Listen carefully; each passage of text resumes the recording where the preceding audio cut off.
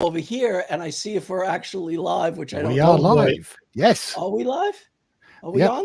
there is the red button in the top left. We're live. We're live. I'm I just can't trying to even see raise us. the volume on my computer. This is amazing. All right, so hi everybody. Happy Halloween. Jesus Christ. I And thought you were going to be on already. So that's no, Evan, why would we be on till you? Wouldn't we wait for you to come on? What? And then what if you came on and went crazy and started like fucking freaking out and we were like, we're live, you jerk off. You can't do that. That would be fucking, that would be perfect. That would be perfect. Please. That's the content the fans want. I'm looking for the month-long stay in Bedlam. I really am. I'm close. I'm getting there. They don't let me take cats, so I'm holding off. Oh, hi. You heard your name again. Oh. I used to live just down the road from Bedlam. Yeah. Really? Like walking distance, yeah. That'd be a good place to run a gaming tournament. Ow. Yeah, I mean, the new Bedlam isn't anywhere near as atmospheric as the old one. It just looks like a sort of suburban hospital. Do they have Spirits of Halloween? Yeah. Spirit of Halloween shops in the UK? No. Oh, you're lucky. I mean, Halloween isn't quite as big a thing here. I mean, it's become a bigger thing. Right. I mean, despite the fact that almost all the American Halloween traditions are Scottish and Irish ones. Let's not get into this. Kind of adopted. but yeah, it's never been quite as big a thing here. Yeah. No, I understand. Right? I know, but you were starting to bring real world intelligence to this. Yeah, I'm sorry. And we can't have that. No. Right. I was gonna apologize that you have to listen to Evan and I's fucking New York accents along with Scott's our grating fucking accents. Oh man.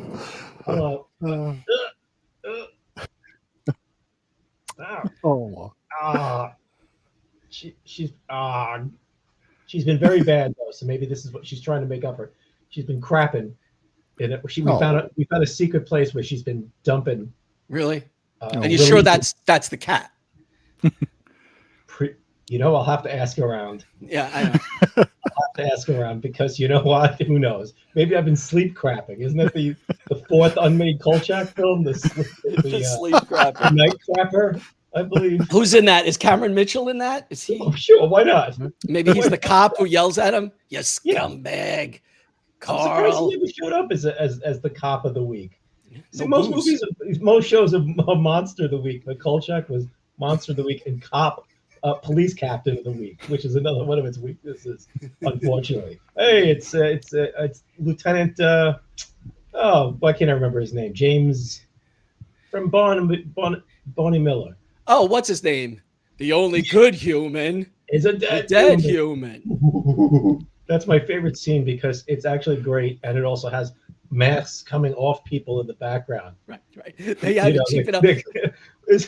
Every one wearing an ape mask. Every Planet movie, the budget got lower and lower. Yeah. Well, the last one, Battle. If you remember, Battle was never on New York. It was not on Channel 7's Planet of the Apes because they broke Planet of the Apes into two parts. Then they showed up to Conquest, but they didn't have the rights, it turned out. Channel 2 locally had the rights to Battle, and they would only show it after like 11:30 at night. So as a kid, you're like, and it shows up like twice a year because it was, classy. Yeah. CBS. Get the Avast One. I give a shit what's on Avast One. It's doing it again. Get out of here. So I finally. What's going on? Windows, because I rebooted the computer, all these windows are attacking me. It's like the worst episode of Reboot right now. And so when I was a kid, the first, there were certain movies you can't catch, and I'm dying. Forbidden Planet was on CBS. Right. Some of these, and they would only show them 11:30 to 2 in the morning. Finally, I'm all excited to see Battle of the Planet of the Apes. Ooh, it was like having somebody pee on you when you're waiting for dinner. It was like, what is this? Yeah, it's not exactly fault, but that's what came to mind. No, that's fine. But Battle is. Somebody fairly recently said, "What what do you think about bat? I go, it's a bus versus a treehouse. There's nothing in that movie. Yeah, they don't have a lot of money. They had less money than the TV show or the cartoon. Well, it's a stinker. Yeah, they weren't. I never could watch the TV show or the cartoon as a kid. Really? Even though I was a big ape fan. Movies are all right. Have we started this damn cat? Planet of the Cats. Planet of the Cats. Have you seen, real quick, do you follow Rick Baker on Instagram? No. He made a beautiful statue. He made the Sayer of the Law statue.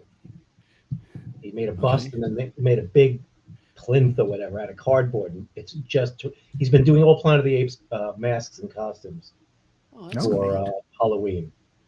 And, he's kind of good at it. Oh, hello. I'm looking it up. Look at that. Yeah, you should look it up. It's very nice. Happy Halloween. I'm sorry. No. it just seems silly to me. It's the best comment we've ever gotten. Auga. Pete's listening to the World Series. Holy shit. Fuck the Yankees. Fuck the Yankees. Fuck those two Yankees fans. Did you see that? I saw a little of it. It's just like, look, did you see the two sons of bitches that pulled the ball out of Mookie Betts' hand? Yeah. They should have just had 2-minute warning, shot the two of them right then and there. Just like Klugman got it. That's a little nice and quiet. Who the fuck are you voting for? That's not good. No. What are you talking about? Yes, we're getting extra winky today because she just decided to crash out with me, which is nice. I'm not seeing what you're dishing about the thing. Was it a video? No, it's Instagram. It's just. His I know Instagram that, but is feed. it? Okay, whatever. It's in if you go through his feed, you'll find it later. But it's real. I was, first person I thought of was you, right? Because of ape stuff. So Scott, I saw that you saw the story of Ricky O. Oh yeah. Is that your first time watching it? Yeah, it's a film I've been meaning to catch up with for 30 odd years. It's fucking class. It's wonderful. Oh my God, wonderful. yeah. It is just absolutely fucking unhinged. I mean, I don't think I've ever seen a film that cares as little about suspending the audience's disbelief. It's just, it's just ludicrous from beginning to end. You don't think that could happen, right? Some of the stuff in there, you can't punch through a guy's stomach. Whoa. I think you talk about special effects for that. I think they just killed people. And it turns out real life is really awful looking and cheap. But somebody puts up. I saw somebody put a clip of that up, and it's just eyeball flypaper. I'm like, I had to do everything not to put the movie on itself. Yeah. I remember that movie as being notorious because it was getting bootlegged so heavily. That you couldn't go to a convention in the 80s and or whenever it came out. 90s, yeah. 90s. Yeah. Any convention I went to, you'd pass somebody who was selling bootleg tapes. Generally, Ricky O was on there, and I would just stand there staring at it. And I'd said, one day I finally had to go, what is this? Right. And the guy told me, and I wasn't able to buy it then. But it was a movie that everybody you knew kind of was waiting to see. Back as nuts as you can believe. Yeah, back in the day, there was this local Staten Island community television show called Industrial Television, which was basically a clip show of weird exploitation stuff, and they would do goofy stuff. And they showed a clip of Story of Ricky, and of course, they didn't say what it was from. So I'm watching this. I'm like, what is this? When I finally found out, we know this guy, Paul Girardi, who calls me one day. He goes, I just got a membership to Kim's Video, the famous video place, and he had one on St. Mark's Place. He goes, do you want anything? And I said, you got to get Ricky O. And it was a revelation because it is amazing in also how cheap it looks. So much of the locations. Where did they fucking make this? It looks terrible. It really does, but it's wonderful. Yeah, I mean, I've never seen the manga or anything from it. Yeah, But yeah, the external shots confused the hell out of me, first of all, because it's a Hong Kong film, and I was sitting there sort of thinking, this doesn't look like Hong Kong. And it wasn't until they rolled up outside the prison and the writing was in Portuguese that I realized it must be Macau. And yeah, I mean, but just everything about that film was so weird. The internal, like you say, the inside of the prison. For a prison, I mean, it was just all spotless and yeah. They couldn't afford to dirty it up. It's an amazing thing. Yeah. But also, actually, it would look. I think something about the spotlessness kind of highlights everything that's happening in the foreground, because it is such a devil may care fucking movie. It just doesn't give a shit. No, not at all. Not at all. Yeah. The screenplay was probably, they didn't write anything. They showed up and they just went, look, here's the manga. Make this happen in a week. Punch this fucking guy's head off. Oh my do it. The one I always remember though is the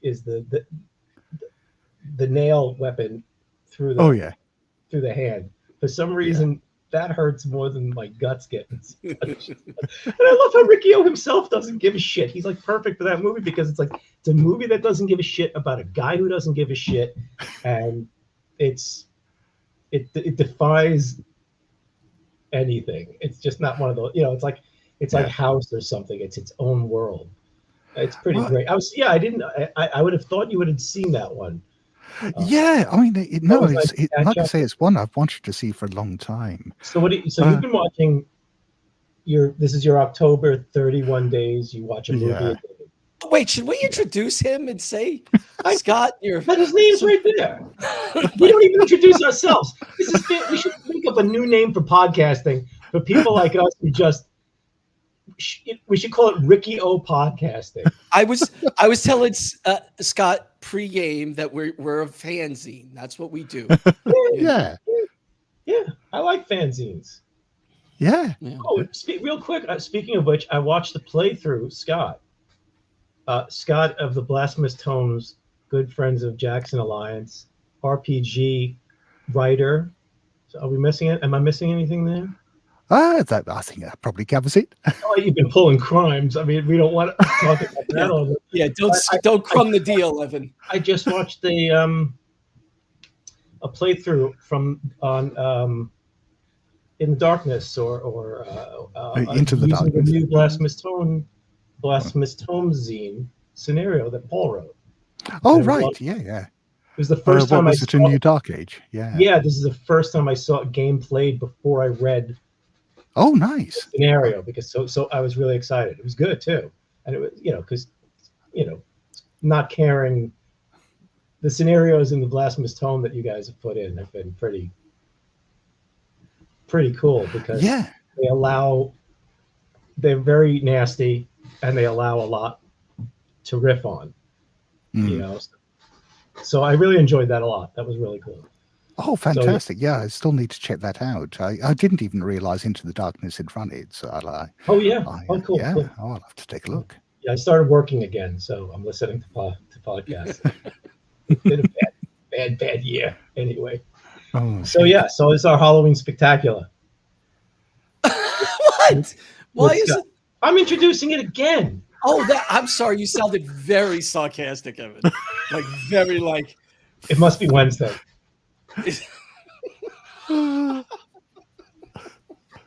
So I guess we're gonna talk about movies and shit, and eventually take people's questions and shit, and shit.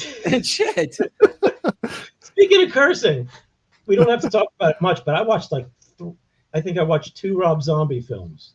Okay. Oh, I finally watched those. I wanted to ask you, Paul, because I know Halloween's one of your favorites. Yes. Did you actually sit down through any of the remakes of the last 2 decades? I've watched the zombie ones. I have not watched this new trilogy, but I have watched probably about 500 hours of reviews and critiques of them, because that seemed more interesting to me. I read about them years ago. Yeah, I didn't. I actually I watched the 2018 one, and I was surprised by it. Most people really enjoyed it. Yeah, because it almost feels like Halloween 5 should have been maybe, or 4. It Oh. just 4's good. well, what I mean is, it should have been Halloween 2. Yeah, okay, sure. And if you like Halloween 2, you might not like this. But what if you like Halloween 2, you shouldn't have a driver's license. And I liked it as a kid. We stayed for 2 shows. I hate Halloween 2. Right, it stinks. But as a kid, when it came out, we liked it, and then we stayed for another show because we could scream before all the jump scares and fuck the audience up at the Lane Theater, which was childish. But this was last year. But the Rob Zombie films, I hated them. I honestly, and I try not to use the word hate about films anymore because it just seems ridiculous. But boy, I watched the second one because people said it's amazing clusterfuck of bad ideas. Yeah, but it's more interesting as a clusterfuck of bad ideas than the first one is. Well, the first one. Have you seen the zombie one, Scott? I saw them when they came out, and frankly, I don't remember too much about them. They just kind of washed over me. Not much happens in them. The first one is interesting in the fact that I've always gotten in trouble, especially with Evan, when I say that there are qualities of Rob Zombie that I think he has talent from. I think he should have a writer. I think he should have a producer that reins him in. He needs a writer. Because I think he has an interesting eye, but I think that it doesn't work out through his whole films. Somehow during the films you go, what the fuck? And his first Halloween remake is basically, oh, this is Halloween. This isn't Texas Chainsaw Massacre. Okay, wait, it's Halloween, right? And he goes, let's give him an origin that's not that interesting. Origins are for cowards. And then, I've known quite a few comic book writers who have redone it, and they are all cowards. Thank you so much for getting me into Dark Place, by the way, Paul, because my God. Oh, Dark Place is so funny. Isn't it just? Absolutely kills me. But I try to read. I dipped into the books. Oh, well, he wrote 2 books as that, and it was almost too dead on, and so it didn't work. I've read Guy Smith, so I don't need to read that. And I've read Tom Morrissey, which is an in-joke. Actually, the funny thing is, I was waiting for Brian the last time that we got together for drinks. I was in the Strand, and I picked up a Graham Masterton book because I had read something about him, and I'm like, I never actually read, and maybe I picked the worst page to go, and I just went, nope, this is Garth Marenghi. It was just ridiculous. I mean, I've read some Masterton, and I think he's got a skill, a certain level of proficiency that is not there with Guy Smith or God help us, Sean Hudson, who is Sean Hudson is Guy and Smith without the talent. People loved him back in the day, right? Wasn't he the biggest shit for a while? Sean Hudson? Well, and also, I mean, Sean Hudson really is the model for Garth Marenghi. If you ever watch an interview with Sean Hudson, the mannerisms, the way he dresses, everything like that, it's Sean Hudson. I'll be going down that rabbit hole. Does he wear the jacket? Now he wrote Slugs, didn't he? He's Slugs guy, right? He's the Slugs guy. Okay. I never read Slugs. I read a couple of his books, and they were like, "Oh yeah." Is the movie Slugs based on it? Because you can sue. There's slugs in it. No, it's based on his original idea of slugs. The slugs get people.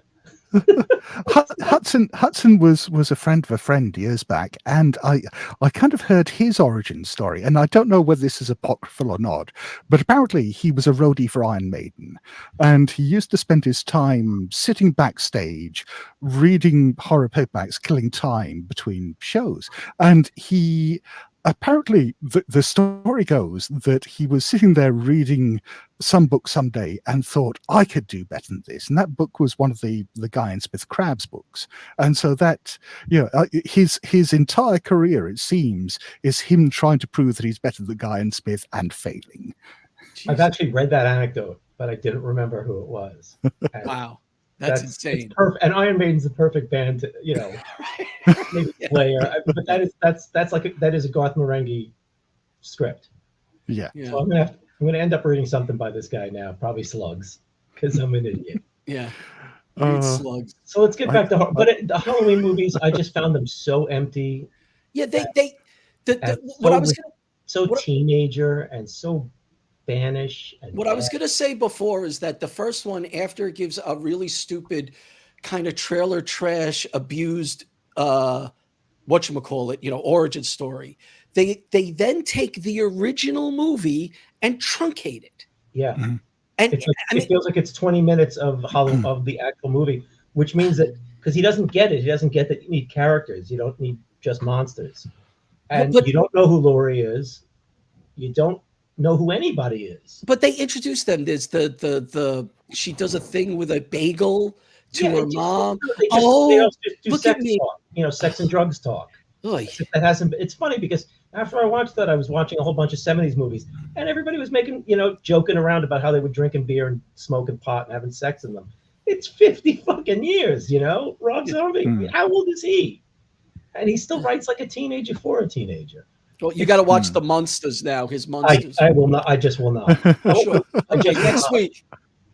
But but that first movie was just how could he shove in as many cameos and make them uninteresting, because the cameo was the point of all of them. The only thing I thought that was interesting was he let Ken Farley from Dawn of the Dead actually duke it out with Mike Myers, like no one else was allowed to. Yeah. They have a bathroom brawl that's pretty brutal, but you can tell that Rob Zombie's like, I like Ken Farley. I want him to get some shots in before he gets it, and that was funny, but it's just like, I'm watching the movie and it's dark. It's also really dark. And I'm watching the movie and I'm just going, oh, there's Tom Tolles. That's good. I've seen him in a lot of movies and cameos. He didn't even pull interesting people like Dee Wallace. She's been cameoed for 20 years, and that's her job now. Yeah, is to cameo in movies, for 4 minutes. And I'm like, the second movie doesn't do that as much. It stinks, but it's a lot less. God, that first one is just rotten. Like the last 15 minutes, it just seems he's breaking a shed up. It's just like, how do you watch a cut of your movie and just go, yeah, he should break some more sheds up in the dark? And the best thing in it is Brad Dourif. He's always the best thing. I would say pre-show, I would say to Scott, I just watched Spontaneous Combustion. I just watched that a few months ago. Yeah, isn't that stupid? It's terrible. It's so stupid. That's Toby Hooper, right? Yep. It's really cheap looking at the end too. It looks like they stole sets from HBO. Yes, yeah. The Hitchhiker and what was that terrible sports guy? Oh, Arliss. Arliss. No, but what was that Brian Ben show? Everybody's favorite Brian Ben. Only George Lucas liked Brian Ben. He gave him a movie. I watched that last year. That's a piece of shit. Everybody should have gone. George Lucas gave Brian Ben a role. We got to get rid of him. He makes Star Wars movies again. That was the one where he sees movie clips or something, right? What? Brian. Well, he Dream On. Dream On. Thank you, Stevie. Thanks, Stevie. Yeah. Stevie is on the back doing the questions. Why did she let that Dream On go through? We were just going to get it. She just wrote. We almost got it. No, we didn't. Almost got it. I would be a lot more interested in seeing that. Right. No masks. Yeah, the problem. Yeah, I don't need masks. I'm going to put a hoodie on them. 3 of them. Yeah, he looked like. I'm sorry. The problem with doing a Halloween thing is like the problem with doing almost everything that's iconic.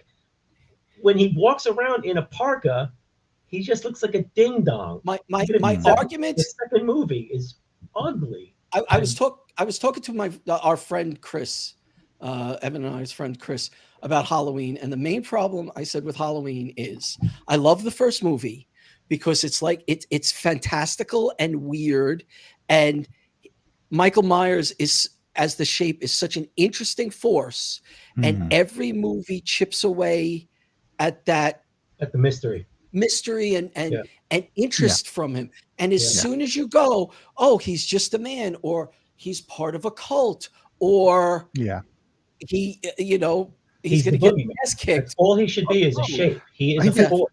If you can't build a film around that, don't make it. Yeah. But I mean, this is a problem that I come across in RPG writing the whole time as well, which is you get all these elements that people find in these films and fiction and so on, where it's, oh, this is really mysterious. This is really inspiring my imagination. This is, there's this implacable force, and we don't really understand what it is. Let's explain it. And it really is the worst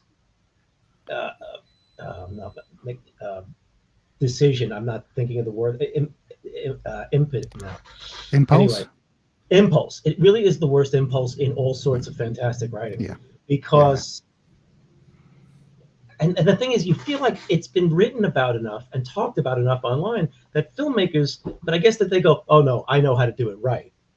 But I mean, that need to go, I need to know more about what's going on in Michael. I don't need to know anything going on in the heads of anybody like Michael Myers or Jason, unless it's a hatchet or an arrow. I don't care what's going through their heads, because they're pretty sharp. Jaws is great, and it's got a character that you can't talk to. You can't put him in psychotherapy. You can't dress him up at, what really is important is what happens around that implacable character. What happens around that ghost, that demon. I mean, if you're going to do balls out craziness, there's different movies to do that for. And if you're just going to do violence, I think that it's weird, because I was reading about it and they said that he talked to Carpenter, and Carpenter was like, make it your own. So he goes, yeah, I'm going to make it my own. So he has a perfect representation of reproduction of Michael Myers. He uses the music, he uses the story, he uses all the characters. So he just basically did a cover song and fucked around, turned it up to 11 on the. I mean, that's making it kind of not really your own. Like, it would have been interesting if he maybe actually did the music for it the way Carpenter did. He's a musician after all.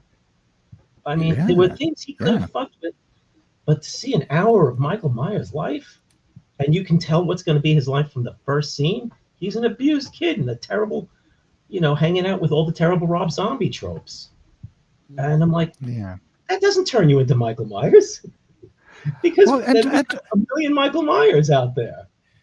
Well, and also, when you've got a human monster like Michael Myers, the last thing you really want to do is humanize him, right? Because that takes all the mystery and the menace out of it. Yeah, I mean, yes, all right, he is this unstoppable killer, but fundamentally he's just a fucked up kid. And in the original films, he was more than that. Nobody come up with an explanation for him that's creepier than the fact that he just snapped, killed two people, and simmered for 15 years or whatever. The thing about the 2018 remake, I just felt that the knocks that I could find against it, other than logic, and there were a lot of problems with it that way, but it felt like a Halloween movie. And that, in some ways, was the best thing about it, and maybe the worst thing about it for some people, because they really didn't go outside the comfort zone. But it's a different plot. It takes place years. It really is a better Halloween 2 for me, and it hits all the nostalgic notes. And that's what's the reason for making more Halloween movies other than hit that music, get that mask, get that knife, go. I mean, when they try to do something crazy, you end up with, at best, Jason X. I know people hate it, but I think it's funny. Yeah, or you get the Halloween where they bring in the cult, or the Jason when they're eating hearts and he's all of a sudden a spirit that's been around forever, except that he wasn't around. That spirit wasn't around forever for the last 5 movies. I mean, it's just, the wish is they'd stop making these movies, because even though I get a thrill out of seeing them hit the soundtrack again or whatever, it's always diminishing returns. But they make him for money. Exactly. Yeah. I mean, that's the reason. That's it. In the end, it's bankable. It's a recognizable brand, and people can cash in on it. I think you'd like parts of 2018, and it's also fans. It's the fan thing that, as fans are all everything's run by fans except the money behind them. Everybody wants to take a whack at their favorite characters in film, in comics, in TV. People are so excited to work on these things now. When I guess so. making B pictures about guys fighting crime used to be the bottom of the barrel.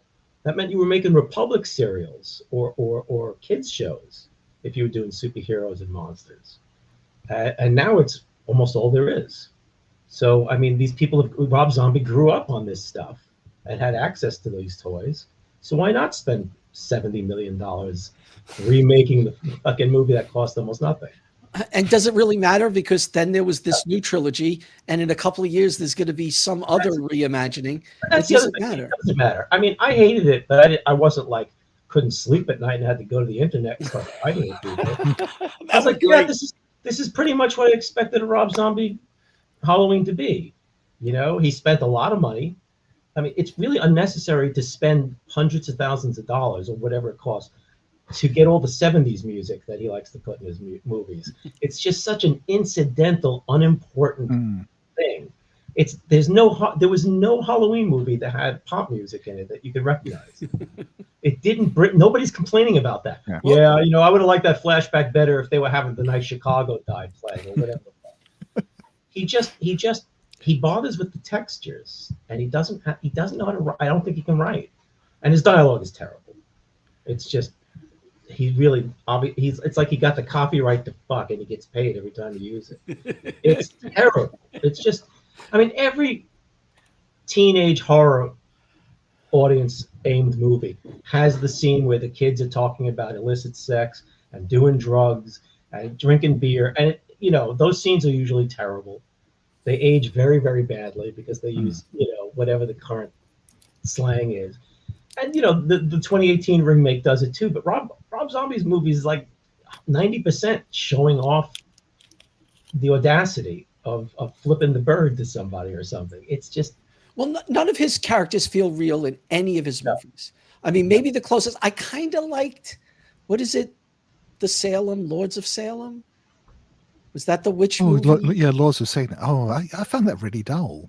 Yeah, it is a very slow movie, but of all his movies, I kind of liked it more than I liked any of his other films. I guess he was actually fairly atmospheric, and I guess he was trying to do something different. But yeah, and the ending stinks. But nothing really happened in it. Well, people walk around. There's nice scenery, and not much happens. I've seen only 3 of his films. I've seen his first one, The Thousand Corpses. I've seen the 2 Halloweens. Not much. I mean, not much happens in most slashes when you think about it. Yeah. They're really a sandbox. Well, and they're cheap, and they keep them in a house or they keep them at a camp. So I guess I can't complain. But I mean, not much happens in these sorts of movies anyway. Well, interesting, because we could almost segue to a film that Scott and I liked. In a Violent Nature, which you haven't seen yet. Yes. I have not seen it. Yeah, I couldn't find anybody who was streaming it. That one looked interesting. I think it's just on Shudder now or an AMC Plus. It's certainly Shudder here. Yeah. That's an interesting take. It'll be curious to what you think of it. I'll be curious. I've seen it's supposed to be. I know that there's an odd aspect to it. It's got a guy he seems to have like a zippered up weird mask. It's an old firefighter's mask. It's neat looking. I mean, I mean, look, the slasher really is. If you get a neat looking out mask for the dummy, that's like 25% of the film right there. But a lot of this movie is just it's the killer's point of view or behind the killers. The camera will follow sometimes him just walking to the woods to the next place and where he's going to kill. And then there's an insane 80s kill that's hilarious. And you realize this is kind of goofy. And then he'll walk to another place and you hear the crickets and he's walking and it's relaxing. It's such a weird movie. That's how the way I described it in my review of it was like someone decided to make a Friday the 13th sequel as an art house movie. Yeah. It really has that kind of feel to it. I like that. It's a very kind of slow, deliberate, I mean, really quite atmospheric film. Yeah. But a lot of it is just this guy walking through the woods. Is it an American film or is it? It's Canadian. Yeah, I think it is Canadian. Canada. Yeah, it's interesting because I thought it was going to either be the dullest. Because Canadian horror is so. I wish that I had the words to explain my thoughts about Canadian horror. I'm sure somebody has written them, but I ended up watching a few Canadian 80s films recently. I'm like, what is it about anything that's not even Cronenberg? I like Cronenberg, but even it's just it feels like every Canadian film I'm watching feels like it was made in a dry town or something like that. Or that like they had to make it quick because they had to close by 8 or something. There's something so sequestered and muffled, for lack of a better way of putting it, about Canadian horror movies. That just, I mean, there's always obviously plenty that are the exceptions that prove the rule, but they almost feel like they all went for a PG and somebody added something to make it an R because at the last moment they added, because they're just so, I don't know. Well, anyway, I haven't seen this. Love that Paul said the font. I'm sorry. No, yeah. Odd surrealism horror. Yeah, well, Evan and I talked our next podcast. We're gonna do Jack Be Nimble, which I love Jack Be Nimble. Which is it's a neat. It's very interesting. It's a nutty film. I found myself very excited by it. Yeah, very. Not that it's a crazy film. It doesn't. The narrative is weird. The way it's presented. And there's something that I can't put, I'm sure somebody's written about this, but I've been watching several Australian films that have a tendency to take this weird veer into the surreal or the odd. Sure. In parts of the movie where it's not set up. I think it's Serenade. I think that's the movie, which is a weird love story that it's two sisters meet. There's a DJ from from like Melbourne comes to a small little shit town, and he's the big deal. And these two sisters have affection, but it turns by the end of it, it's like a fable. It turns into a fable, and it just goes so yeah. Serenade looked really interesting. I should watch it. It's very odd. An odd tick in the beginning turns into this very important weird thing in it, and it's so I guess what I'm getting at is I'm kind of interested in these films that because every film you see, right, or you experience, you got to figure out which world you're in, right? There's this couple of minutes where you go, wait, is everything supernatural? Where are we going here? Oh, people believe psychics are real. Okay, I got to believe that. So that's which is pretty much every Japanese movie, right? Yeah. Right. Because you watch a Japanese movie, and even if it's not horror, at some point somebody goes, "Oh, I believe in ghosts." And there's a point, they just move on. Yeah. There's a point to Jack Be Nimble where something happens that was so shockingly weird to me and takes it in not in a bad way. It's literally, what is going on? It's a surprising film. Yeah. And it really is interesting. You will not guess where it's going. It feels a lot like, I think we were talking about it years ago about how it felt like a fable.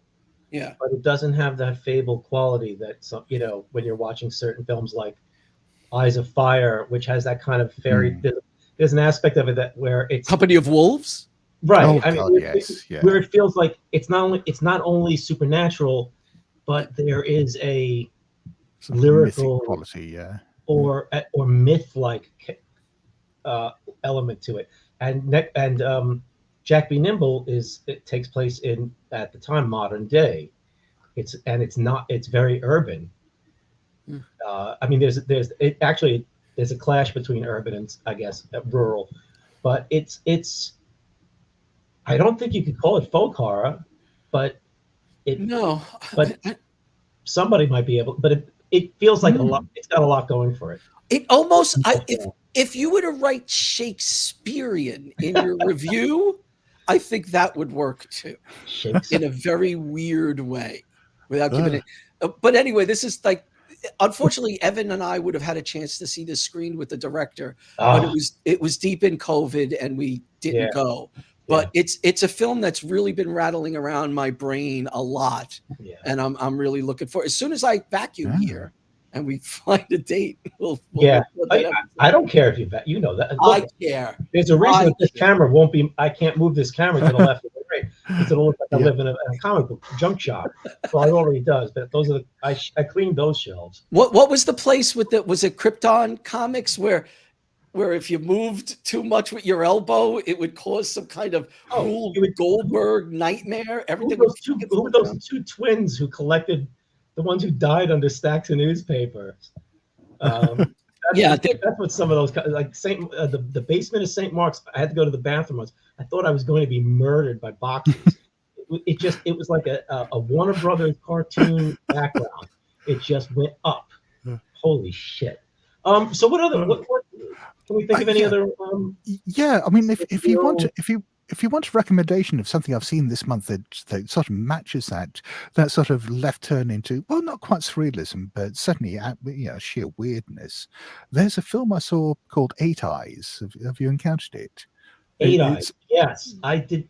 The two guys in the father and the son, I think. No, the old man and the guy, and there's something in the woods, and the guy has been preparing for it. No, this is a different one. This is about an American couple on holiday on their honeymoon in Serbia, who encounter a local at a wedding and befriend him, and go back to his hometown across the border in Macedonia, and it seems to be sort of him being a predator and manipulating them and so on, and then in the last act, I won't give too much away, but it just gets really strange in a way that managed to remind me simultaneously of the Texas Chainsaw Massacre and Videodrome. It's an odd film. Wow. Did anyone see a film called, I think, My Heart Can't Beat Unless You Tell Me To, or something like that? Which is kind of a it's not Italian, I don't think. The problem I'm having, one of the biggest problems I'm having is I looked through my list and I went, I don't remember. And I've watched a lot of films in the last couple of months, and I don't remember most of them. Yeah. And a lot of them are rewatches because I wanted to try to cement them better into my brain. I still can't. They were giallo, Italian. But I think My Heart Can't Beat. I know I've seen that one because the name stuck with me. Right. But I cannot remember a thing about it. But it's at a castle, or it's an old house, and these people come in and things are weird, but there's a twist to it. I wasn't sure. I didn't like it at first, and then I kind of found myself getting into it. It kind of felt like, I don't really, like when I went to see Parliament Funkadelic, I was zooming in and out of it a lot because the show went on forever. And there were times where the groove was just amazing. And then there were times where I just felt, oh, this is when everybody's supposed to smoke. And I don't have anything. But on the whole, I liked it. And it does have a real surreal air to it. I'm trying to think of anything else that I saw recently.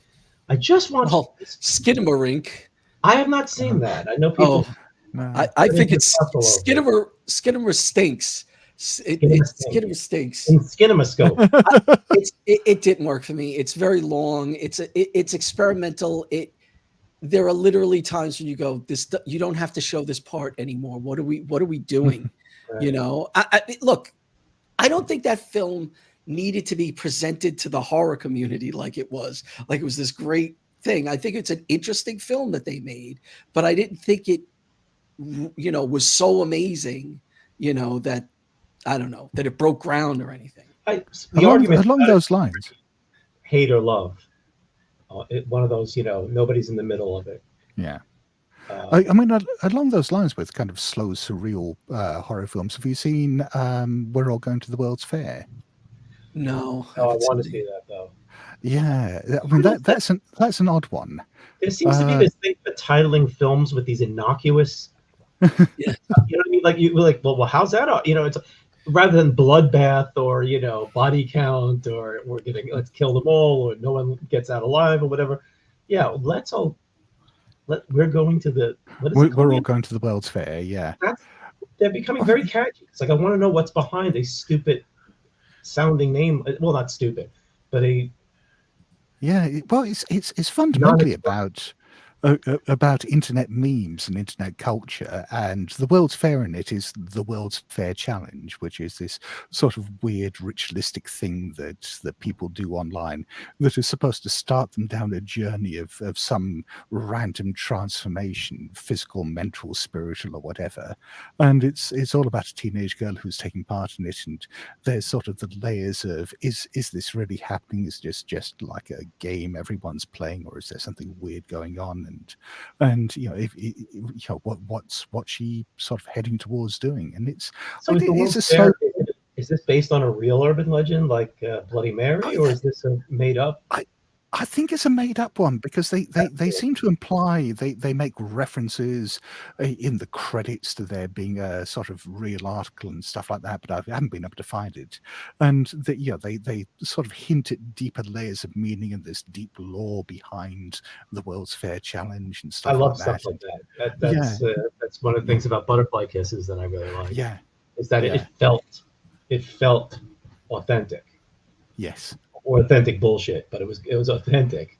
Yeah, I think this is authentic bullshit in that. Oh, that sounds good. That sounds good. I'm gonna have to track that one down. I just watched people had recommended it to me. It may have come out. I don't know if it came out of posting or the last time we talked, but I watched this movie. How am I blanking already? Border. The Danish Swedish film. Yeah. Oh, about the woman who works literally sniffing out people bringing contraband into yeah through a cruise line. She's working at the waterways, and it's not a I don't want to spoil it because it's a movie that has spoilers, but she looks slightly Neanderthal. Yes, is the first thing you might think when you see her. Yeah, in our chat, Thigorus, he said, "Is it that one?" Yes, it's that one, which is the spoiler. Well, that's one of the spoilers, because there's a spoiler, and then there's another spoiler. There's a physical spoiler, and then there's a script plot spoiler. I liked it, but because I felt that the filmmakers knew what they were doing. They knew that this was not a commercial idea or approach. It was long. I thought there were scenes that were repetitive, and I don't think it's morally ambiguous, which is purposeful. So I found it a difficult but good watch. Yeah, I think it's a difficult movie. I have one. Has anybody seen this? No, I want to, but I haven't got around to it yet. Yeah, this is because I guess it is surreal and kind of weird and definitely folk horror. But I really didn't like it. It looks great. It's beautifully shot. I mean, it's just I think they did 16 millimeter. I was going to say, look at it. For a movie that's supposed to be retro, this is a really good job. If you told me this was a 73 film, I'd believe you. Right, and it has a lot of it's you got your island, you got your fantasy, it's basically on a woman who's monitoring the growth of these plants, and things are happening. So, but it feels very experimental. It doesn't have much of a plot. It doesn't have much of a. Seems to be a mini trend for a few years now, is to have these meditative films that go on possibly 20 minutes longer than they need to, arguably, and have a lot of atmosphere and high weirdness, strangeness, not necessarily a ton of a plot. Along those lines, did you see Ben Wheatley's In the Earth? Yeah. No, but I was actually just going to say that if somebody wanted to see something surreal, Field in England. Oh yeah, that's brilliant. Yeah. I love that. Would work, but don't watch it if you have a problem with strobing effects. or Reese Shearsmith. He's fucking great. I love him. But he's in the Earth as well. Yes. In the Earth is interesting because In the Earth is that's what I'm really beginning to like about Wheatley is that his movies are just again odd. It doesn't feel like after I went on a bit of a bender, so I watched that, and then I watched Sightseers, I believe is the name. Oh yeah. I love another Sightseers. very odd movie, really interesting. And it's funny because I remember it was, I think, Kill List, which was you got to see Kill List, and I saw Kill List, and I thought it was all right, but it didn't blow me away. Everything else I've seen of him has really impressed me a lot. Yeah, In the Earth, I think is probably my favorite of his. I mean, it feels like it could be a lost Nigel Neal script, really. I'm there. Yeah, it's got a very It's interesting because it doesn't go anywhere near as crazy as say something like Field in England does, but it's got a lot of interesting odd things. The cast is really great. Yeah, it's really good. It's really good. I went. I'm trying to think of other films. The Lamora. Oh yes. What's the full name of Lamora? A child's a child's tale. No. Gosh, yeah. I've read a fucking review of this like 10 years ago. If you watch a lot of Giallo films, they all have these titles that are like my favorite was Supernatural. Yeah. A Child's Tale of the Supernatural, right? And there's another one that I always think of. And it's basically an adaptation of The Shadow over Innsmouth, which makes it even weirder. Jesus, really? Yeah. Oh, you're right. No, yes. Okay, I'm confusing it once again with the weekend of somebody's. Oh, weekend. Valorie's Weekend of Wonders of Mystical. Oh, yeah. Always confuse them because of the girls' names at the beginning. Right. Yeah, I thought Lamora. You're right. Except that they're not sea people, of course. But yeah, it's a very weird. He takes a ride to a crap hole, and everybody's a problem. Yeah, you basically have Joe Sargent's bus. I think and Joe Sargent basically drops her off to live with other people instead of. That's my favorite Evan review now. What? He goes to some crap hole and meets. I forget exactly what you said. I'll transcribe it. Then there's trouble, there's problems, but both of those are weird. And actually, if you look at a lot of folk horror falls under surreal, because they're usually less on the nose. I finally watched the folk horror documentary. Did you like it? Holy shit. I wanted another 4 hours of it. I was reading reviews and people were like, it's a bit long. I go, get the fuck off my tail. Are you crazy? Yeah, right. I want more of this. I mean, it was funny because at this point I'd watched most of the films because since that was released, a lot of the ones I wanted to see were thrown onto Tubi and other services. So, Demon is up, but there's still a few that I haven't seen, like Witch Hammer, and I haven't watched Clear Cut, but there's a second volume coming out from Severin of films. Yeah. I think it just something else I can't fucking afford. It'll be on Tubi. Because I forget what something that we like is going to be on it that we've talked about. And now I can't remember what the hell it was. But so many of the films that they covered are surreal. To one, and meditative. Eyes of Fire is on there. Eyes of Fire is a strange film. That's a strange film. Yeah. Yeah, it's funny. I find it a strange film, but I don't like it. I don't know what it is. There's something about that film I just don't like. I don't like that main guy. He's in he's Retribution. There's something about that guy that just like, oh man, I don't want to. I just watched an odd film. It does not have any reviews. It was made in 1971, I believe. It's Italian.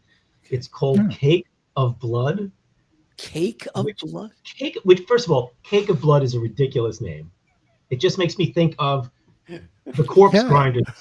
Hey, I would like to eat some cake, please. We've got a new blood-rich red. It sounds like one of those stupid cannibal movies. Or,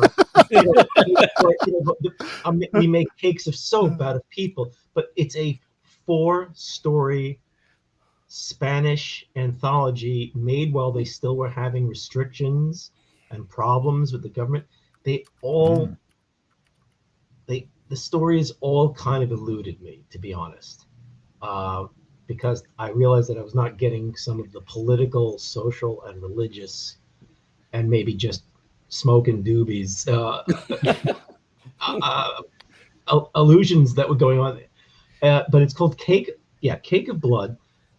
First thing I'm watching, I'm going, the opening, first 5 minutes is like, yeah, man, this is all right. This is really weird, and very interesting way of revealing new information. And then it broke down into the 4 stories, one of which is a strange short take on Frankenstein.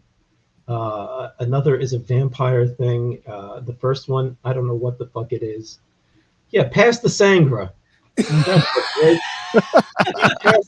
So it's funny because the first segment kicks off, right? And you can see him, if you raise that up there, the guy in the next to the +2 that you can, no, not him. That's Frankenstein right there on the left. That's the monster. Okay. It's full of interesting ideas. Really, really nice cinematography.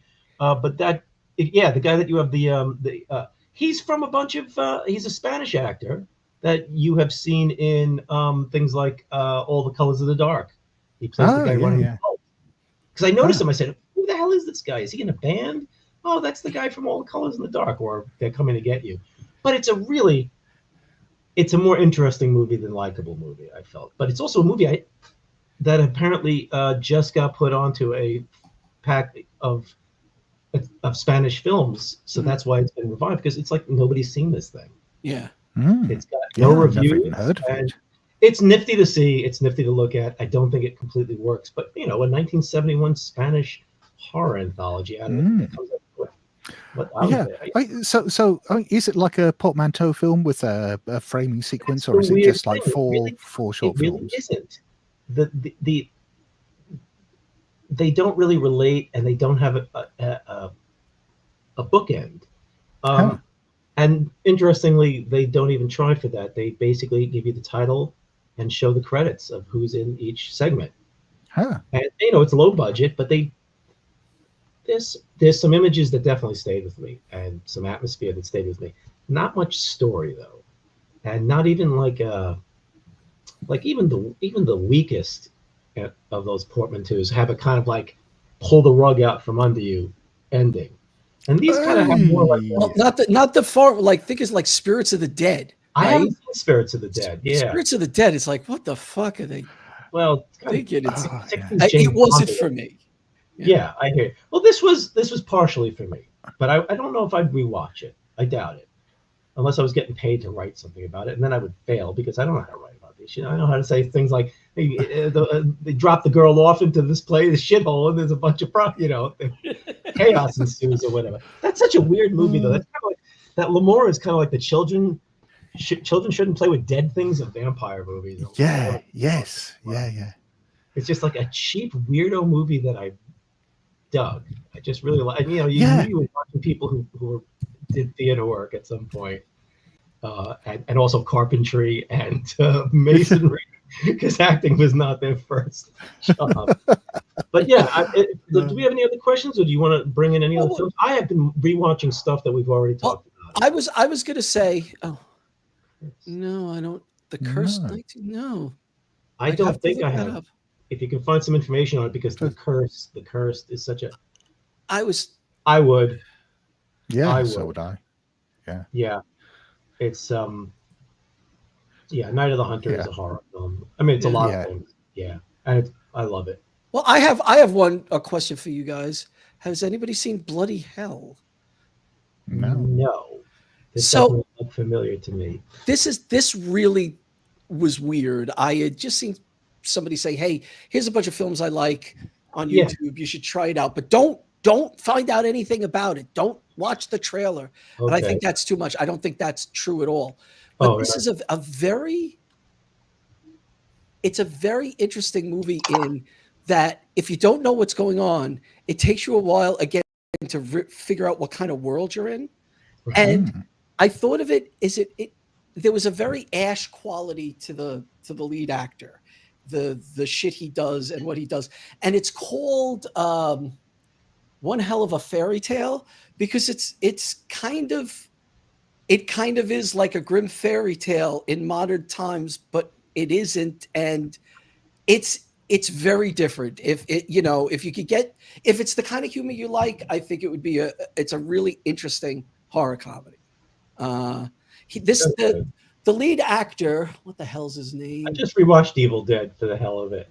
Ben O'Toole. Did either of you see a movie called, I think it's Necrotronic? Jeez, it had so many names. It is basically kind of like an Australian modern rethinking of Ghostbusters, and I thought it was a lot of fun. Yes. Yeah, I haven't seen it. No. Yeah, that's another one that I would recommend. The same guy. This beat is Necrotronic going through my head. Yeah. It's funny because on Facebook we were talking. Our last guest was Bob Fingerman. Oh wait. Yeah, I saw this. I liked it. Yeah, it's fun. It's not, you know, it's a dopey film. I like parts of it a lot. Yeah. I think it would be a perfect thing to see on a Sunday afternoon or a Saturday afternoon. It's just a lot of fun. It's a decent. So is that guy in it? He's the lead in both of them. And I remember liking him. And I liked it, it's a weird movie. It almost has too many ideas. It goes so heavy into let's treat character A to this, and then let's twist character A into this. They do a lot with everyone that's in the movie, which I kind of like. There's some jerky stuff to it, but it's a comedy. A lot of it, I thought there was some good ideas. I thought it was fun. So if you like that, I would give bloody hell a time. Cool. Yeah, oh, for a minute, that's good. Yeah, Morrissey, and I got scared. Well, I was going to say last year, you two guys recommended two films that I loved, which was the, Dark Song and and what was it? Is it The Butcher and the Devil? Is that the right way? Oh no, yeah. The Blacksmith and the Devil. Blacksmith, right. Sorry, I can never get it. Yeah. I was blown away by both of them. I want to rewatch both. They're on my, I need to get back because people have been talking about. I think actually The Blacksmith. I think that's on the next Severin. Oh, that's interesting. Horror. Huh. Oh, okay. Yeah. I mean, I thought both were really, really good. I mean, there was an element of the ending of Song that a lot of people debate, and I'm still debating it. I'm still not sure whether I liked it or not. But that's to me. But it's shocking. I was literally shocked by it. I was like, I thought what? It was kind of almost profound, and you don't get that much in movies. People who take a gamble on. I don't even want to say, but it's like almost like a reveal of light rather than a reveal of horror and darkness, which is what we always get. And at the same time, it was still tough. It's a tough movie. Paul, did you ever catch up to Saint Maud? No. Saint Maud hit me in the same way that A Dark Song did, as far as it just felt like a really good horror short story where you feel wrenched out. Yeah, and that ending. Oh Jesus! That ending is just fucking brutal. It's brilliant at the same time. Yeah. I can't say why. Yeah, but it's a gut punch, and at the same and it just, they both made me feel like I was reading some more recent horror fiction that really bowled me off.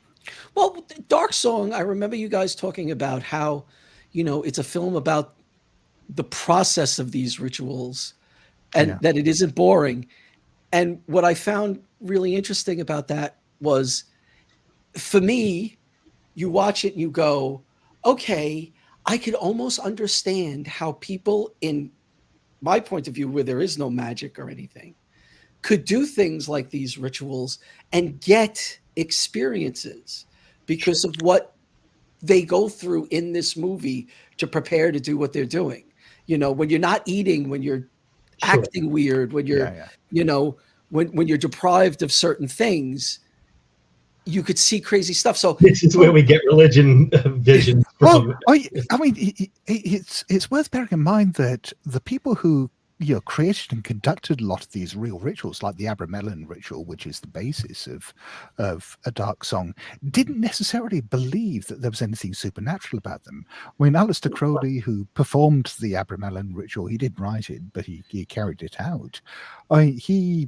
When he was explaining it to someone else, he said that he didn't believe that there were actually any angels or demons or anything involved, that he was just contacting different parts of his own mind, and this was a way of just sort of getting... Yeah. You've talked about on the podcast that you used to do, not exactly ritual magic. Yeah.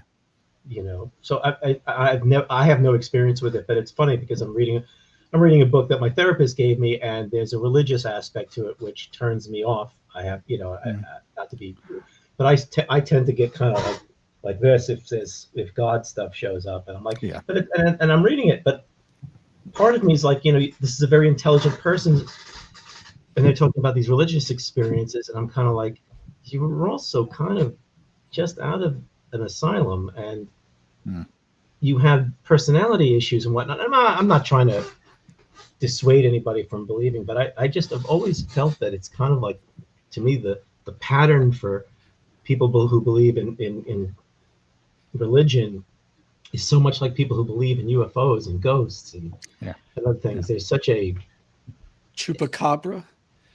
No, thank you. I've already, but it's I don't want to go into it. Yeah.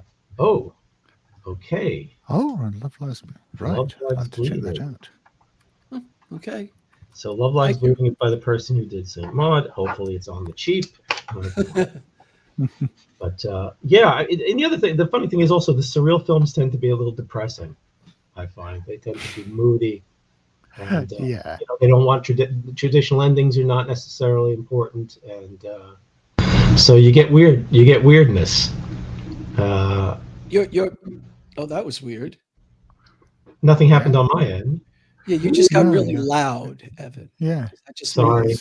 It's back. No, it's back to normal now. It's just. I didn't touch anything. Was it the spirits? Have we contacted the spirits? Fucking spirits. Wait, let me put this up. Yes, loud, Evan. This is what happens when you diss the spirits. Yeah, I know. I'm fucked tonight. If the cat doesn't come back into the room, I know that I've done something wrong. If the cat walks around with the tail up, that type of shit, I'm gonna have to use, because I use the cat as there's a mouse in the house or a bug. There's a mouse. I love that game as a kid. There's a mouse in the house. Yeah, we've got mice again. Jesus Christ! It happens. What do you? I know. We had a raccoon. About a month and a half ago. Wow. That's not good. The raccoons are not especially good. Since he took the couch. You don't want to come down and see a raccoon sitting there with the channel changer and all that shit. That's cool. No, we did. We had a raccoon. I saw a tail go out of the basement, and it was getting through the little window that allowed air into the basement. So Sarah nailed it shut, but it got in for about 3 or 4 days. It was coming in, raiding the basement, running out. Sure. Yeah, what are you gonna do? But now I got spirits. Yeah, they got that going for you, which is nice. Have either of you seen the film November?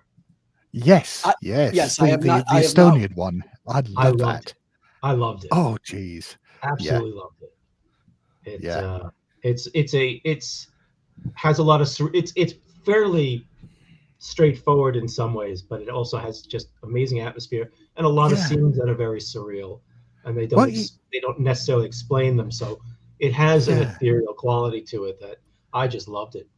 Well, it's lots of different legends woven together, some of which started out very separately, but they've woven them into and one. The clash of Christianity and paganism. Yeah, and they had the thing that's amazing is that it has I never heard of the. Now I'm trying to. I can't remember Skelts. Oh, what was the name of the device that they build? Which became, it's not really a Krell? The sort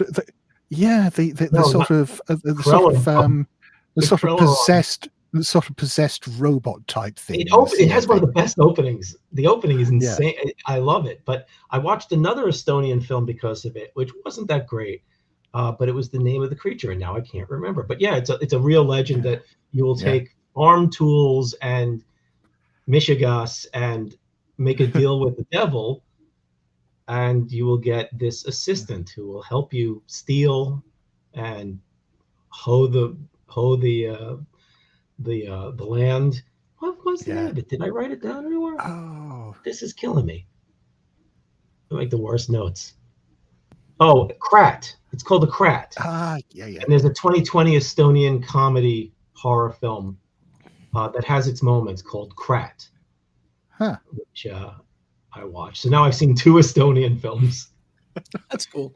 I've actually been on mostly international films, not even necessarily trying to. That seems to be 90% of what I've watched in the last 4 months. Just, this looks interesting. I've never heard of it. This looks I mean, most of it stinks, just like anything else. But Scott, throw another movie on the fire. Or Paul, you were going to say something. The Timekeepers of Eternity. I don't know that. Okay, this blew me away. I'll share the screen. I should do it with your guys' stuff too, but I can't fucking type today for some reason. That's okay. Okay, so what Timekeepers of Eternity does is a guy took frames from the Longolia. Oh, I've heard of this. I've never watched it. Photocopied it and made it edited it down to about an hour and 6 minutes. And it is fascinating. I think I posted a small clip from it. I'll see if I can find that. Do you have to see the original, or does it work on? Oh, it works on its own. It's like it condenses the story. It makes you and because this isn't my description. Somebody actually, when I posted about it, says, it's a story about rips in time. So the paper is constantly ripping. It's constantly doing stuff, and it's really interesting. Really interesting. How does somebody come to think of it and then do it? Yeah, I'm not sure, wild. But it's an absolutely wild experience. I'm sure it's better because everybody complains that the miniseries had terrible animation. It had the worst CG that you could imagine. Yes. So then they do paper versions of it and drawings of it, and it just becomes kind of a mind fuck of a movie, and it's a really interesting process. So how were they able to release this? They didn't. Oh, it's a fan edit thing. I think you could. I believe I found a copy on the Internet Archive when the Internet Archive is still up. It's back. Yeah, for now. On shaky legs, they've said themselves, but it's back, and not all of it is back. Yeah. That reminded me of a film that I saw that the HPL Historical Society, I forget what they're called. Oh yeah. But they made after they made Call of Cthulhu. The Whisper in Darkness. And I thought it was charming.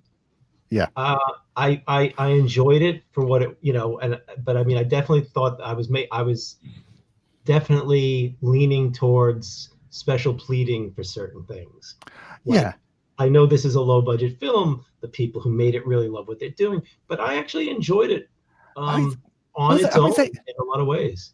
They're really good script writers, and they work within their technical and budget limitations very well. Where I think they really shine, I don't know if you've encountered this, is they do audio dramas as well that are adapted from Lovecraft. They're dark adventure radio theater series, which are like these 1930s. I love audio drama, but I'm not complaining, but I don't have the money for them. But I did win 2 off of eBay a while ago at a decent price, and I do have to listen to them because I love that stuff. But I kind of also went on too much of a binge of audio listening at the time. And just to give you guys a concept of this is how it looks. Oh, this is the whole. Oh wow! Movie. So it's like the Aha video and. But it's photocopies of frames, like this? Ripped and animated, and wild. It's really interesting. Yeah. Yes. Unfortunately, you just reminded me that I watched the very terrible Lovecraft adaptation that Dean Okay. Oh, Dean Stockwell. What Dean- the more recent version of the Dunwich Horror.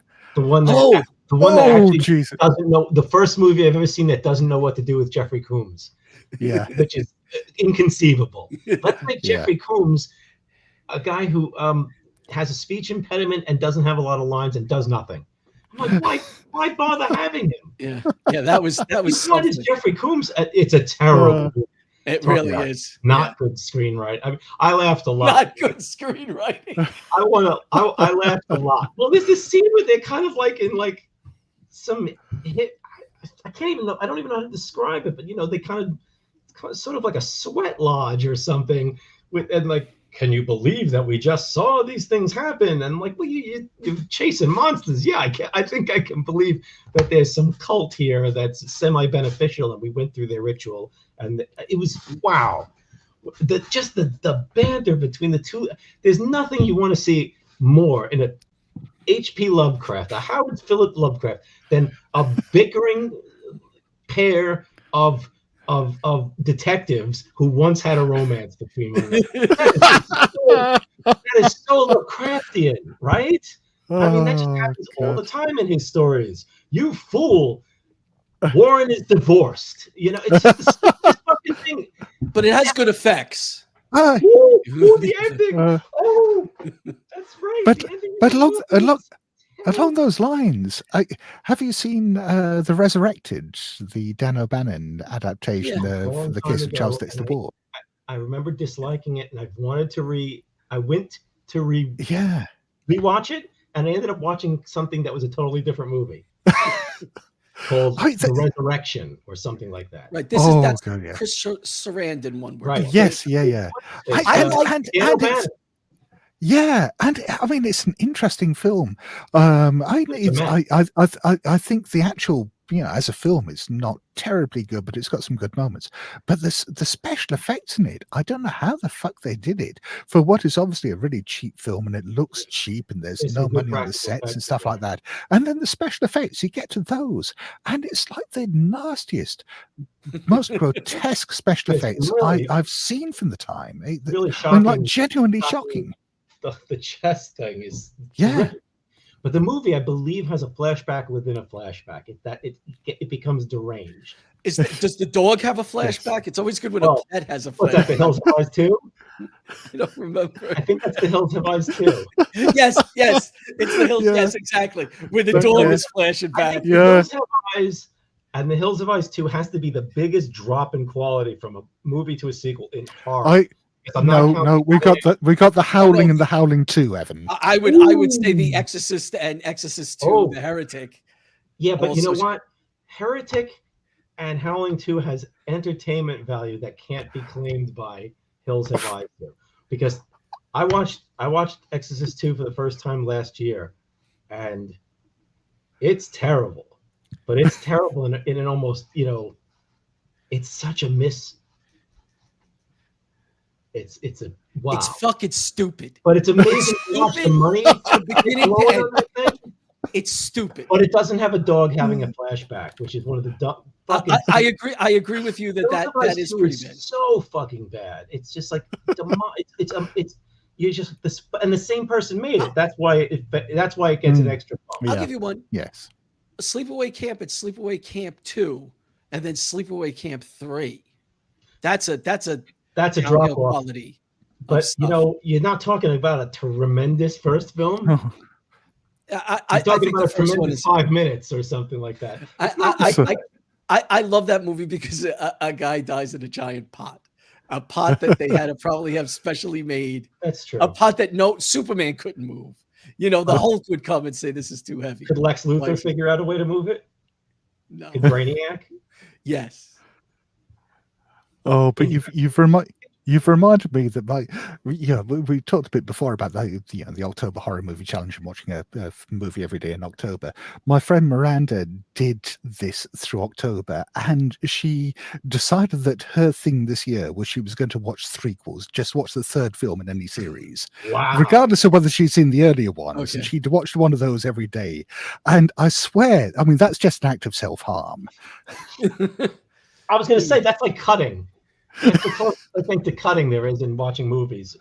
Unless, but she might, she could get lucky if it's what you call it, if it's Halloween, if it's Elm Street, it's fine. She did those, yeah. If it's Friday the 13th, it's also kind of fun. That's the 3D one. That's true. That's nutty. Paul, she watched Wishmaster 3. Oh, that's bad. But Ghoulies, Back to College, or Go to College. I'm going Fred Sanford here. The problem with Wishmaster 3 is that, like an idiot, just one problem, Evan. I watched Wishmaster 1 and 2 like a fucking moron. Did you see those in the theater, Evan? No. I saw the first couple of Wishmasters in the theater. I watched them when I had COVID, so I was getting crazy. I actually like the first one. The first one, I mean, it's not a great film, but it's an entertaining one. And then the other two are anyway. Now I'm going to be up all night thinking about the third. Phantasm 3 is bad. Yeah, not the worst, but it's bad. Threes. Jeez. There is a House 3, but I think it's unofficial. Oh, no. What was it? The horror show. Yeah. The horror show. Yeah. Yeah. Oh, God, that was a stinker. Actually, the thing is, if you go by threes, it's weird because if you go watch anything if you use Italian cinema as a guide, everything is called something 3 there. Yeah. And it's not original. Beyond the Door 3. Zombie I think 3, they had an Exorcist 3 before. Exorcist 3 is good. There's tons Exorcist of 3, movies. Oh, my camera was off. Tons of house movies, right? That are The Witchery and all these other stuff. Houses, I think. Because I didn't realize they'd done more than 4. Oh, wow. Yeah, there's Demons 3. Yeah, Demons 3 right. is pretty bad. Right. Yeah. And Zombie, there's a million zombies. Yeah. Aren't there though? I just rewatched Zombie 3, in fact. It's very funny. Which one is Zombie 3? That's the one where I think they're not in the Philippines. They're in something like the Philippines. Are those coconut head zombies? Are these the coconut head zombies? No. No. That's the voodoo one, I think. Wasn't Zombie Flesh Eaters released as Zombie 3 at some stage, or am I getting confused? Or was that released as Zombie 2? Hard. There's a guy who knows this stuff, and everybody stays away from him. Yeah. But Zombie 3 is the one that what's his face? The problem is his backgrounds don't look very different from any of ours. He could easily be on the street. He's wearing a maiden shirt and writing a novel. Pantera. I always think it's Pantera. He's writing Slugs 3 right now. I read all of the Slugs books like about 2 years ago. Slugs? Basically, I had to force the last one down my throat. It was me and John Reppian and I were just like making fun of it online, and we were like, well, we should read them, right? And like an idiot, I went and Sarah, could you find me the Slugs book? I mean the Crabs book, and he wrote the same book 5 times. In fact, one of them is just the what's going on. It's like Rec 3 or something. I was gonna say that. Yeah. Is it like the Rec movies? But not funny. It's like the third one. And the thing is, it's literally what's happening on another side of like what everybody who didn't get crushed by the crabs in the first book. Do the old crabs? Is it the slower crabs' point of view? Because they haven't gotten there yet? He keeps changing what they can do, but then he goes back and they seem to be. He doesn't reread his own work. It feels like it's terrible. If he wrote that, would you go back and reread it? He didn't have time. He had to write the next Crabs book. I read it, and then there was one I didn't know was his, and I read it about a Nazi plane that goes down in an English forest. And if you go into this forest, you're going to get chased by. Oh my God! It must be wonderful to be able to just. I mean, he had this weird fan club that was almost like a cult that would go over to his house. Yeah. Oh, for Crabs, that's how has there not been a Crabs movie series? Really, I think there's one Crabs movie that. No, those books sell like crazy. Those books were reprinted constantly. Oh yeah. I mean, the 80s, the 70s and the 80s were such a weird time for British horror fiction because, after James Herbert wrote The Rats, it's like everyone did all these weird knockoffs, and it was just killer animals all over. Very concentrated. He had the Fog, he had the Spear. Right, and Deadly Eyes is based on the rats, his rats, right? But not Rats. Yes, yeah. Night of Terror, which I watched recently, about 2 weeks ago, thinking I was rewatching it and realizing I've never seen Rats. I'm thinking of the Eyes. Deadly Eyes. Deadly Eyes is the ones that have dachshunds in rat That's the one where costumes. they put costumes on puppies, and you can see whatever's happening. If they're killing somebody or chasing somebody, they're wagging their little tails. We were watching it. I almost fell off the couch. It's the cutest murdering. It's directed by Krause, the guy who did Enter the Dragon. That's why there's Enter the Dragon scenes in it. Yeah, and it is a I love that movie. Finding that years ago was a pain in the ass. Now it's easy to find. That movie is ridiculous. Yeah, the Eyes it's movie very good. It's a lot of fun. But the Rats Nights of Terror is actually entertaining. It's dumber than. I think the Claudio Fragaso's in there somewhere. The guy who made Troll 2. He makes everything worse. I'm a good actor. I know, but I'm a bad actor. It's unbelievably stupid. But the ending is ridiculous because without giving it away, it's got a like what ending. But you could guess it. You could guess the ending. Maybe you could, Evan, but not everybody could. Maybe you watcher of films can figure it out. I don't know. I'm trying to make you think that I froze. I actually thought you froze. It did fool me for a second. I did, yes. Very good, Evan. I think anybody in the world, I think people who've never seen a movie in their life will be sitting there watching Rats and they're going, "Oh yeah, this is just like." Like people raised by wolves, like Lucan, the wolf boy. Right. Down. Lucan, the wolf. He's like, oh, I think it's that. Oh, and you're right. He's like, there's a twist coming. Notice that they're all wearing helmets. Right. That's always a giveaway. Like, keep an eye out. This is going to be a killer shocker. Is wearing I don't all want this leather. to shock you too hard. If the killer's wearing all leather and a motorcycle helmet, it's a woman. Bet it's a woman. It's usually a woman. Yeah. You know. Yeah. Like Night School. Right. And things like that. Yeah. But it's almost always a. I was watching something. Forget what I was. When I was on the Giallo rewatch, which didn't work obviously because I can't remember any of what I watched about. Well, you got to rewatch it again. Oh, some of them I will. Actually, I guess it's true because I remember Death Walks at Midnight, and I've seen it 3 times now, which is just absolutely silly as hell. Do you remember that one? That's the one where the guy's got the phantasm ball with the spikes on his hand. Yeah, I'm trying to think of categories of Giallo. So you have the kind of the Bava and Argento kind of stylized stuff, and some people imitate that, and some people don't. There's that. They're the ones that are like barely more than mystery procedurals, where it's like it's a weird murder and people. My favorite one is the police are farting around. Did you ever see that one? It's almost it's like the police are fucking dumb, right? The real title is something like "The Police Are Blundering in the Dark." What a bunch of assholes! It's like it's like the perfect name for a self-burn of a subgenre. It's like, why are the cops even here? Unfortunately, it wasn't that good though. It was mostly cops blundering around. It was kind of what's on the tin was right there. Yeah, I recommended the House of Laughing Windows. I love that one. Which is just I remember putting that on and watching 5 minutes and saying, I'm not in the mood. And then years later, I said, everybody seems to like this stupid movie. And it's like, it's terrific. Yeah. In a weird way, it's what I wish Don't Look Now was. I don't really like Don't Look Now. Don't Look Now doesn't kill me. Yeah. It has very similar themes. I'm sorry. No, I was going to say, have you ever read the original short story of Don't Yes. Look Now? Yes. It's fucking ridiculous. What you don't get from Nick Rogue's film is that the original story is funny. It's a joke. It's a joke. Yeah. It ends on a like, oh, there you go. Don't turn kids around in Italy. And his movie it's stylized and it's beautiful, but it's also like, it's got several gut punch moments. It's weird to watch a Giallo where you go, oh my God, somebody really was kind of trying hard. Yeah. They wanted it to come together and have an effect.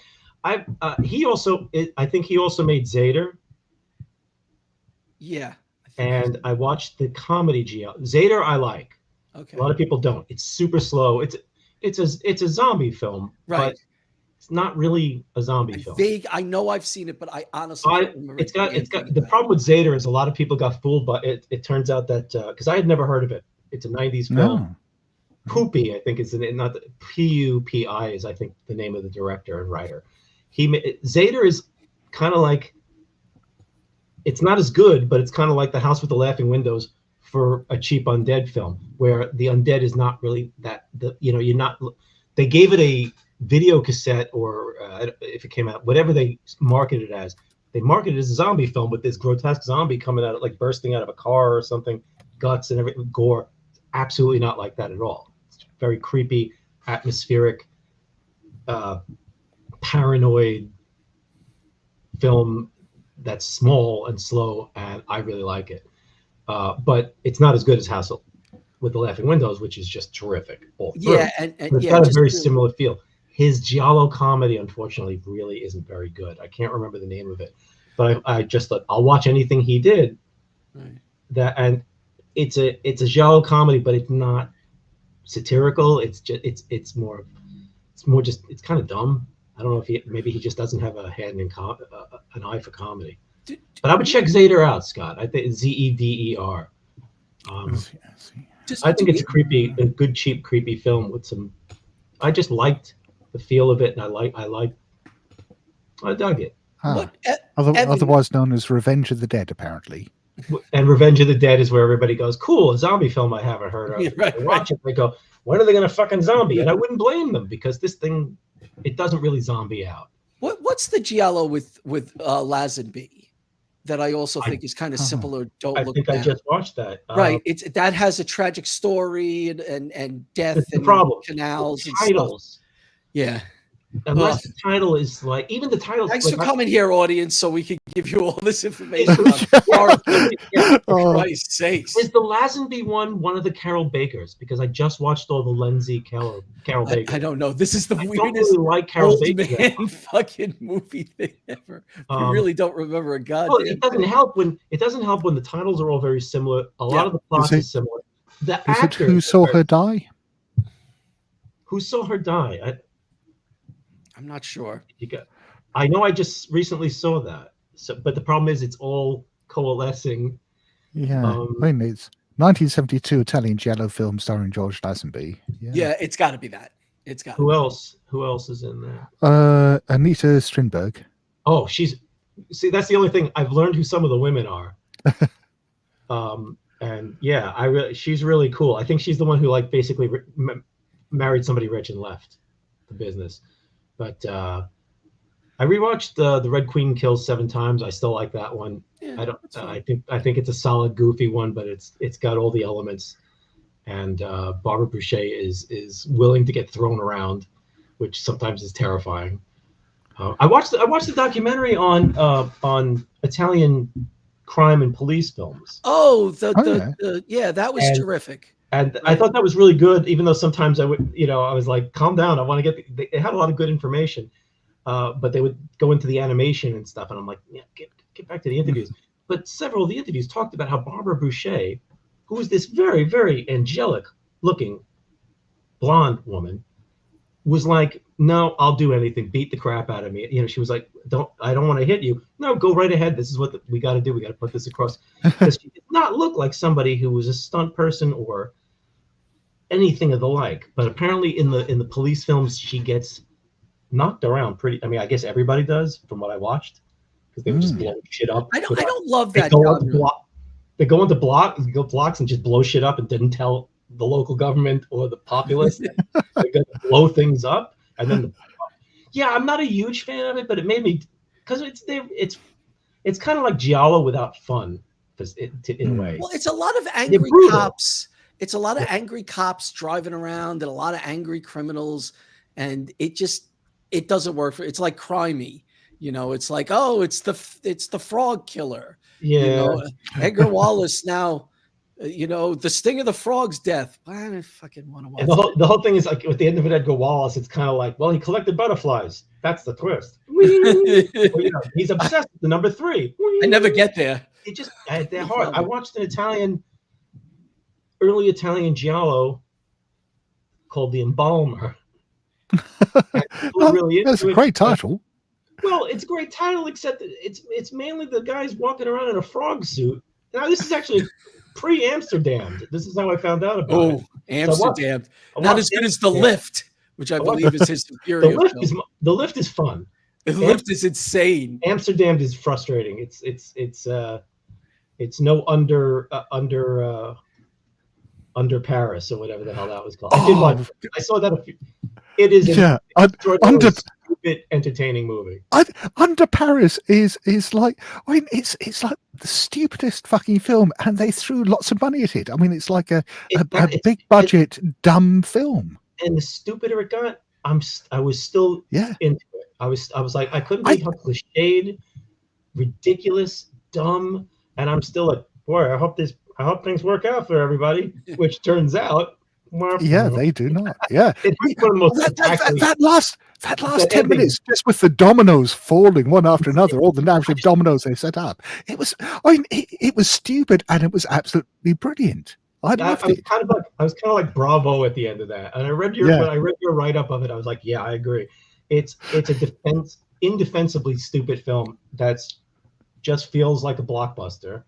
Yeah, and hits a lot of and like I was like, oh no, they got rid of so and so. I like that guy, and it's like, and I'm like, snap out of it, man. This movie's terrible. You shouldn't like this movie. It's terrible. Yeah, but it's like an Italian knockoff with money. And it works because it's not completely, and it doesn't reuse scenes from other shark movies. After I watched the shark movie thing that guy you like, Paul, the guy who does the bad movie Bible. Yeah, I started watching so many. Ron, I think his name's like Ron Hill or something very similar to that. He wrote a book called The Bad Movie Bible, and he does terrific interviews. It's like he's willing to watch, unsubbed, weird ass. And it makes you want to watch the stuff, even if you know you're not going to really like it. He makes it interesting and funny. So I started watching a lot of bad shark and alligator and crocodile, mostly Italian things. And I was like waiting for and as he pointed out, you'll see the same shark explosion in 3 movies. The same boat blows up in 2 of them, and they're really bad, but they're pretty funny, but really bad. A movie I want to bring up is a movie that I watched when I was sick, and I didn't know that I was sick. I had the same day that I had gotten my COVID boost, my COVID shot and my flu shot. I react very badly to anything. You punch me, I'll have a purple bruise for 8 months. If I drink, it doesn't take much to get me drunk. And this thing messed me up so badly, and I was in a great mood. So I thought, oh, what do I watch? I come across this movie called, The Untold Story. And I'm like, haven't I watched this? And then I realized I was confusing it with Human Lanterns, which is a really good, I remember watching, when we watched it at Paul's house. Yeah, that's a Shaw Brothers. It's a really good horror kung fu film with a lot of good kung fu. True story is The Untold Story is based on a real event. I don't know if it was Malaysia. I didn't write many notes down, but it's also called the 8 Immortals Restaurant. Yeah, I know what you're talking about. Yeah, this is bad. So it's Macau apparently. And I had no idea what to expect. I knew that it was Anthony Wong. Anthony Wong is in it, and Danny Lee. Wong. Yeah. And in fact, Danny Lee's production company, he started making films for whatever. So Danny Lee's in it and Anthony Wong's in it. I'm going like, well, and I had just, I think, watched some kung fu stuff before that. I'll watch The Untold Story. What could happen? I almost became physically. It's like I think there's an alternate title, like is Pork Bun Killer or it's got several titles. Like, and Anthony Wong is, I believe he won like the Oscar for this, and I didn't know they had an Oscar for holy shit, get me the fuck out of here roles, because he is amazing. And I love Anthony Wong. He's the villain in Hard Boiled. He's the villain in Heroic Trio. But he goes two. No, No, he's in Heroic Trio 1 as a guy. He's he's the henchman. That's right. He's the henchman. How dare you want to bust the car over? He's so good, but he's so good. Yeah. But I love Anthony. He's great, and I'm like, so this, this has, and Danny Lee. He's Inframan, and we always wondered if he was going to be in every movie we saw. Is that Danny Lee? We'd say that yes. And once he actually showed up, and we were yelling about it. And the movie is really well done. He's amazing in it. I mean, he's just amazing because he plays a cowardly villain. Like in wrestling, he plays a guy who's very tough when he has to be. But when anybody stands up to him and whatnot, he's a coward throughout much of this movie until later he becomes a fucking psycho. And the movie has some of the grossest stuff, and I was just surprised because that's not what I was expecting from this film. And along those lines, did you ever see a Hong Kong horror film? Oh, it must be from about 30 years ago, called Dumplings. Oh, I have not seen Dumplings. No, I have a problem with certain with cannibal movies, which is what I assumed was going on there. Yeah, I was going to bring up a martial arts cannibal movie called the We Are Going to Eat You. Oh, I love that one though. That's fun. I think Dumplings would make me nauseous. Isn't that the first Choi Hart? Yeah, it's an early Choi. I think Butterfly Murders is his first film. I just watched that. You're right. But We Are Going to Eat You, which we thought was going to be like really gross and everything, is actually very funny. Has a lot of fun. Dumplings, from what Dumplings is pretty gross. It looks. It's worse than you think. I don't like a cannibal movie. Put that on the poster. They get heavy into the eating stuff. They really. The thing that's really weird about Untold Story is that it's the tonal shifts. It's got a lot of comedy in it, like a lot of Hong Kong martial arts movies. It's a lot of wacky office hijinks. And then there's child slaughter, and they don't fucking shy away from it the way they usually do. You know what I mean? Yeah. They treat the kids like any victim. Oh, you're just like, and I was getting sick the whole time, and I forgot what I had eaten, something that I shouldn't have eaten probably, and I'm actually going like that. I was actually like, but the movie is good. It's just that it's raw. It's kind of like the Ricky O of restaurant movies. Put that on the post. What the effects are, and there's dumplings. You've sold me. There's a lot of dumplings in there too. It's funny as shit. What a weird fucking movie. But yeah, I watched it afterwards, and Bob Fingerman was like, "Oh, I would have told you." Yeah, I was like, "Oh, thanks." I didn't know I had to check in, but I will next time. If I watch dumplings while I'm getting feverishly ill, eating, knows what I eat. So, what else on your list would you like to talk? What stuck out? I mean, I've read most of the reviews. Well, it's funny. Scott and I were talking about. I don't know if it's worth getting into because of spoilers, but he loved Late Night with the Devil, and I hated it. I didn't see it. Yeah. Oh, I hated it. I know that's another one that seems to split. Yeah. What is it? What is it you hated about it, Paul? I'm intrigued because I thought it was a near perfect film. I expected something different in the sense that when I heard about it, without giving anything away, because I think you really should watch it, except for a couple of things which I don't think spoil anything, it was presented as you're going to watch this lost episode of a late night 70s talk show, American talk show, and shit's going to hit the fan. It's the devil. And okay, the first thing I think of is... Wait, the devil's in it? You just spoiled it for me. It's in the title. Yeah, it's in the title. Thank you, my comedy teammate. I was hoping you noticed that.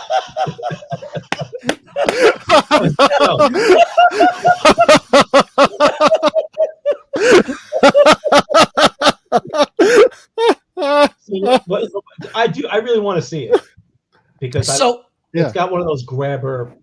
So I'm thinking, okay, I'm thinking Ghost Watch. Right. I'm thinking this really interesting episode of Inside Number 9 that they did. A live fake out one, which was a terrific episode. I watched that live, and I mean that. I don't know anything about it. Yeah. Right. Oh, I mean, do you know Inside Number 9 as a I know TV it. Don't. program?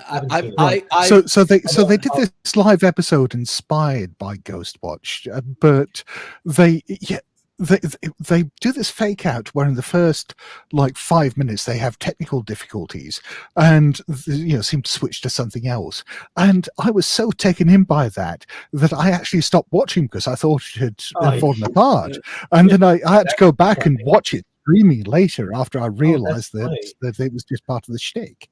Right, and they wound up doing that again in a season where they said, "Oh, we're being preempted tonight. It's going to be a pilot for a game show." Yes, and it was the same thing. And so I wonder how much of their audience they shaved off, though. Possibly. Yeah. Well, yeah. I mean, the show is terrific. I'm not a fan of Black Mirror, but I think Inside Number 9 is brilliant.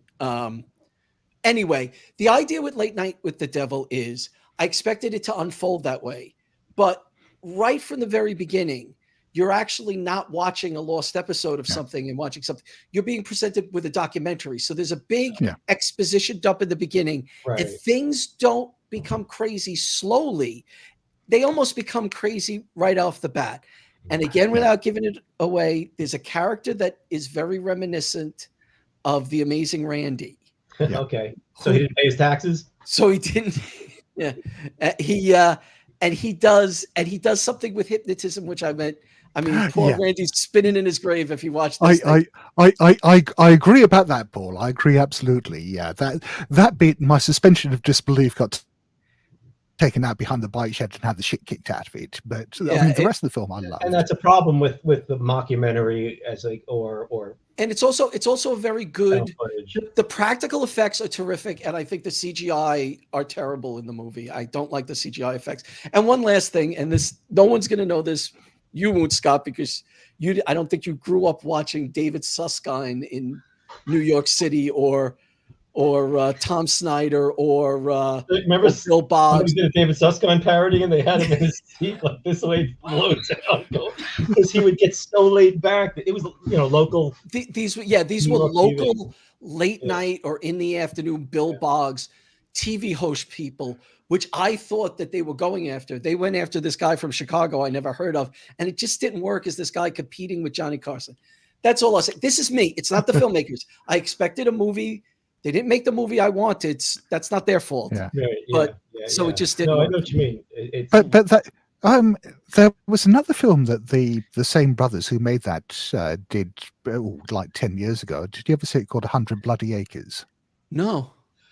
I know about it. I have not seen it. Yeah, I think I know the title. I mean that is definitely worth seeking out. I mean, they're a pair of Australian brothers. I mean, Late Night with the Devil right then and there, you got a problem.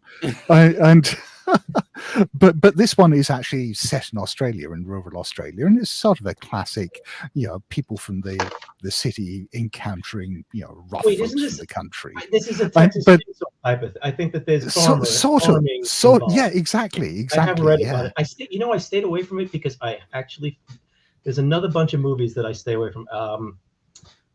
What's the horror? I think it's a trilogy now. There's a guy. I wish I could. It's sort of. There's a serial killer in this Australian franchise. Wolf Creek. That's it. Now I've stayed away from. Yeah. Paul was making the face that he wasn't going to get it, but you got it. There's something about Australian cruelty that. A notch above. 100 Bloody Acres isn't that. 100 Bloody Acres is a black comedy. Because I actually find that because I'm not a huge slasher fan, I'm not a huge, gore. I mean, there are always exceptions, and I don't mind it. But if I see something and it's like a serial killer in Australia, I go, whoa. I just, it's kind of like, they drive different in their movies. They have different laws about, they're the closest to, out of all the English-speaking nations, they are the closest to China about not caring about the safety of their stuntmen, it seems, It's like, and funny thing is, they don't kill them off, but it looks like they're going to. The car, it's amazing that you watch an Australian movie, and it could be a love story between teenagers, and somehow there'll be a scene where somebody's driving so crazy that you're afraid. You know what I mean?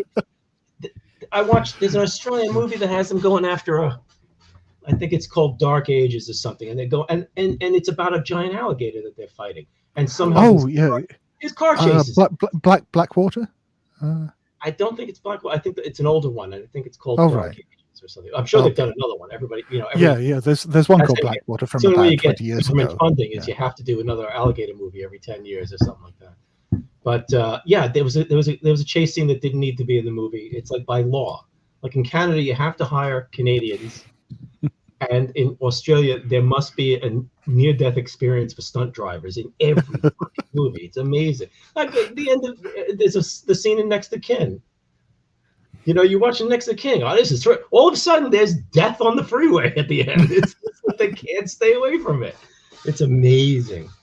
Well, I would recommend this. Oh God, yes, yeah. What a fun little movie this is. What is this? I have never heard. Oh, of it. Malcolm. Oh God, I haven't seen that in almost 40 years. Unconventional crime. Yeah, it's about a Stevie's happy about this because she had a fun time watching this. It's about a guy who's like a mechanical genius, and he meets up with this couple that kind of want to take advantage of him, but then kind of befriend him, and they're kind of odd adventures. It's really an interesting film. Australian films fascinate me lately. Where is it from? I believe it is Australian. Oh, it's Australian. I'd be pissed if it was. I hate when I say it's New Zealand, and people get mad. It happens. I'm pretty sure it's Australian. But you saw the things you were talking about, Evan. I think link up. One of the films that Scott reviewed was Night of Fear. Is it called Night of Fear? Yeah, that was a weird fucking film. Yeah. It's such a generic title. I can't even. Yeah. So it's this thing that they made for Australian television around 1972. Television. Which was never shown on TV. They then tried to put it on the screen, and the censors wouldn't let them put it on the screen. And it eventually got a release. And it's like a proto slasher film. It's this guy hunting women through the rainforest in Australia, and it's got a real sort of Texas Chainsaw Massacre vibe to it. But like 2 years before Texas Chainsaw Massacre was made. Wow. Yeah, there's a lot of things like animal bones and stuff. Yeah. Like it looks that kind of grungy. Yeah. Like, oh my God, if your car breaks down here, you're fucked. I hope Rob Zombie and he's basically murdering people so that he can feed them to his rats. And you've got lots of scenes. Oh, not lots of scenes, but scenes. He's a caring pet owner. Exactly. That's what give them dry food. Holy shit! That's a great Chewy ad right there. Yeah, I used to keep rats. I missed the treat there. I wasted so much money on sunflower seeds. Oh, rats. Yeah, so I haven't seen Wolf Creek and a few others. I've just kind of like. I mean, in general, I'm not a serial killer. But I watched something that was very much of the city people going into more trees in a park and getting overwhelmed by I watched holy shit, I think it was Argentinian, now I can't remember, but it was something called What the Waters Left Behind, and I really disliked it, and they had an amazing, I mean, I can see why some people are upset with the film because they actually used the location of a tragedy, of a flood. Oh shit! America, that killed a lot of people and displaced a ton of people, and it looks like hell. It's this coastal area that I think it was like a resort town, though it was not necessarily like workers. But the movie is basically Texas Chainsaw Massacre, shameless and not well told. They throw a lot of crazy stuff in there, but it just doesn't work. But yeah, that I'm trying to remember. I don't know if that's the film I wanted to think of, but it's the bunch of people break down, and they shouldn't be. But it has nothing to say, considering the fact that they're exploiting a real tragedy. Yeah, that's pretty. There's a lot of the character. You forgot about us type of stuff, but it doesn't dig any further than that. I mean, it could have had an amazing, sick black humor aspect. It does have a dark humor, but it does not work.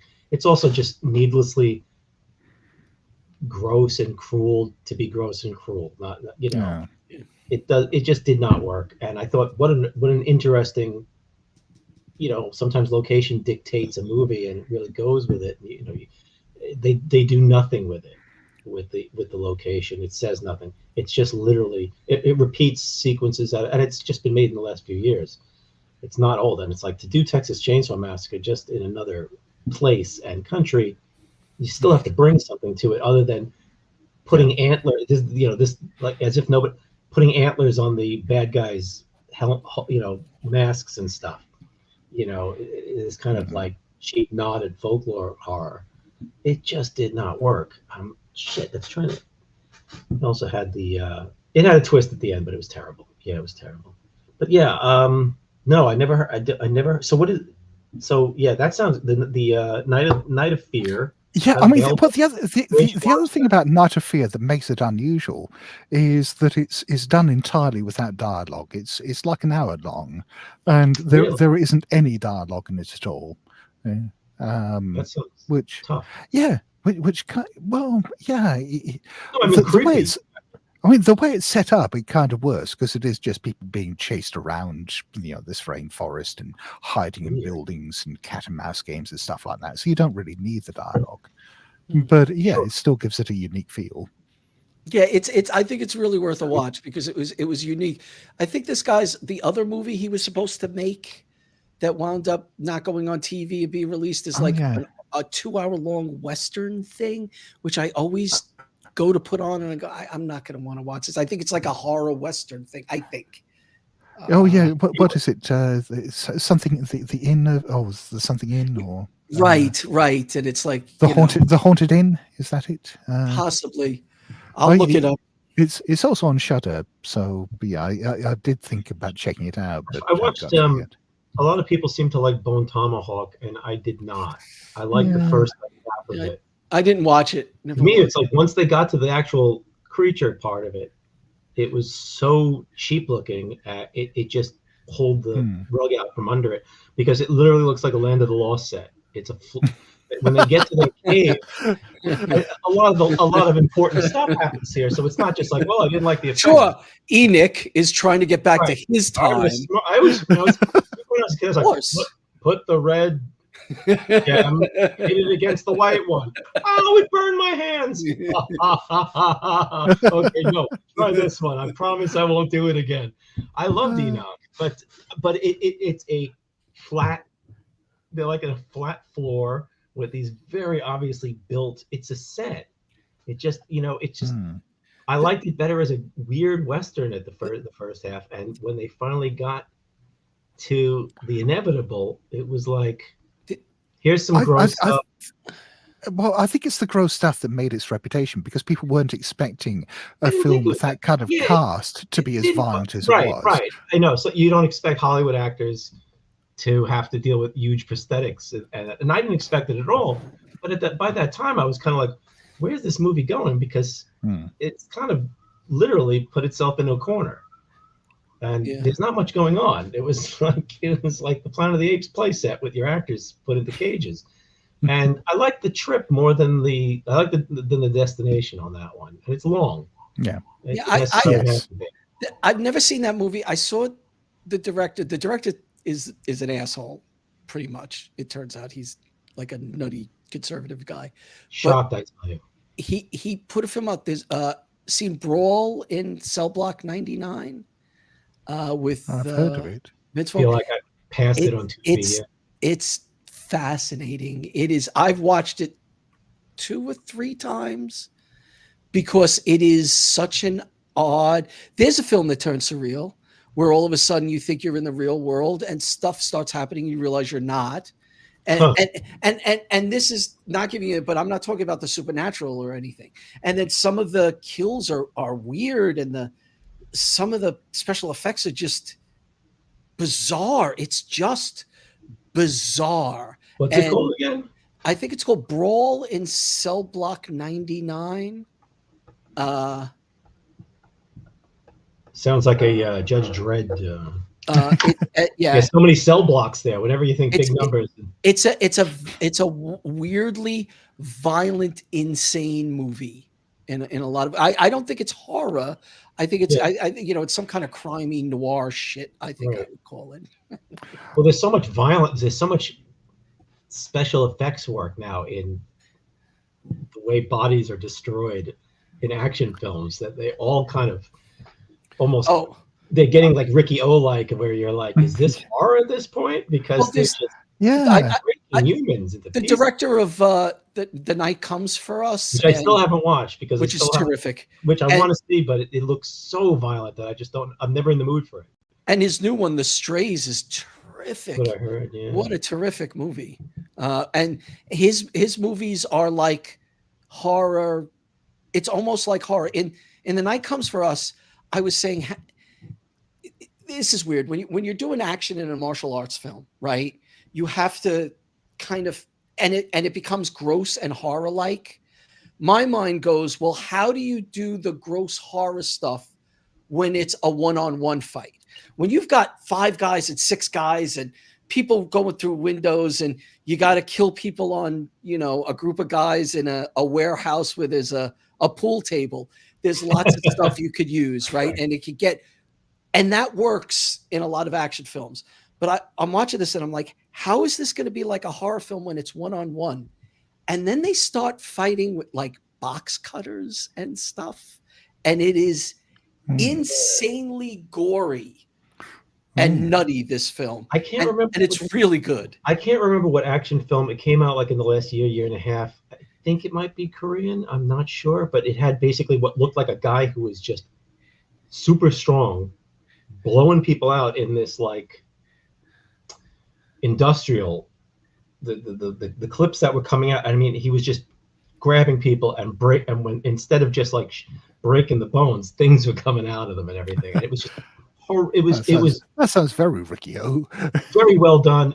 But yeah, this guy almost seemed like he wasn't in pain from anything anybody did to him. He was almost like a zombie, but he was moving fluidly. And yeah, it's just the only way they can keep piling on in action movies is to make them, obviously crazier if they can. And it just seems how many contortions of the human body and how much devastation to the human body. I'm not complaining, but there are times I'm just not in the mood for violence, which is funny because I used to. Yeah, here's a question about the Terrifiers. I have tried. This was my thought on them today, right?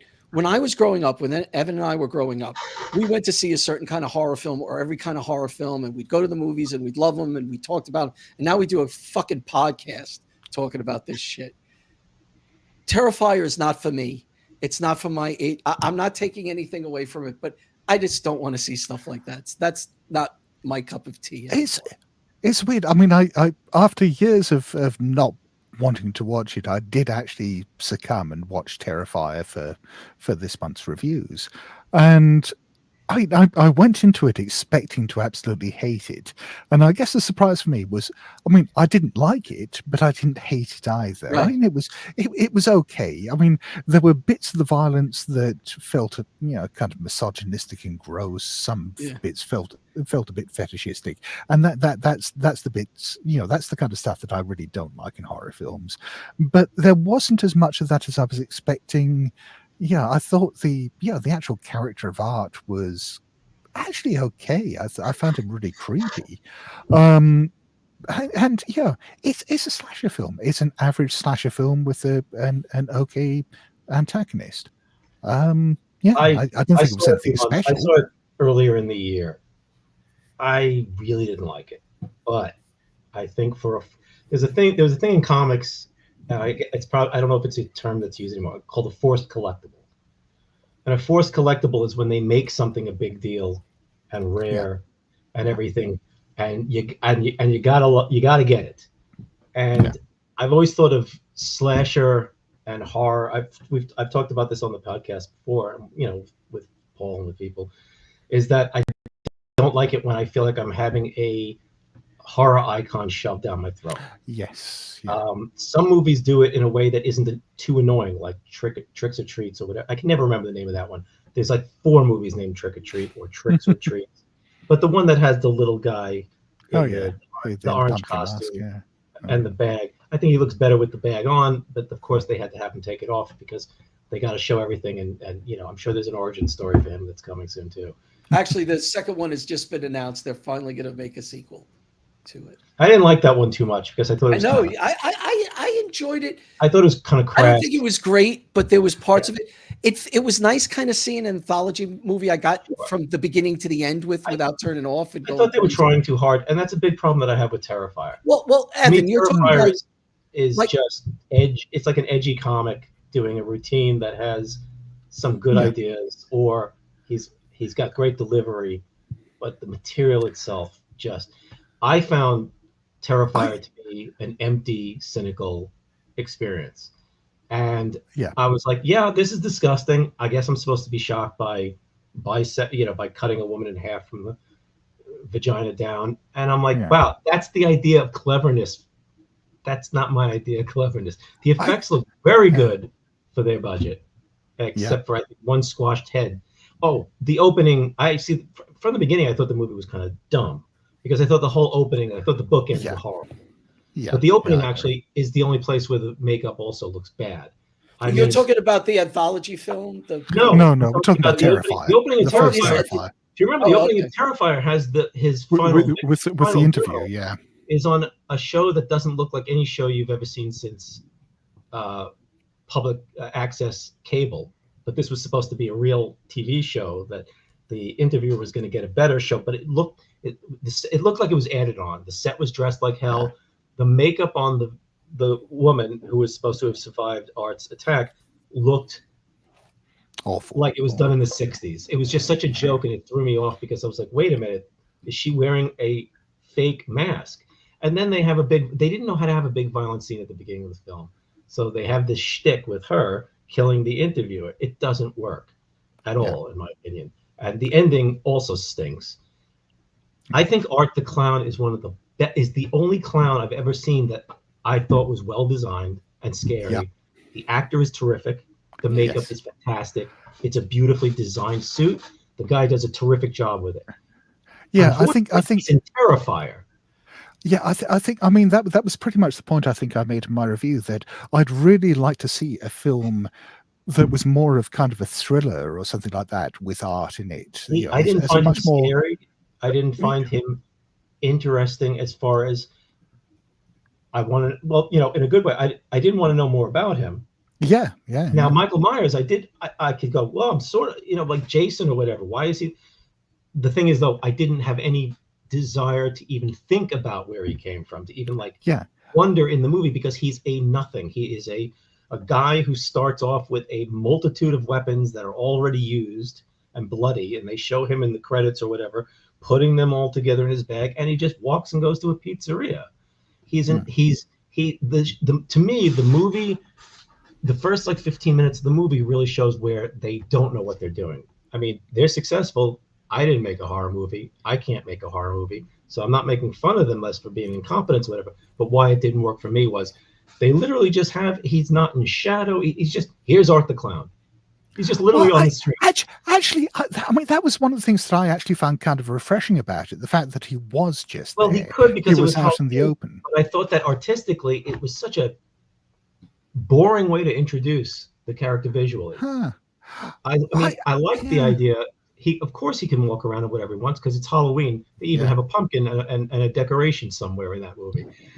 Because I thought the whole pizza scene was ridiculous, that the girls were so drunk that they had to do the stupidest things. Another thing I hated, I just found it, when you boil down Terrifier, it's another one of those movies where they're just walking around in hallways. Yeah. A lot of shit. There's not a lot happening in Terrifier. But isn't Terrifier 2 now that's 2 hours and wild, right? Because they have more money, I'm sure. Yeah, and everybody, I've not seen either 2. I haven't seen it, but Terrifier 1, I find it's not even a good slasher for me, because the guy's effective, the effects are effective. I didn't give a flying fuck about anyone or anything going on in this movie. It's literally just, they put rats and mice in a box and watch the rats eat the mice. The people were saying it's a throwback to classic slashers, and I'm like, but they don't even follow slashers, the tropes in some ways. the final girl doesn't beat him. Yeah. He's eating her face, and the cops show up, which is an absolutely flat and unimaginative way to end the assault by Art on his victims. Also, the way that they shoehorned people into this abandoned building that was supposed to be locked up for the night was almost like it was porn movie logic. Yeah, I found that kind of funny, just how ridiculous it was. I mean, it was I don't think it was supposed to be funny. I know it wasn't supposed to be, but I found it funny. I just found it ridiculous. There's this one building in the town, and there's nobody on the closed street. Warehouse. Everything is shut down. I mean, that's budget. You can't do. You got to. I mean, they put the money where your mouth's supposed to be. They put it into effects because the effects look mostly really good. Yeah, and they're nasty to men, but the women are sexually. Exactly. I mean, the men are not. The men's penises are not mangled. The men are not bitten, eaten.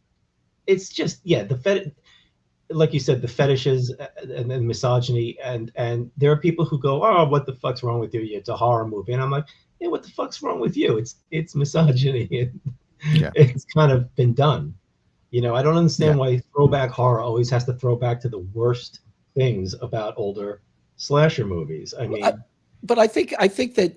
You know, it's been a long time where people could just get a feast of crappy, kills and over the top stuff and just enjoy that as, and the fact that it's completely unironic. There's no clever twists or anything like that. It's not trying to deconstruct the slasher movie or anything like that.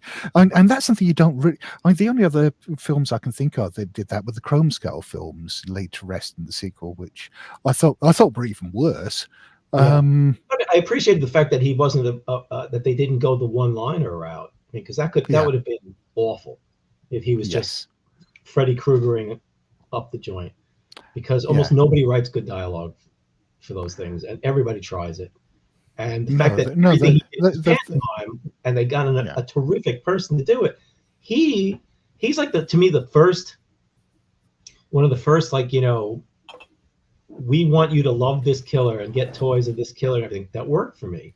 Well, didn't. Evan, I was going to say before, when you were saying about getting like a horror icon pushed down your throat, like Shocker, is that the kind of thing you're talking about? Well, Wes Craven tried it. You gotta watch Shocker or that was Strangleland, or that was the guy from Hatchet. Horrible. That whole movie is horrible. I couldn't believe it. I stupidly watched Hatchet 2, and it was even dumber because they tried to write jokes that weren't just about morons getting killed, and it was just oof. I love Tony Todd, but he's one of those guys on the list of, if they hired him, it's a fan that doesn't know what they're doing, maybe don't watch it. Tony Todd, I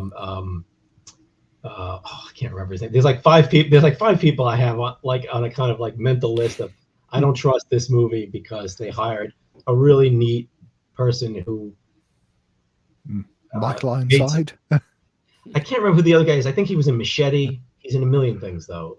But if he's in a zombie movie, Ving Rhames, avoid horror movies with Ving Rhames. I mean, and I like these actors. Right. It's just that they get hired the way that like John Carradine was hired when he was literally dying. He'd be in 60 movies in the 70s and 80s, and he can't move. But he's a horror guy that they could afford. Yeah. So I just,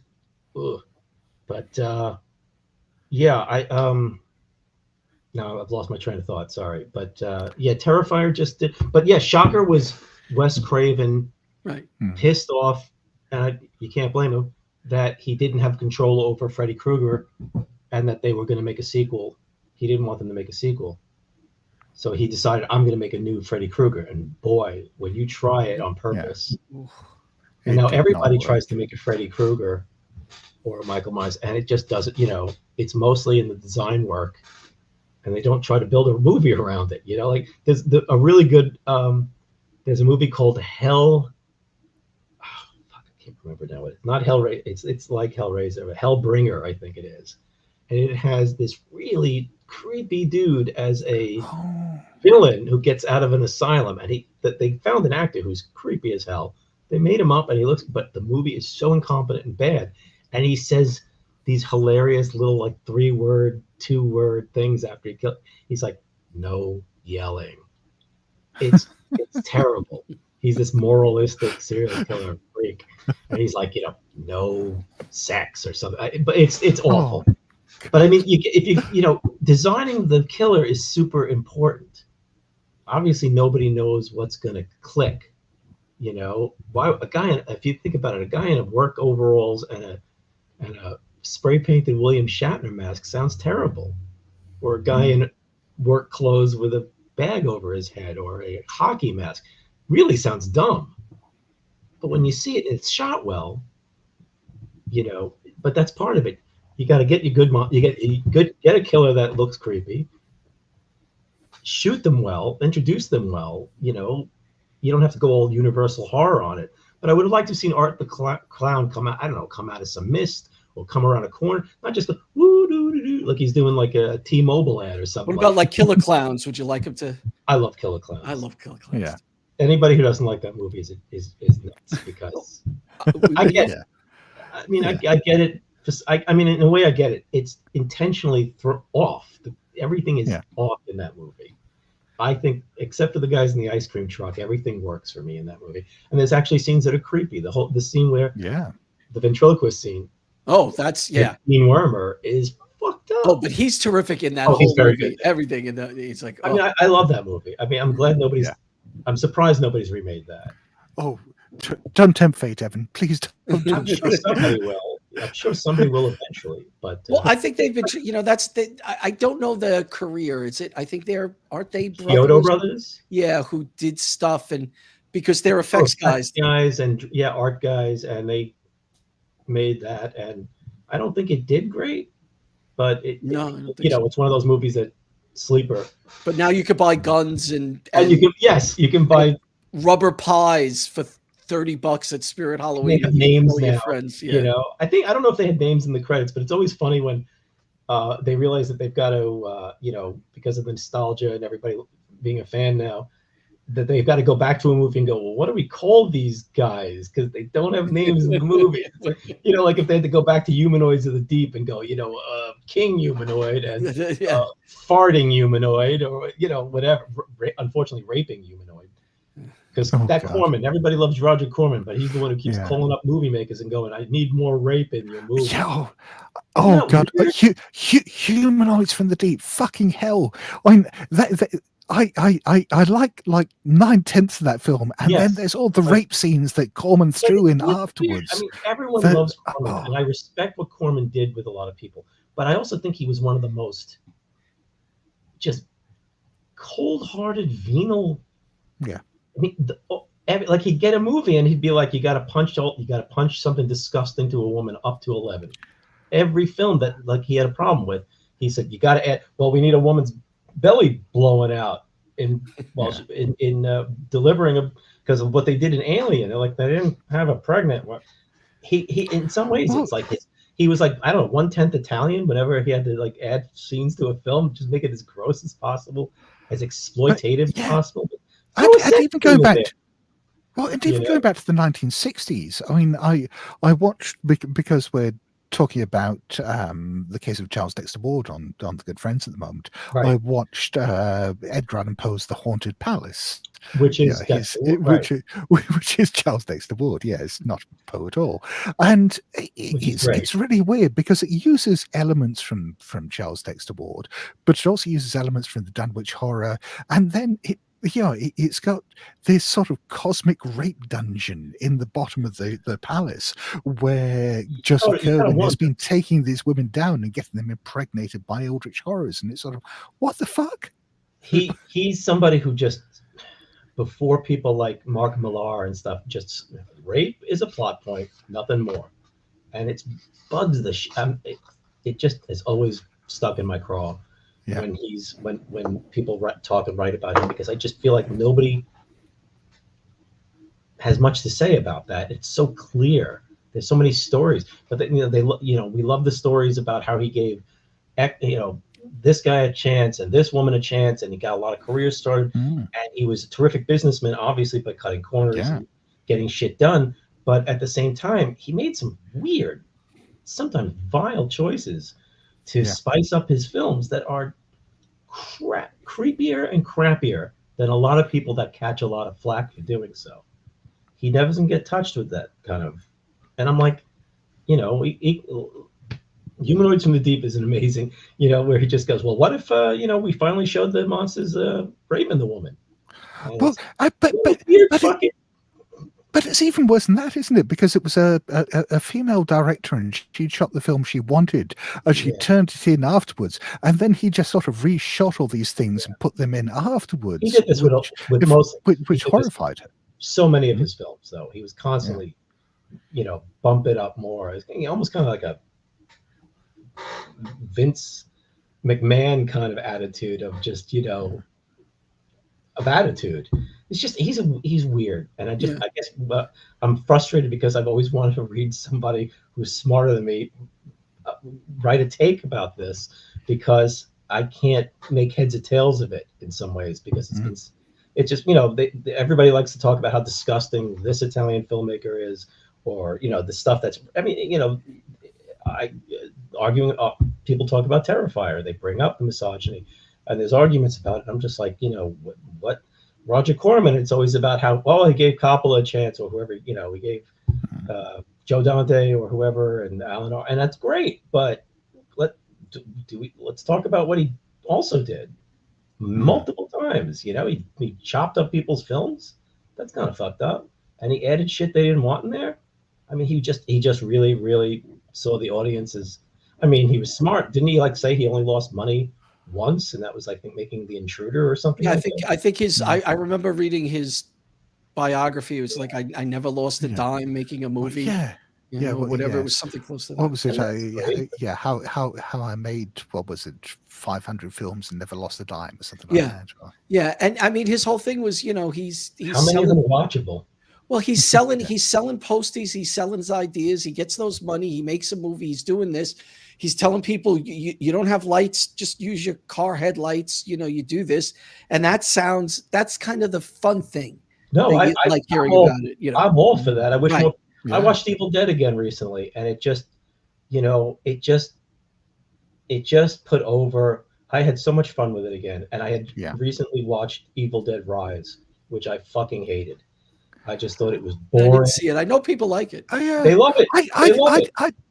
I didn't mind it. I mean, the thing, one apartment.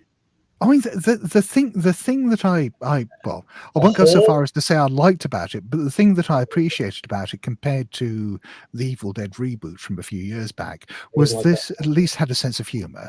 I mean, that was brutal. Yeah, I mean, it just didn't feel like an Evil Dead film to me, because it was just. Well, it didn't feel like an Evil Dead film, but it didn't feel like demons. It didn't feel like anything. I thought it was just. It's shot so much in the dark. Yeah, and it's another one of these films when it seemed cheap, because they're either in this apartment or in a hallway, but they always have to get out of the hallway quick, or they're in the parking garage. Parking garage has become a big thing. If they don't know what to do in a movie, they can't go outside. They get to go into a parking garage. But Evan, ultimately, your argument isn't what they're doing, because when you think of Evil Dead or Evil Dead 2, they do so much. It's like there's no create. You don't enjoy that kind of doing Evil Dead in an apartment. That's not brilliant. You know, I mean, I'm not saying they have to do Evil Dead in a paint gun camp or Evil Dead in the city. Laser tag Evil Dead. But I'm like, it's so. I think that there's an earthquake and the building cracks, and that's why they can't get downstairs. It's ridiculous. It is such a. We know this part sucks. Just don't think about it. That they can't leave. Their stairwells are gone. I mean, it was. Why not just put it in a house? Well, put it in a 3-star, whatever. They didn't really take advantage of it being in an apartment, though. Yeah. And it's one of those buildings that you only see in horror movies where, you know, working class families there's 4 working class families and a couple of people in this building, and they don't have lights. That's not just them. That's every fucking horror movie on earth right now.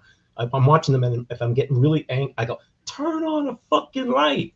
You don't eat with lights on. You don't study with lights on. The kids Nobody has fucking lights on in movies anymore. It drives me fucking nuts. Any movie that can pull off a scare in bright light or outside in the light, The Shining was scary. I don't think there's any real scenes in the dark in The Shining except outside. And the bar. Yeah, I just rewatched and Soon the Darkness and and Soon the Darkness. Which one is that? It's 1970. It's written by the great Brian Clemens, and it's is that the English Girls on Holiday in France? Yeah. And their whole I really like that movie. I know there's not. I just haven't watched it because I feel bad for the two girls already. But one of the interesting things is, I think he wrote it with what's his name? Is this the one he wrote with Terry Nation? Which is quite possibly, yeah. They wanted to do something where it was light. It's no darkness. Yeah, everything happens in the daytime. So it's countryside. It's running around. It's beautiful. But how do we make that terrifying? And I appreciate. I gotta watch just for that because I do appreciate. I appreciate a mix of it. Yes, something. I love Val Lewton, which is a lot of darkness in those movies. Phantasm has a lot of darkness. A lot of these Halloween, but the dark has always been good for horror, but it's also good for the budget because you don't have to dress sets. A lot of Doctor Who has a lot of that. But in Evil Dead Rise, I can't see what's going on half the time. It's there's a flashlight, and then there's this, and all the lights, of course, go off. And I watched Evil Dead, and man, you can always tell what's going on. Yeah. And that movie has way more things being coordinated. This just has mommy saying dirty lines because she's a demon.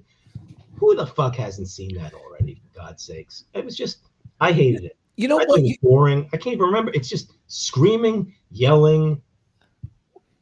When you talk about not being able to see something, I rewatched Tenebrae the other day. Oh, yeah. And I noticed something about Argento that I never noticed before, which is that at his night shoots, it's always at night, but it's always incredibly brightly lit. Floods it. It's at night. Floods it.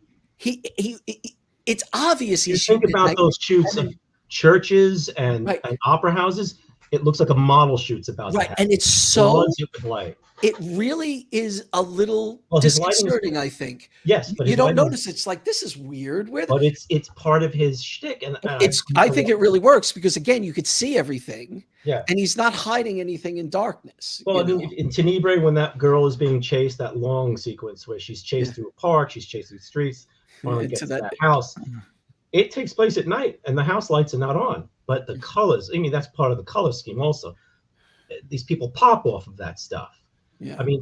Suspiria is a dark film, but you can always see what's going on. Right, but Deep Red isn't. There's a lot of I'm outside in the country yard, and it's like, where are all this light coming from? And I know it's it's not supposed to be realistic, but I think it works better. Four Flies, I think at the opening of Four Flies, going into that theater, it's not dark. The end is dark though.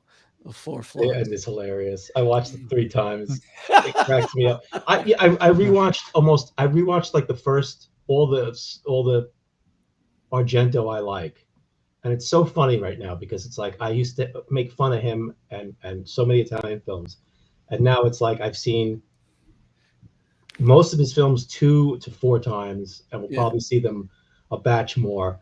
And they're very comfortable. But there's a reason people like his stuff more than the average giallo and horror movie, because these are movies where you feel it's the ingenuity getting around the cheapness and his own fetishes, which later on become a real problem. But he likes to have people smash through windows. That's a lot more palatable than he likes to put gloves on and choke his own daughter and show his daughter getting raped in every goddamn movie he does and battered up. I kind of wouldn't want to do that to my kid, even if it was fake. I think it's just symbolic of weirdness. And his giallo all have a very similar formula. Someone has seen something that isn't what they've seen, and they're like, right from Crystal Plumage, it's like he's used that over and over again. It is fascinating. Yeah, he even uses sometimes the same shtick with the killers. There's a perverse person that is they have to look, there's a scene where they are looking at the perversions of certain sub cultures.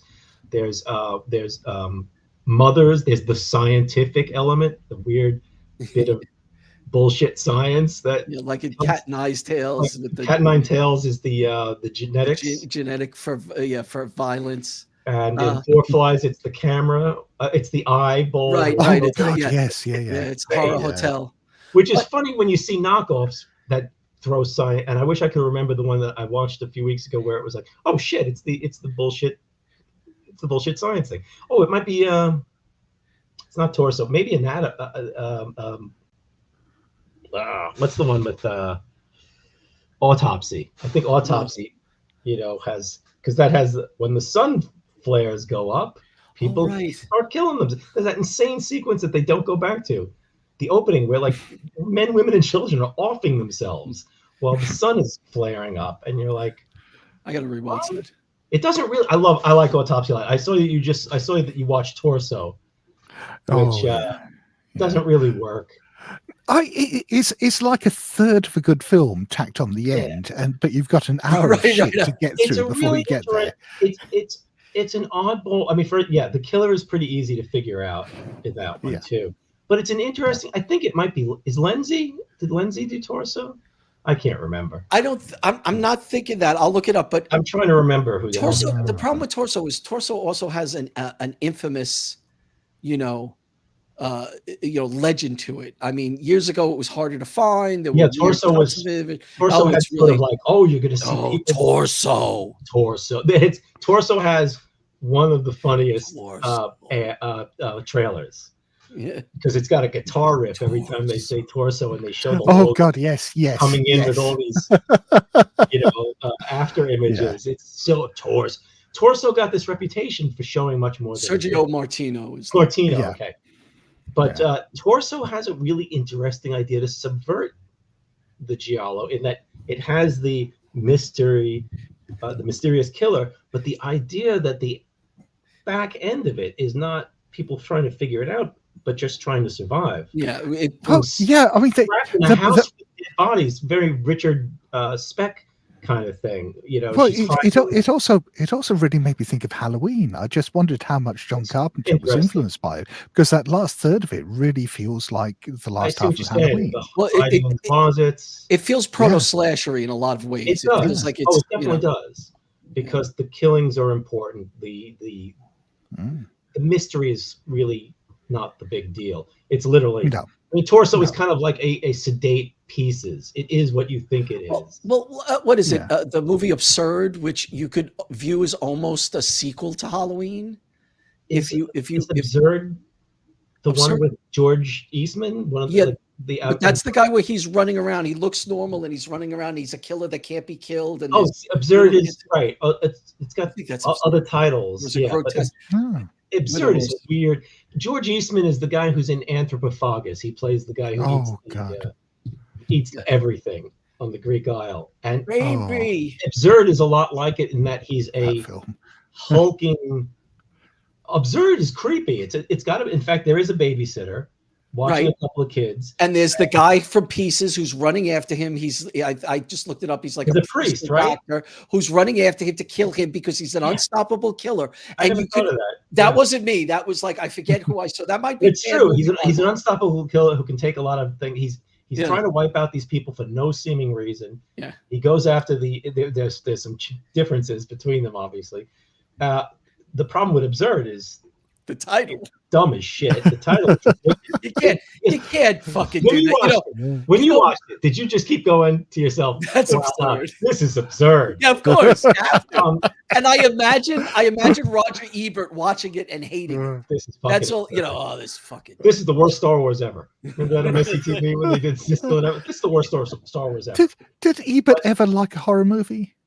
Yeah, the ones that aren't good. But he probably all the shit out of you. Like Hell Night. Hell Night was I like Hell Night. I liked Hell Night the first time I saw it. You said it stunk. I rewatched it and it stunk. And I rewatched it. Yep, he was right.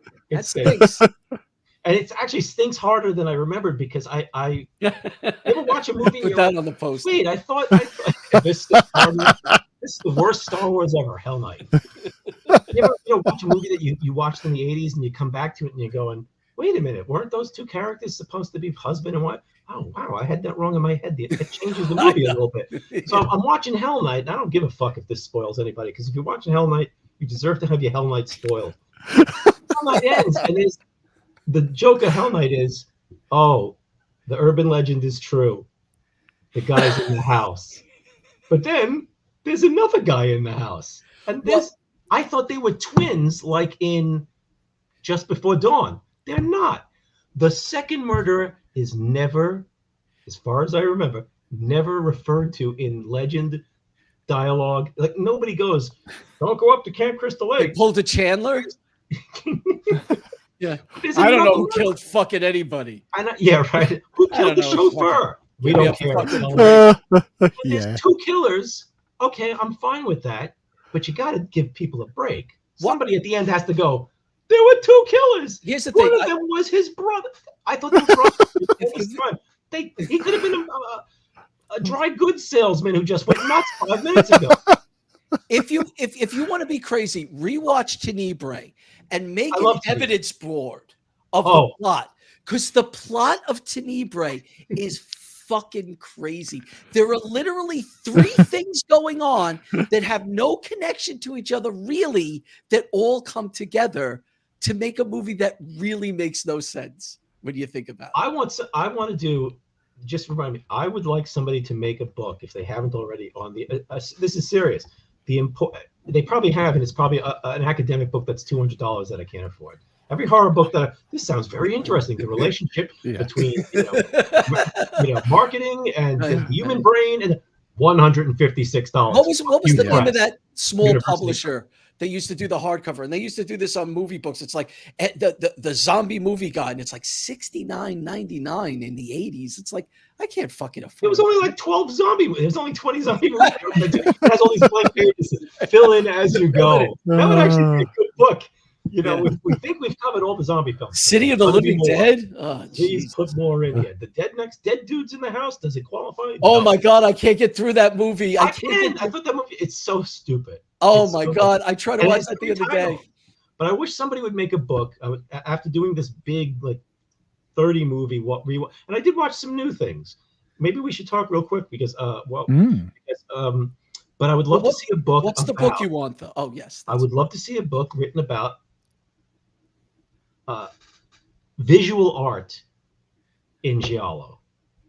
Oh, because it's amazing how important photography, film, sculpture, and drawing is, in a way that it isn't. I mean, yes, there's lots of horror movies that have the little kids always draw. This is the Blue Man. Oh, this is the Babadook, and all that crap. And there's a lot of movies that have art in them, but it's amazing how many people have taken a photograph and don't know that there's something in it that gets them killed. And how many people have films, they watch the films from the past or even the present, but there's so many photographers, models, artists, paintings on the wall that get stolen, photographs. That's got to be. It's amazing. That's got to be blow up influenced, right? Yes. It has to be blow up influenced. Yes. But it continues constantly. I mean, think about how many people get killed by art or hurt by art. Speaking of Tenebrae. Tenebrae's got murder sculpture, the birds with a crystal plumage. He has the art museum in the beginning with sculptures, and at the end, he's trapped by a sculpture. There's the guy in Death Walks at Midnight is a sculptor. There's just so many scenes. It's just fascinating to me. I mean, part of it also is Blood and Black Lace set up the model. Modeling is such a great way to get women into your movie as characters and all that. But it's like Blow Up, which I had just watched in the last year, and Blood and Black Lace seems to be some kind of parents. I mean, part of it is also because it's the scientific aspect, but it's such a great plot device. There's one with the kids' drawings on the wall, and a guy has to remove it. Deep Red has it where he's going down the things and he's seeing the drawings of the. And there's the paintings at the painting at the end, but it's amazing how much. And this painting in restoration stuff in The restoration Don't Look is Now and House of Laughing. That's what I was going to say. And there's even a terrible movie where there's like a Christ. There's a Christ sculpture that is cursed, and Ivan Rasimov comes out of it. And it's just I think you also has an artistic background. There's a lot of painting. Do you have to add, Evan? Do you have to add Peeping Tom to that too? I haven't seen it yet. Oh really? God, yeah. Oh, you should do. Yeah, I mean, there's so many reasons. I like Powell and Pressburger. Though this feels nothing like. I know. Did they kill Powell's career? Yeah, absolutely. Yeah. Which is, got to watch something that kills your career. You don't want to watch Heaven's Gate. But also what you were talking about there, I mean, that's one of the things that frustrated me about Torso, which is for the first hour of it, a lot of it is set around this university. You've got this art history professor, right. And it has nothing whatsoever to do with the fucking plot. Yeah, nothing. It's just padding. It's padding. It's a very normal giallo that then goes, well, what if we just did this? And it drops all those plot points and red herrings and sets up new ones. Could it be the guy at the gas station? No. If it was, it would have been the most fucked up. She meets a killer after all that shit. But I mean, it's interesting because the scarf's a big deal, and that's why the vendor gets killed, and the art until it isn't. They just dump it. They go through all the teachers. They're not important. Yeah, that's a big thing with those the schoolgirl murder films. The 3 that were made.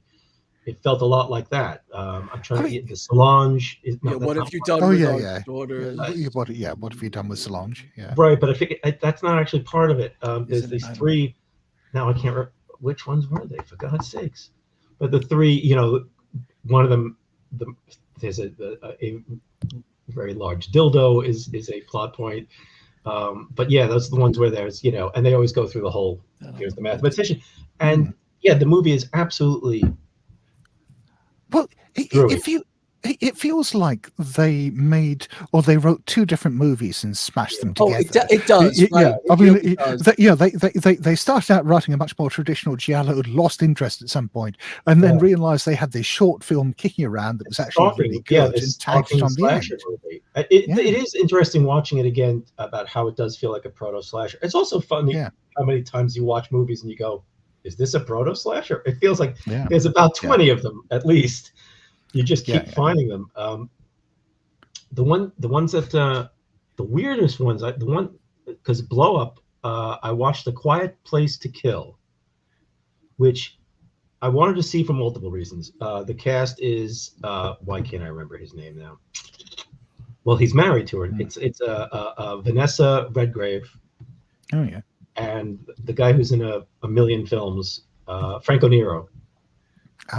Turns out they're married. Now they've been married for quite some time. They're the stars, and it's an Italian sort of giallo. Because I didn't know. I looked up giallo. Basically, I went to Wikipedia, right? Yeah. And I looked up what are the list of giallo films. I wanted to find a list of giallo films and just start watching whatever I hadn't heard of. Okay. And the ones from the 60s, early 70s are not necessarily giallo, but you get it. Like The Embalmer is in there because it's a very cheap Italian film made in Venice of a goofball who keeps getting into it's an interesting idea if you think about it. In Venice, he goes in the water, comes up, and disappears. It's how would you find him? And he's dragging girls into the water and then killing them and embalming them. It stinks. But it's kind of one of those, you got to see it if you really kind of want to see where giallos come from and some of the examples. There's not really that many giallos when it comes down to it. It's not like I got to watch every slasher or I have to watch every ghost movie. Or every kung fu movie. I want to. But A Quiet Place to Kill is an adaptation of Oliver Onion's. Why am I blanking on the story? It's one of my favorite ghost stories, if it's a ghost story. You know what I'm talking about. It's the one about the writer. This is I'm blanking on the name now as well. I'm blanking on this, and I just reread it a few months ago, and I've read it like 3 or 4 times. Oliver Onions, hello. It's his favorite. It's the famous one that gets anthologized all the time. Yeah, somebody the Beckoning Fair one. The Beckoning Fair one, yes. Yeah. So, and I'm like, you've got to be fucking kidding me. How have people not heard of an adaptation of? It's a loose adaptation, but he's not a. Here's the funny thing: he's not a writer, because writing is not visual. He's a painter. Painting is a huge deal in this movie. It's an interesting film. Now, if I want, you would not be wrong to watch it and go, I don't think this is a giallo, but I get kind of why it's in it. But I forget who directed it. He's a known quantity. It's an artsy kind of deal. It's character study, and it's weird, but it's definitely, you can see the Beckoning Fair one at the heart of it, but don't go into it expecting to get the Beckoning Fair one. And it turns on itself. It has a lot of, I liked it. I thought it was a weird one. It was like an artsy, the crime or horror aspect of it is not as important. It's a psychological thriller when you don't know what to call anything. Yeah. Do they do anything? No. Then it's a psychological thriller. But that I enjoyed it. The other one was one that Paul and I both watched around the same time, which was Closed Circuit. No. Which has an audacious ending that I was so mad at that movie because I guessed. I said to Stevie, I don't know if I said this the last time because we might have talked this. I said, I know what the ending is, Stevie, and I don't want to spoil it for you. So I wrote it down. Mister, I watch all these fucking movies, right? And then as it's going on, I'm like, it's got to be. There's no way I'm wrong unless. And then they did this swerve, and I was like, you fucks. But it is very much unlike what you would expect, and it is pretty great watch. I watched it when Paul and I did the first giallo episodes, and I was giallo curious but angry, and of course I became ridiculous and got into it big time. I would have hated it. I would have gone, I would have said, this is a ripoff. This is ridiculous. But I totally swallowed it, and I just thought, I watched the magic trick that wasn't fair, and I loved it anyway. Yeah. Do you know this film, Scott? No, I don't think it's a TV. It's an Italian TV movie. I don't know if you have Tubi over there. We do, but it doesn't have anywhere near the catalog that the US one does. Okay, but if it starts trickling in, you won't believe, for good and for very bad, you won't believe what the fuck they have. They have so much. Yeah, if I had Tubi when I was 13, it would have been amazing. I wouldn't have left the house. I'd be one of those shut-ins in Japan that lives in the bedroom and you have to bring me the ramen. It's a whatchamacallit. It's a film about a murder that happens in a movie theater. So already you're like, I love this because it's like, for sure, movie theater settings work really well. Exactly. Right. Yeah. So it's a murder in it. And then it's a procedural of how they're going to get the murder. And then they're doing these, and then you're like, they're going to keep everybody there. And then, it's ridiculous in how unreal it is, but it's an amazing watch. And I think it's I really like it. It's an audacious film, but in a way that giallo and Italian horror, you don't have it. You know what I mean? Not in that kind of like, we haven't seen anybody eat a baby before, have we? No, throw that in. Yeah, there's like this weird philosophy shit that's going on. It's neat, and they do a lot of stuff with the people in the audience. That's kind of like I was saying. It reminds me of the character work that they did in something like Taking Up Pelham 1, 2, 3, where it doesn't really impact the story so much, but it adds so much texture to having all the characters in the audience given things to do and be annoyed, want to go home. This one wants to get back. I mean, and it is a movie that also is making you try to figure it out, and you can't. It's a really weird. Maybe I liked it a lot. Yeah, it's worth. It's funny because when I was telling this to Evan, he goes, "Oh, that's not that movie Matinee, right?" This was a very weird experience. Evan and I are in a bar, and we're literally finishing each other's sentences about exactly what we fucking hated and didn't work about this film. Matinee looks terrific. Matinee is so well directed. It looks great. Oh, I forget who worked on it. But it's a slasher in a movie theater, like popcorn, I guess. And and it just doesn't know what to do with itself. It doesn't know what it has. It does silly stuff. It wastes characters. The best character in it. They don't. Yeah, it's just a mess.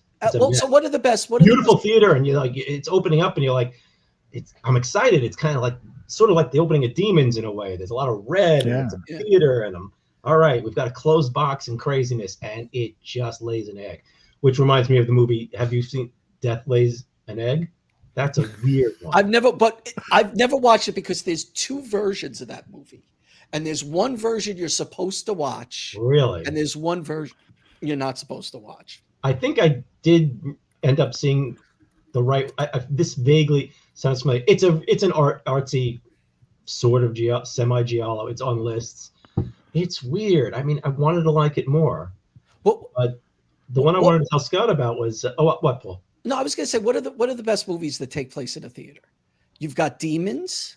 Demons is hilarious. You got Anguish. I love Anguish very much. In fact, I'd like to do Anguish as an episode. Or Anguish and Closed Circuit would be a really interesting. Yeah, double feature. Yeah, Anguish is. I always wondered. I mean, I know he has it, but I always wondered at first if Junji Ito had seen Anguish because of its obsession with spirals and snails for quite a while.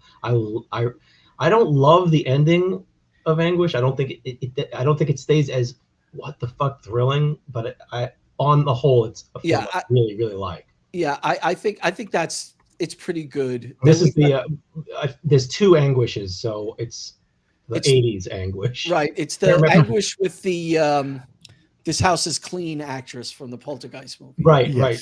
Yeah, that's right. And it's just it's one of those movies you just one of those movies you're just excited to see because it's constantly giving you information you haven't seen before, or unspooling or revealing characters and scenes and just bizarre. I really like it. I think Midnight Matinee doesn't sound familiar to me. Midnight Matinee, I think I just tried to watch the other day if it's the same film I'm thinking of. But there's been a lot of Tubi's been coming up with a lot of recent films that have been shot as like portmanteaus where they're in a theater. It's a cheap way to there's a lot of anthologies right now that are literally people are just scraping the community for who's made a short film, and they're just throwing them into whether they relate or not, or good or not. And so it's just amazing that the anthology has come back in a big way, but in kind of terrible way, because it makes sense. There are some okay ones out there, but I remember enjoying the Mortuary Collection. That I haven't seen that. But is that mostly because fucking Clancy Brown? I found the wraparound interesting, and I watched. Yeah. That's probably the first anthology film in a long time, recent one that I got all the way through, and I didn't get crazy angry at. As a matter of fact, before Evan and I started the podcast, I think one of the tweets that I had that made him think that we should do it is I wrote that I'm watching 5 minutes of every terrible anthology on Prime. And I'm like screaming at the TV. I'm like, what are you fucking doing? Why are you doing this? This doesn't make sense. Yeah. We were expecting to hate the reason I was like, how about tear them apart? Because it works as a kind of like killer thing, monster thing, and critically tear something apart. We ended up becoming much more positive than we ever expected. Right. Because we just found you don't want to just say something stupid for an hour and a half all the time. We got more exciting when people saw something that we liked and they enjoyed it also. I mean, or enjoyed, girls' school screamers because it's terrible. And there's like a new version of it, you said, right? Didn't they clean it up? Oh yeah, they cleaned that up. They cleaned up the Attack of the Beast creatures. Oh, I love that movie. They cleaned up a lot of those things we talked about when we first started it. It's really bizarre how everything. I mean, just people. There seems to be like 30 film companies that do genre that are like literally going through people's garbage and they're finding mostly not hidden gems, but it's just fascinating to see movies that have not been seen. The art of writing a good anthology segment one of the problems is a lot of those anthologies we loved as a kid were written by real writers, Yes. based on real short stories. Robert Bloch, Chetwynd Hayes, who I did, somebody whose work I got into through the Monster Club. I didn't realize he had actually written something called the Monster Club. His books are ridiculously expensive, though, very hard to find. Oh, right. Oh, I've got stacks. Bought them back in the 70s and 80s. Yeah, he's not been reprinted much. Valancourt put out... Valancourt put out Monster Club. They put out a collection of his vampire stories as well. But that I've been able to get. That goes pretty... Actually, I think that was... I don't know if that was them.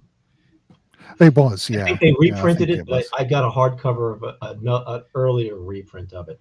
But his books, my God, beat up paperbacks. It's like trying to buy the Halloween 3 paperback. You can't do it for less than like $8. The other Italian film that I thought might appeal to Scott was They Have Changed Their Face. They Have Changed Their Faces. I liked it more than Paul did. Right, but it's worth a watch. It's good. It's the guy from the villain from Thunderball is our villain in this. He's in a lot of... I used to hate him because I hated him in James Bond movies when I was a kid, but now I kind of like him. Because he's in Thunderball. Yeah, that's why you hated him. Thunderball isn't that good. It's got the thing. When's the last time you? I like it. Oh no, I don't watch any James Bond films anymore. I'm not saying I'm better than anybody. I'm not interested in James Bond. As a kid, I loved them. I absolutely loved them. But I don't even like. It's a side. Let's not talk about it. But the IMDb page for They Change Their Face starts off in this allegory on capitalism. So I'm sold. Yes. And here's what I said. It might make you think in places of The Prisoner. Oh. And the Elia Kazan film A Face in the Crowd. All right.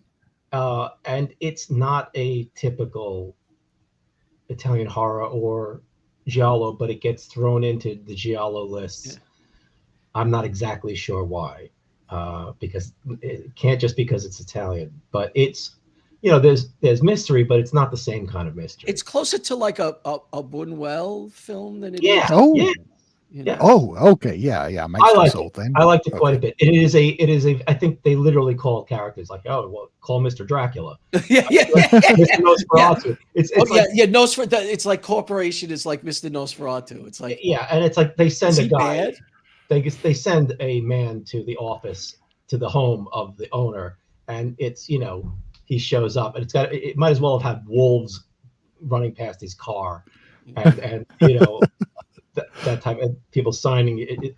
But it's he's sent to an out of the way rustic village, which is backwards and suspicious, and it mostly takes place in this wacky house of his. It's surreal in places and farcical and satirical. It's a weird film. I liked it. I shall seek that one out. It's definitely worth a watch. Yeah, I thought you'd dig it. But so what? Was you talking about the old portmanteau films? I mean, one I reviewed this month was one I've been meaning to watch for ages. Was Tales That Witness Madness. Oh yeah. And Jesus, was that a disappointment? I did not like that one. And the funny thing is, your favorite segment was the one that I hate the most. I hate the tree. I'm sorry. Joan Collins trying to stop her husband from fucking a tree. I'm sold. Joan Collins cannot survive in an anthology. It could be Tales of It. Whenever she's in, she is fucked. Joan Collins, she's fucked. She gets stuck in a fucking statue. I like it because it was a later anthology I saw. It's not Amicus, right? No, it isn't. No. I can't remember the name of the company, but it was, it was like an Amicus knockoff. But the Mimikyu, if I'm talking in Pokemon terms, like I do, it's the Mimikyu of Amicus films. But Amicus, but it really seemed to want to be Asylum. Oh yeah. Yeah. Nothing can be Asylum. And why wouldn't it? But yeah. But that's the thing. I mean, yes, like you were saying before, having real writers. Yeah. You need short story writers. Yeah. How many times have you watched a movie to make a portmanteau film? And you've gotten a sense. You're watching a movie and you go, "Wow, there's a lot of weird little touches and backstories and stuff that they're just adding willy nilly." you know, or not even willy-nilly, and you look back and you go, oh yeah, because it's based on a novel, Right. because they had a lot to draw from. And I'm not saying original screenplays can't have that or they're not good at that, No. but it's sometimes easier because you have so much material to use to pick and choose what you're going to do with these characters. Nobody wants to pay. Nobody wants to pay anybody for 4 stories. I mean, you could pick there are so many good short stories out there. Why wouldn't you? Why wouldn't you? Out there. You could do Carl Edward Wagner, a show just about Carl Edward Wagner. Yeah. And make and no one has would believe what they'd see in those things. They did do that in Cabinet of Curiosities, which I did go through all of them, and I did not care for any of them except 2. Right. But at least I thought that Michael Shea was terrific. Yes, the autopsy. It was. I mean, it helped.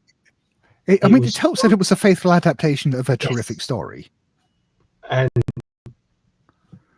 surprising story for them to pick too. But the acting is so good in it. Yeah, and it could have fallen apart so easily with one man talking into a tape recorder while shenanigans happens and whatnot. But the business, it's again the boring stuff, the setup stuff was interesting and sucked me in before they even got to that old building to start doing the autopsy. Oh yeah, because you're watching that, and in the beginning when you're watching the stuff like in the mine, and you're going, what the fuck is going on? Yeah, what is that? What's going on? And I was surprised by it. I didn't love it as much as the other one that you liked.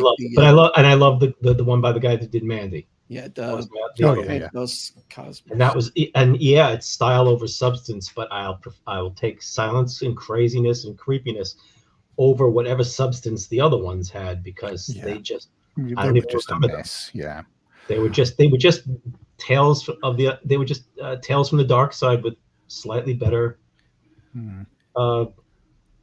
production qualities.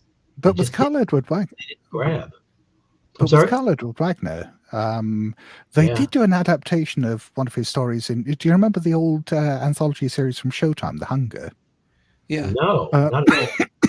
They did an adaptation of River of Nights Dreaming. Yeah. Really? I can believe it, because they always had to have it's the sexies. HBO, Showtime, and Cinemax always had to have exactly, and that was the Hunger's thing. It was like 50% smut. But they also did an adaptation of Robert Aikman's The Swords. I am trying to get a hold of more Aikman, which is also not. There are some paperbacks. I keep trying to.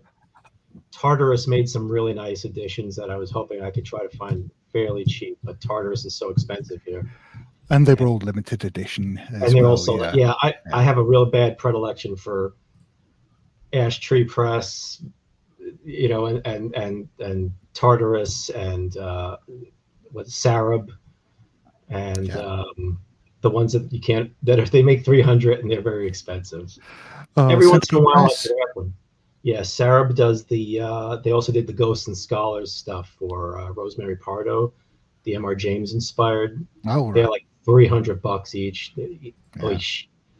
It's what's the other one? Swan River, which I think is out of Ireland, and they all have house organ magazines, the Green Book and Weird Fiction. The Weird Fiction Review. Do you have any of those? No, they are fantastic. No. Yeah. I've gotten 3 of them, $50 a piece each. They like presents to me. One of them has 2 articles on Let's Scare Jessica to Death, and I'm like, okay. Huh.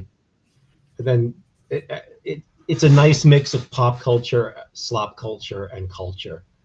But Aikman is somebody who I would never have been able to read when I was younger, because he doesn't give a fuck about what you think of his endings. You know.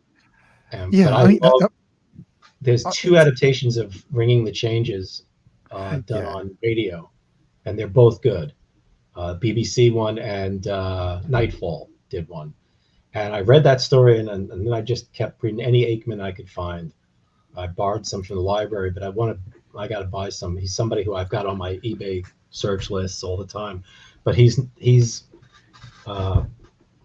There's some British paperbacks that are affordable. I just have to get around to getting them. But I think he's terrific. I mean, the thing I like about Aikman is, I mean, it's not even that he's a surrealist. I mean, his stories aren't exactly surreal, but there's something about the logic, the internal logic of them, that makes me feel like I'm dreaming while I'm reading them. Yeah.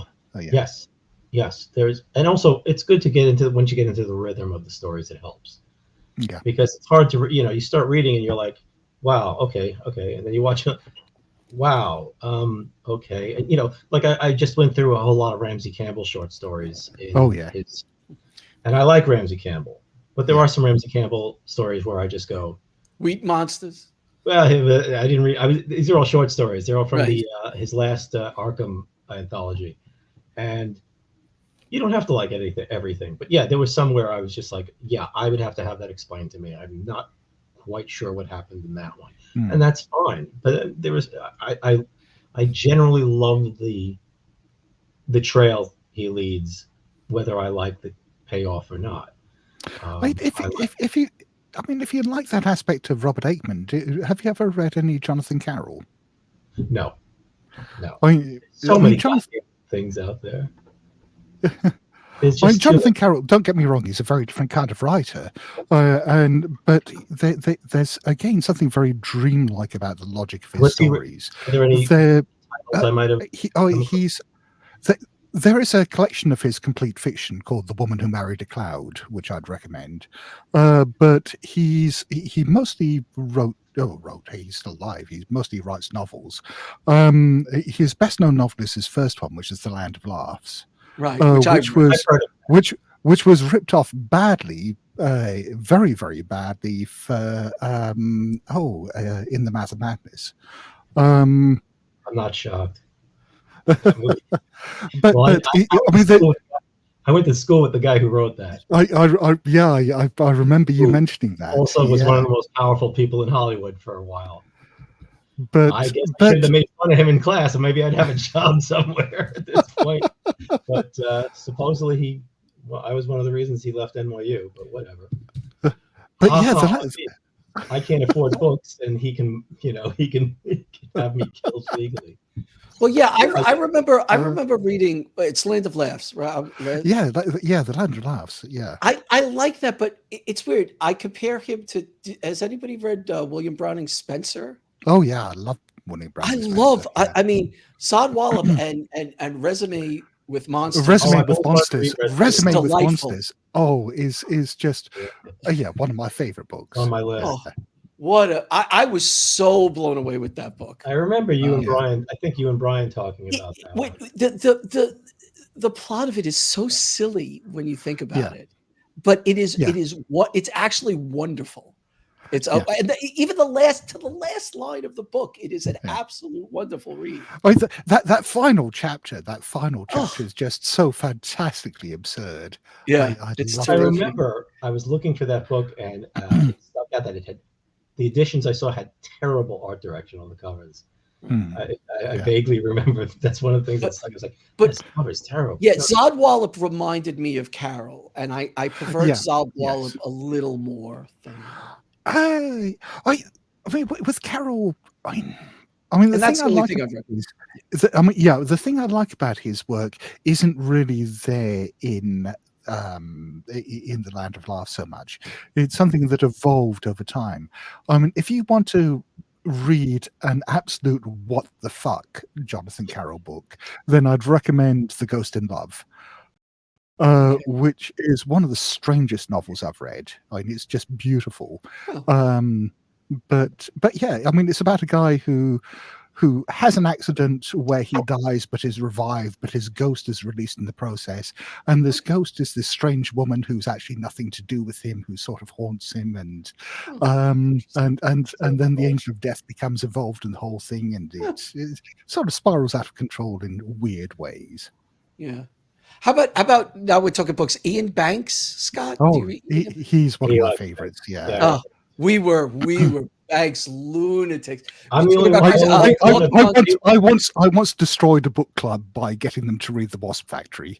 Walking on Glass. Don't make them read Walking on Glass. My wife told me to not read The Wasp Factory. I think The Wasp Factory is terrific. There was an Ian Banks. I've only read one, and I loved it. It was a Player of Games. Oh, Player of Games. And it's a great introduction. That was my first book. The next book that was close to hand was The Wasp Factory, and Sarah was just like, I don't think you want to do that right now. Yeah. It's I mean, The Wasp Factory is a fascinating book. I mean, it's almost like a retelling of We Have Always Lived in the Castle. All right. Another book that's on my list. I know. Yeah. Oh, yeah.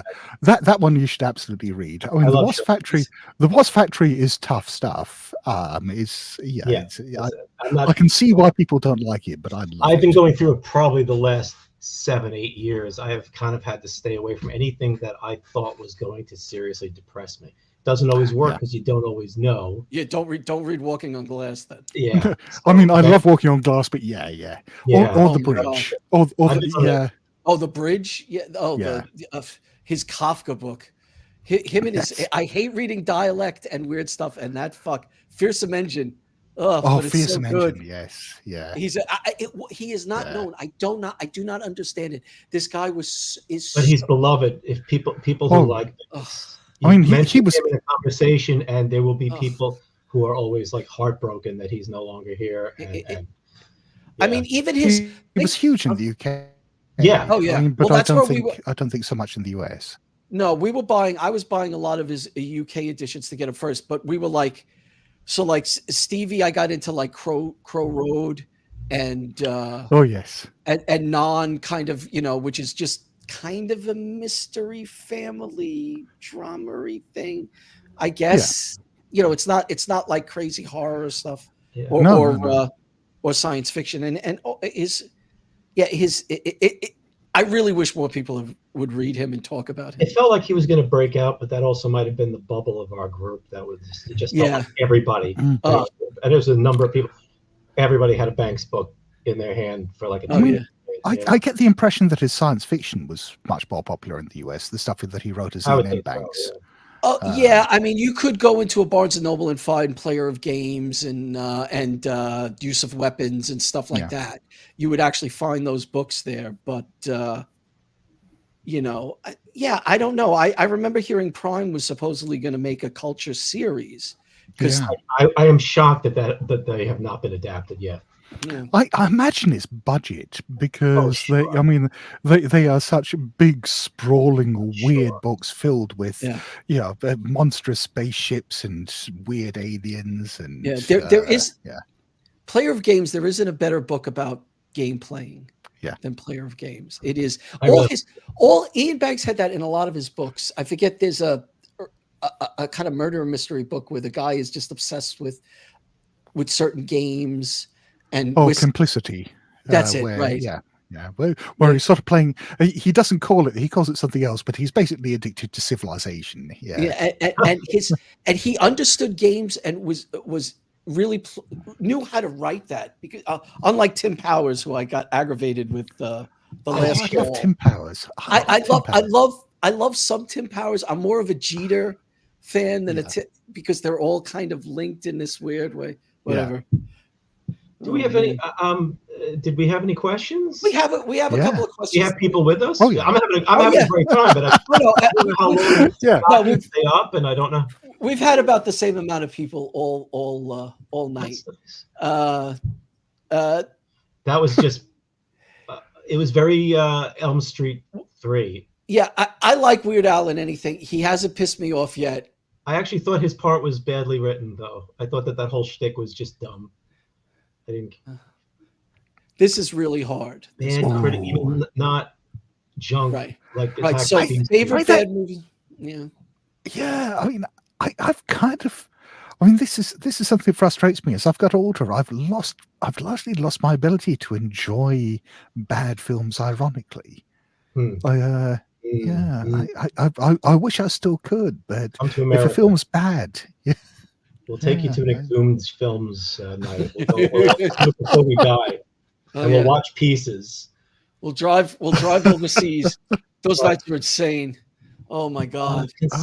I'm trying to like bad films I love. Like bad critically, like Yeah. I'm trying to think. There's a difference between Pieces and Bonfire of the Vanities, you know? Yeah. Like not a horror film that film. has ambition. Not a horror film, but the critically pasted film that I absolutely love more than anything else is Hudson Hawk, which they love Hudson Hawk. I just rewatched Hudson Hawk. We saw Hudson Hawk. I hate it. Right. We saw. I only like the scenes with Sandra Bernhard and Richard Grant. I love them. That's the best Batman pair of villains ever. When I said I don't like the rest of the movie very much. Well, I said when you remember in the beginning of this, I said you got to figure out what world you're in, and we're sitting down watching Hudson Hawk, and we're like, "What the fuck?" He's in a bar, and a guy just shot his like cappuccino out of his hand, and no one's turning around. Yes, that's why I love it. It's just it's great. They gave Michael Lehman a huge budget. This guy who'd made things like Heathers, and here's a huge budget. Make this tentpole movie, and he turns in like $100 million cult film, and I fucking love it. Yeah, I respect that. The film doesn't make me. I just don't laugh. It just doesn't work for me. But I really did like. How'd you know about that Blue Wire Kit Kat? It's just rich with insanity.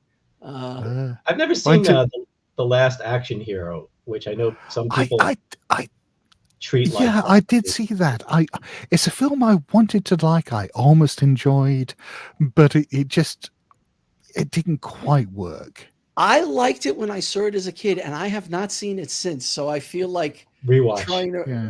I feel like I can't comment on it. There's something really interesting about big bombs that people seem to that kind of are forgotten, and then you watch it and you almost wonder, what was the zeitgeist at the time? What was society expecting at the time?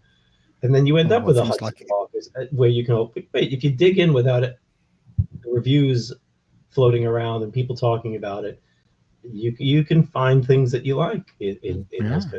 Like, I mean, I'm trying to think though, but if I was going to say, like, if you sat me down right now and said you got to watch a movie that's considered bad by pretty much everyone, I would say I'll watch Winter Beast. I find Winter Beast incredibly entertaining. It's just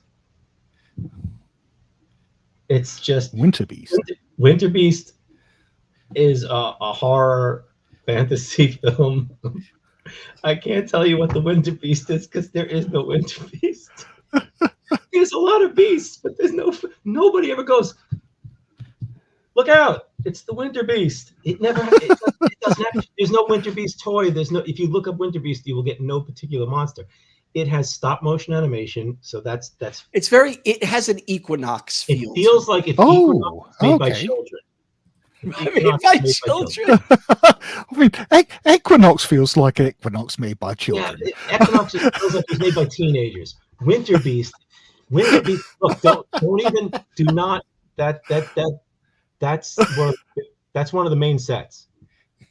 Oh my god! But. Okay, it has that Don Dohler. If you've ever seen Night Beast or out Christ, I'm blanking, the Alien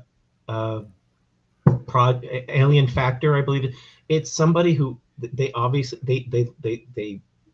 they stick to stop motion animation, logic be damned. And like Alien Factor, there's actually like 3 different stop motion or 4 different stop motion creatures, plus people in suits.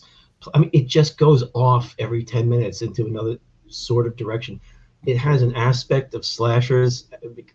There's a mysterious entity, and the acting it's just one of the best. It's hilarious. But it's incredibly entertaining. I don't think it's, even when you got the sheriff talking to his deputy for 5 minutes straight at that opening or whatever, It's so bad. It's almost like SCTV when they did the Days of the Week, the soap operas. But it's got a ton of stuff in it. I mean, like if I saw that as a kid, and I had no critique brain at all, I'd be like, "There's another monster. Whoa, that happened. I didn't expect that." But it all is ramshackle as hell, and it has a central performance by one guy that is. The villain is something. For a guy who's just a guy in a movie to compete with the monsters as far as memory, that you'll remember this because there's a scene with him that is very well liked by folks who have seen it. It's some people have said it's better than the Blue Velvet singing scene. I don't know. I don't know if I agree with it, but it's definitely up there. But yeah, Winter Beast is my that's the and it's a cheap bad movie, and nobody famous is in it. I can't think of like a real movie. Like I just can't think of. Maybe when I was a kid, I guess I could have said 1941. Oh God. Oh boy. Because everybody hated 1941, and I thought there was a lot of funny stuff in 1941, even though I knew it wasn't a good movie on the whole, but it had that epic mess that It's a Mad, Mad, Mad, Mad World kind of had. No, 1941 is a film I want to go back and see someday because I saw it at the cinema in Hong Kong as a teenager, and a lot of most of the audience, obviously in Hong Kong, were Cantonese speakers, and so they, the films were all subtitled in Chinese, and as a result, people were generally paying more attention to the subtitles than the sound. And when I saw 1941, the sound head on the camera must have been fucked. I don't know whether it was just dirty, misaligned, or whatever. But it was like listening to the film underwater. I could make out like one word in three, right. And so it was a really surreal experience watching it. And I still to this day don't know whether my disappointment with it was because it was a bad film or because I couldn't understand what anyone was saying. It's a large scale mess. Yeah, we has some terrific set pieces and a lot of actors. They didn't give them good material to go crazy with, but they go crazy anyway. I remember when I finally saw it. I didn't see it when it came out. When I finally saw it, I went, I get why people don't like it, but this appeals to me personally in that that 1960s. We don't know how to make big movies anymore. We're trying to appeal to everybody, and we're Skidoo and It's a Mad, Mad, Mad, Mad World, and just junk around the world. People like that, but I did not like that. The Great Race, big movies with big slapstick from an era that wasn't making those kinds of films regularly. And you can see Spielberg's love for those kinds of films, but he's not a funny guy. Yeah, he can have funny stuff in his films. He understands humor, but he's not oddly enough, for all the action and stuff he does. Because I think that some of the filmmaking choices are terrific, but the script is dead. I mean, the destruction's all great. The scenes in the dance hall are probably the best thing in it, though. And it showed. And watching that, I was like, he should make a musical, which he eventually did. I don't want to see it, but the scenes with Treat Williams, and I think Wendy Jo Sperber. I mean, there's just a lot of TV actors I liked at the time. He just threw a lot of actors I liked in there. Yeah. It's like shit. You're gonna have people from Saturday Night Live and Lenny and Squiggy, and it was just like him doing It's a Mad, Mad, Mad, Mad World, which I adore and is not a great film. It's a big film, and for a lot of kids, like me, it was an important film, but it's got a lot of misfires as far as jokes. Just smashing stuff up isn't enough. Right, but since these are locked in that fucking room, blowing shit up. The scene that I always think about is Jonathan Winters dealing with Phil Silvers, then driving up to the gas station that Marvin Kaplan and Arnold Stang are in. Yeah, destroying it. And it's just, he's going to murder them. And then they decide that they have to kill him. And it's just a very weird, he's nuts. He's really nuts. I mean, it's just, I love that scene so much. It's the most tragic in the whole movie because these two guys just opened up. They put their life savings into this gas station. They literally just opened up, and fucking Phil Silvers revs up Jonathan Winters enough to start killing them. And he destroys their entire gas station, and then they start destroying. And there's scenes in there that just are so violent. And I believe one of them had a broken arm. I think Arnold Stang had a broken arm. And I love and also it's got Marvin Kaplan and Arnold Stang, and that doesn't mean much to the average person, but to me, it's like. Do any of those movies hold up, Evan? Like I always think of the Roman comedies, the Zero Mostel. Oh, I couldn't even get through it as a kid. I found that really dull, and I wanted to like it. Because I love show happened on the way to the forum. Right. Yeah. And that's a film I loved as a kid. Zero Mostel, and I know Buster Keaton's in it. I know more about the film. I couldn't get through it. But it isn't something that I enjoy now that I get older. I love those kinds of movies because of the part of me that still wanted to be a comedian as a kid, and I loved the show business aspects of here's the famous working people. They brought back people like Buster Keaton, the people that show up in the backgrounds of. I mean, Carl Reiner is in It's a Mad, Mad, Mad, Mad World. I can't remember his name. Stan Freberg. These are names that matter to people like Drew Friedman. You know what I mean? I mean, I love these old shtick. I mean,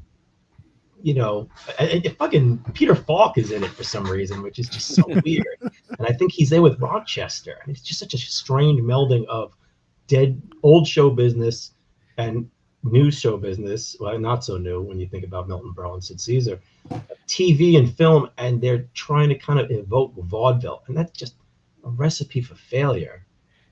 And I don't know how the movie did when it came out, but there's a movie where not many people agree that it's a great film on its merits, on its writing, its direction. It's a guy who doesn't make horror humor flicks, not Frankenheimer. I'm trying to remember who did, but it's a movie that just bullies its way into your heart if you allow it.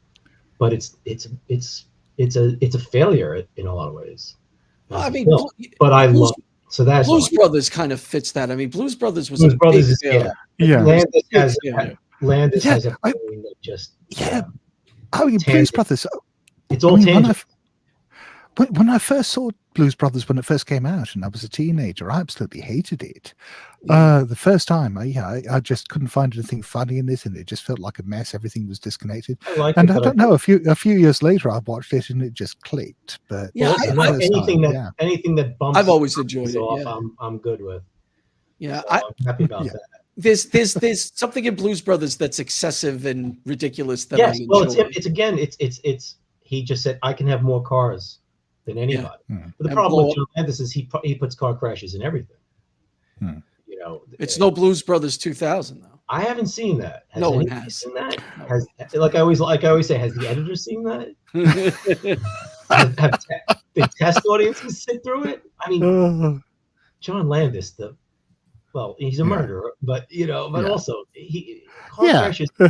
crashes at the end of American Werewolf in London. Bad idea. Yeah, that didn't work. I brought car crashes to my werewolf movie I want to rewatch that because people give me a lot of shit for not liking it, and I like a lot of it. There are things about it I like, but I think Landis not liking it hurts it a lot more too. But you mentioning American Werewolf in London, I reread a book I've read as a teenager and I've forgotten about, the Nightwalker by Thomas Tessier, American author, who wrote this sort of this sort of werewolf novel set in London of the 1970s, and it basically is an American Werewolf in London, except done straight without any comedy and much more ambiguously, much more creepily.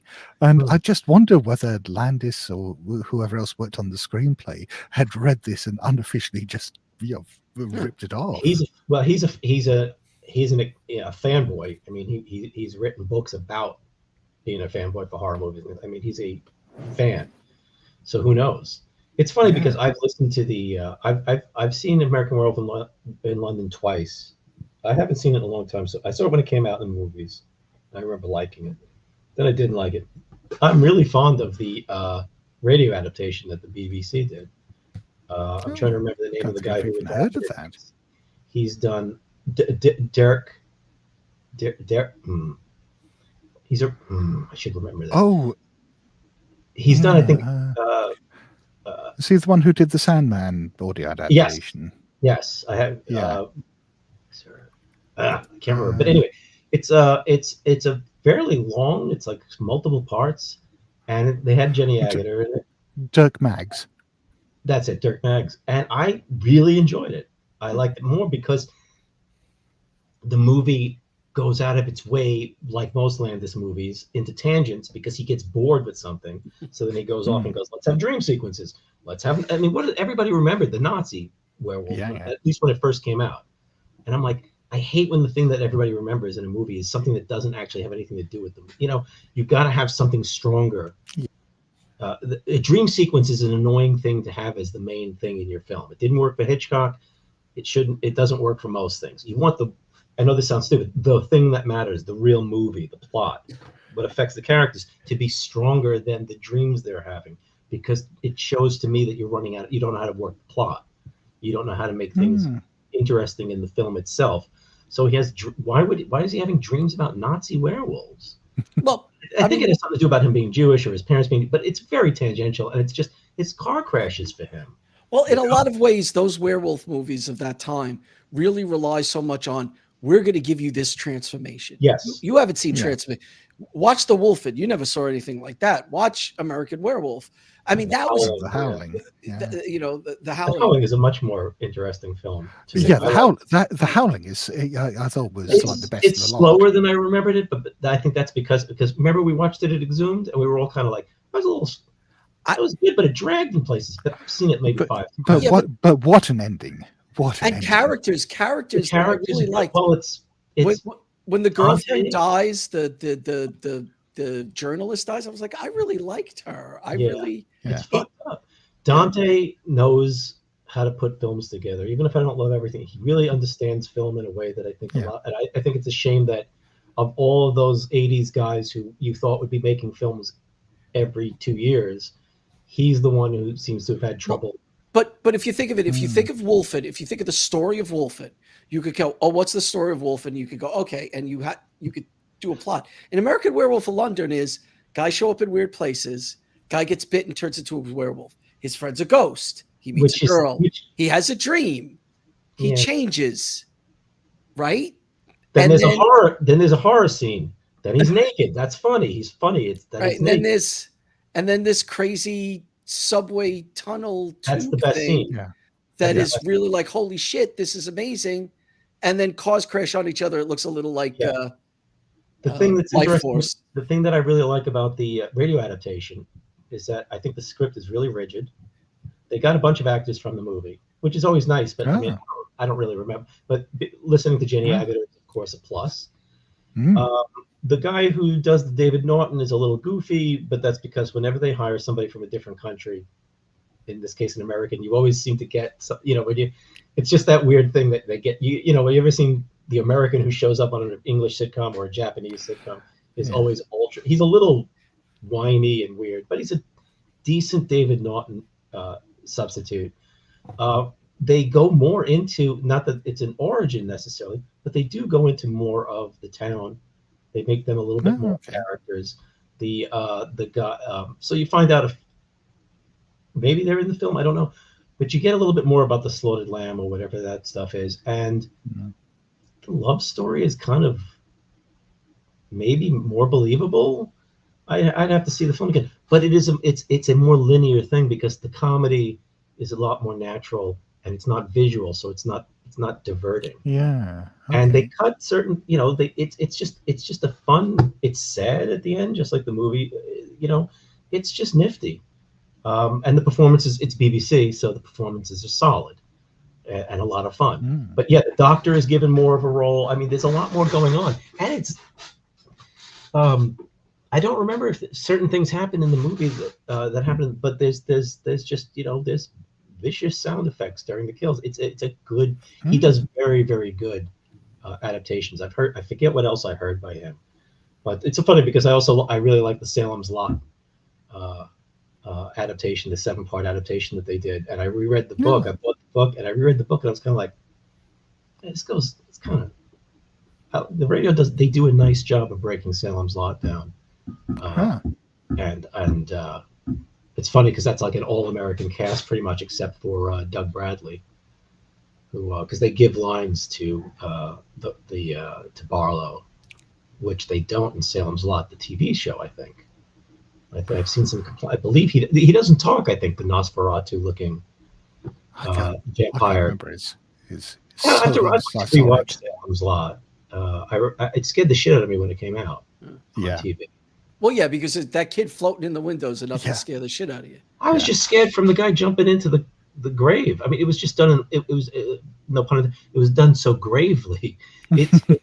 It's got a lot more atmosphere than what you're used to on TV movies. That's why Night Stalker and Night Strangler worked so well, because they just didn't quite feel like you were watching. Even the first three Kolchaks. There's something scary about 70s vampires. There's something weirdly odd about the way they were presented. I mean, I'm still scared at Count Yorger and Blackula, and Salem's Lot has that quality. It's really funny how rampant vampires were. I didn't even think about that. You think of Dark Shadows being such a phenomenon, which I don't remember. I was alive, but I've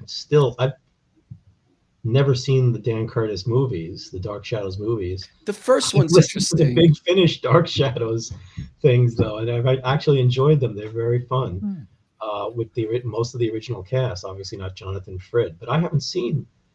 I watched a few episodes of Dark Shadows of the actual soap opera, and it's very gothic, but it's not obviously werewolves and vampires. Unfortunately, it's a kind of like the Spider-Man comic strip, where nothing really happens most of the time. But it just, and if you watch the beginning, it takes them like a week to get him out of that coffin when he first appears. He's changed in the coffin, and it's just like, well, that's all right. I did get into the habit of watching a soap opera when I was a kid. My mother and sister were into Days of Our Lives, and I drew on the kitchen table, and I didn't have, so the next thing I know, I'm wondering what's happening on day. Somebody should kind of do a psychological study on how those things rewire your brain. I had exactly the same experience. My mother used to watch The Young and the Restless when it was on TV in Hong Kong, and the next thing you know, I got sucked into it. Yeah.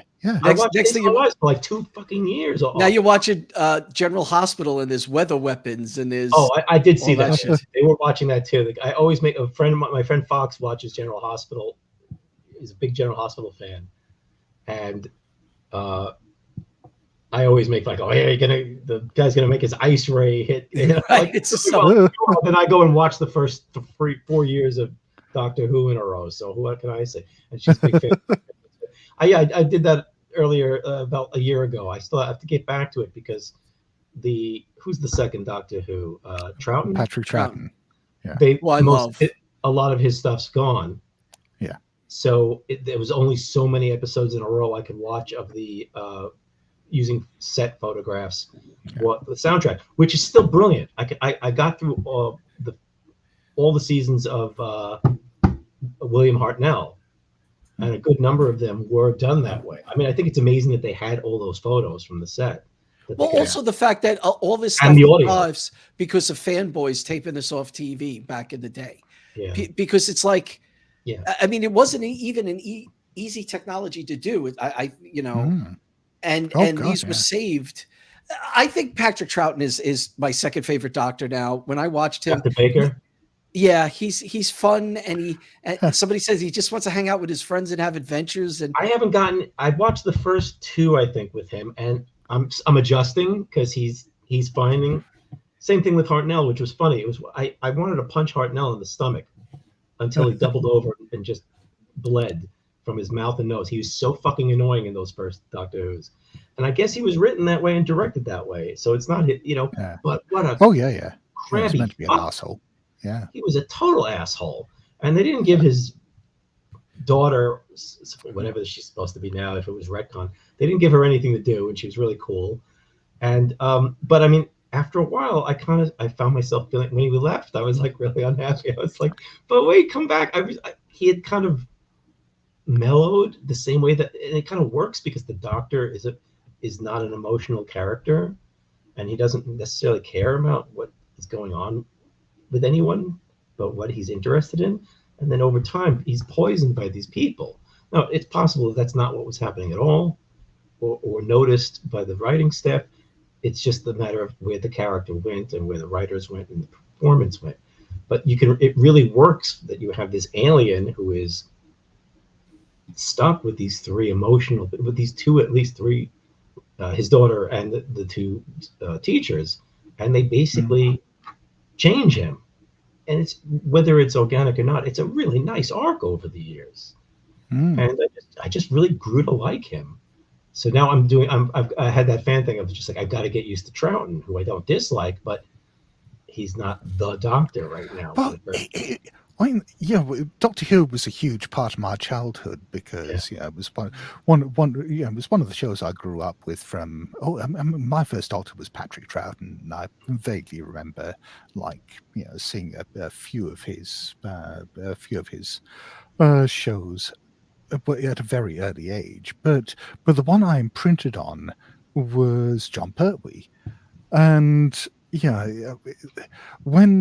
everyone loves Tom Baker. Tom Baker is like the definitive Doctor for almost everyone. But because I'd imprinted on John Pertwee at this early age, when he regenerated and became Tom Baker, I just had to stop watching because that wasn't the Doctor anymore. Sure, I'm sure that was when I became obsessed with Doctor Who before it got to PBS in the States. That's really where a lot of the older and different Doctor Who's came out. But earlier it was just syndicated, and it was Tom Baker. And I watched the first, I think, 3 seasons, no, maybe 4 seasons over and over and over again. Didn't it seem like they were showing Robot every time you turned it on? It was Robot. Yeah, they didn't have Robot was on, and then Robot again. It was whatever. It was from Robot to Invasion of Time, and then they'd redo it. So there was no Key to Time stuff. I didn't know there were more Tom Bakers till I got that famous Monsters with the Doctor Who cover that has like a wasp creature. It's like a wasp creature, and it's got and it's that issue I went through like a lunatic, and I'm like, there's more Doctor Who's. I belonged to fan clubs back then. It would take you 3 months to get a fucking thing from overseas. It's like, oh shit. I hated it after a while because it got ruined for me by my coworkers at the comic shop. They just wouldn't shut up. And I also hated putting the Doctor Who books in order on the shelves because there were no numbers to them. And I hated that Jim Hanley would make us do that at the Fantastic Store. I go, there's no book. But those the old Arrow ones. Yeah. Which now I want. They're on my eBay. I'm like, if I ever see. I used to read. I would read them. I'm like, I gotta read. I can't get these episodes. I gotta read this, and it's like kind of ridiculous. It's but weird. I've got an eBay search for them, and some people they sold obviously very well because they're not super expensive. You can get like dozens of them on lots. But I'm just like holding off because I'm like, I don't have time or space. I mean, I didn't have the time to watch 4 seasons of Doctor Who, and I did that. But I found myself, I could watch it for 5 hours straight. I would just binge the fucking things. And I'd be like, oh, let me just I just want to see what happens. It's ridiculous. But they've started doing these Doctor Who novelizations game, which I didn't realize. Uh-huh. And I mean, the way I found out was there's a horror writer who I've become, a big fan of, Alison Rumfitt, who wrote this fantastic novel called Tell Me I'm Worthless, which is just like one of the best horror novels I've ever read. And she's done all sorts of, kind of really weird, creepy, transgressive horror.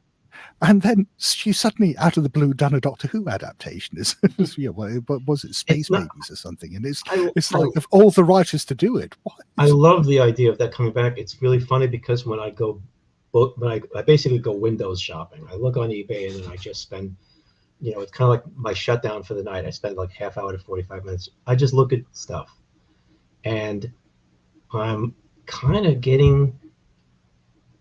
If I had money, I think I would be putting money into buying book adaptations from the 70s and 80s because I loved them as a kid, and I didn't have too many of them. And I'm fascinated to find there's just more than I ever, Oh yeah.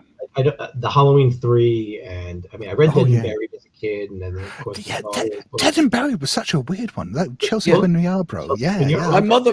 My mother read that before she saw the movie. I remember the book.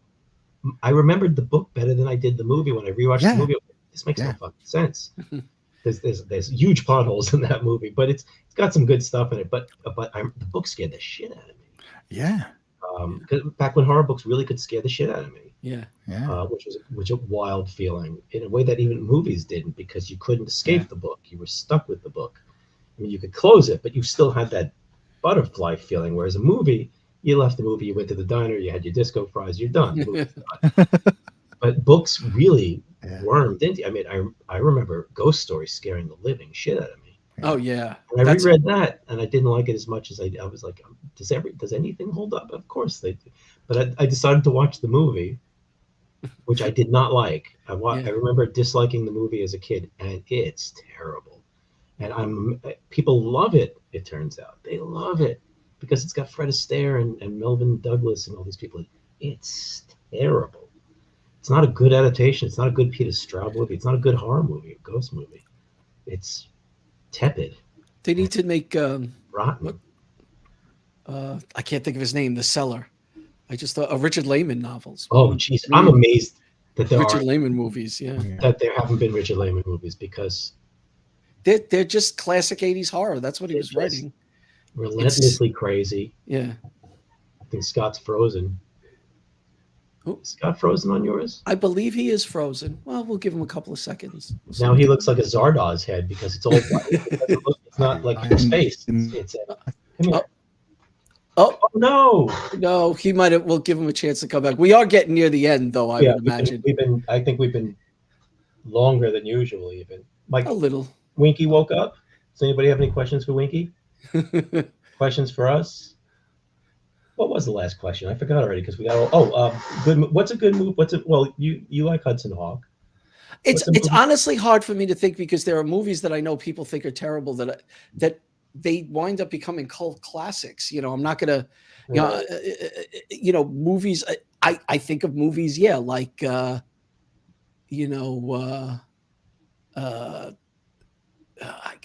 Heaven's Gate. Heaven's Gate is regarded as a bad movie, still a bad movie, and I think we're getting Scott back. Yeah, sorry. No, don't worry about it. You're still. There you go. You're back. If you asked me like 15, 20 years ago, what's a movie that people don't like, people think is bad that you love, I would be like Prince of Darkness, Messiah of Evil. Right, and everybody loves those movies now. And they're starting to, those movies are coming back into their own. And it always freaks me out because I didn't know it at the time. But I mean, it's a known thing now among fandom that The Thing was a bomb and was derided by critics because me and my friends went to see it, and it was like we couldn't believe what we had seen. I mean, we were already Carpenter fans from Halloween, The Fog.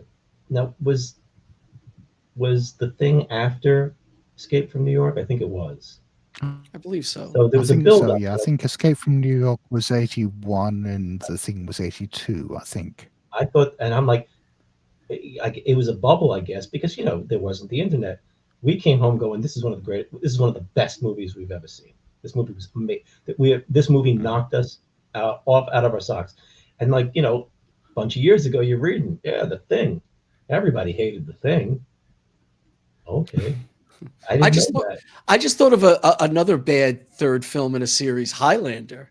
Highlander 3 is a downfall from Highlander. Sorry, that points out. But is a ladder fall. Oh, that's terrible. I was saying, Scott, a lot of fun this one, but man, when you zapped out for a second, I figured we're probably going to start wrapping it up since we're getting close to 4 hours here. Woo! What time is it where you are? About 4 a.m. Well, I go to sleep at like 7. I go to sleep early these days because I'm an old man. I mean, I was up until 6 a.m. yesterday, so this is fine. That's I got up early. I tell my therapist tomorrow, I've been getting up early, and I know she's going to give me a stink eye because I'm going to got up at 2 o'clock, 2:30 yesterday afternoon, because I've been getting up in the dark at 5, 6 a.m. p.m., which is bad, but But yeah, I was asking Paul while you futzed out if about what movie about a movie that he liked, like you said, Hudson Hawk. Because it's hard to think about him because so many movies now that everybody hated now are classics to so many people. Yeah, because they affect people differently. You grow up on it, right? Yeah. I mean, they didn't like The Thing because they wanted to see The Thing 82 thing as a shitting on the face of the original Hawks movie. That this was the original movie so great, and look at movies today. It's all violence. It's all gore. It's all horrible by the violence. And I don't even know if they knew exactly what was turning them off. I think that there was almost The Thing coming out in '82 for a lot of audiences was one of the most Lovecraftian events in some way. Not to make a bigger deal out of it, but when they went to see movies like Last House on the Left, and people were repulsed by that, or I Spit on Your Grave, you're still dealing with a normal set of circumstances. The blood you're seeing, the violence you're seeing, the misogyny, the rape, the bad taste, and the weird feeling that cheap movies give you of almost cinema verite are still within. The Thing freaked a lot of people out, which is weird to say now because it doesn't seem like anything affects anyone anymore. It is also a monster movie without ridiculous monsters. They actually are effectively disturbing and gross monster. What you do is kill a bunch of dogs in graphic scare. Watching those dogs running away from the other dog, your heart's breaking right at the beginning of the movie because nobody wants to see anything happen to the dog, and it's unexpected. Nobody expected that dog to turn into this Rob Bottin sausage gross out fat. Right, and the defibrillator scene and the tie to the couch and chair scene that was a is so insane. And I think it's in a way that other horror movies didn't. But it's also one of these films where, I mean, because it's become such a part of the culture, you can't really go back to it and see it fresh anymore. But when we saw it in the cinema for that first time, before everyone knew all the scenes from it, that defibrillator scene, I don't think I'd ever been quite so shocked by a scene in a horror film. Well, except perhaps the chest burster scene from Alien. It came out of fucking. And now you watch it with your movie brain. You go, oh, look at the way this angle is. Look at it. Something's going to happen. But pre-CGI, that movie's disturbing, but it's so much fun because it's such a thrilling, tight, good movie. And the thing is, you watch it later on, you watch it again, and you go, this movie's funny.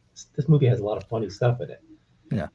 It's not scenes, it's character bits. And it's, would you get me the fuck out, fucking untie me? Seeing the robot from Logan's Runs cursing at everybody. And Wilford Brimley. Do I have to spend the rest of whatever in this fucking... Tied to this fucking couch.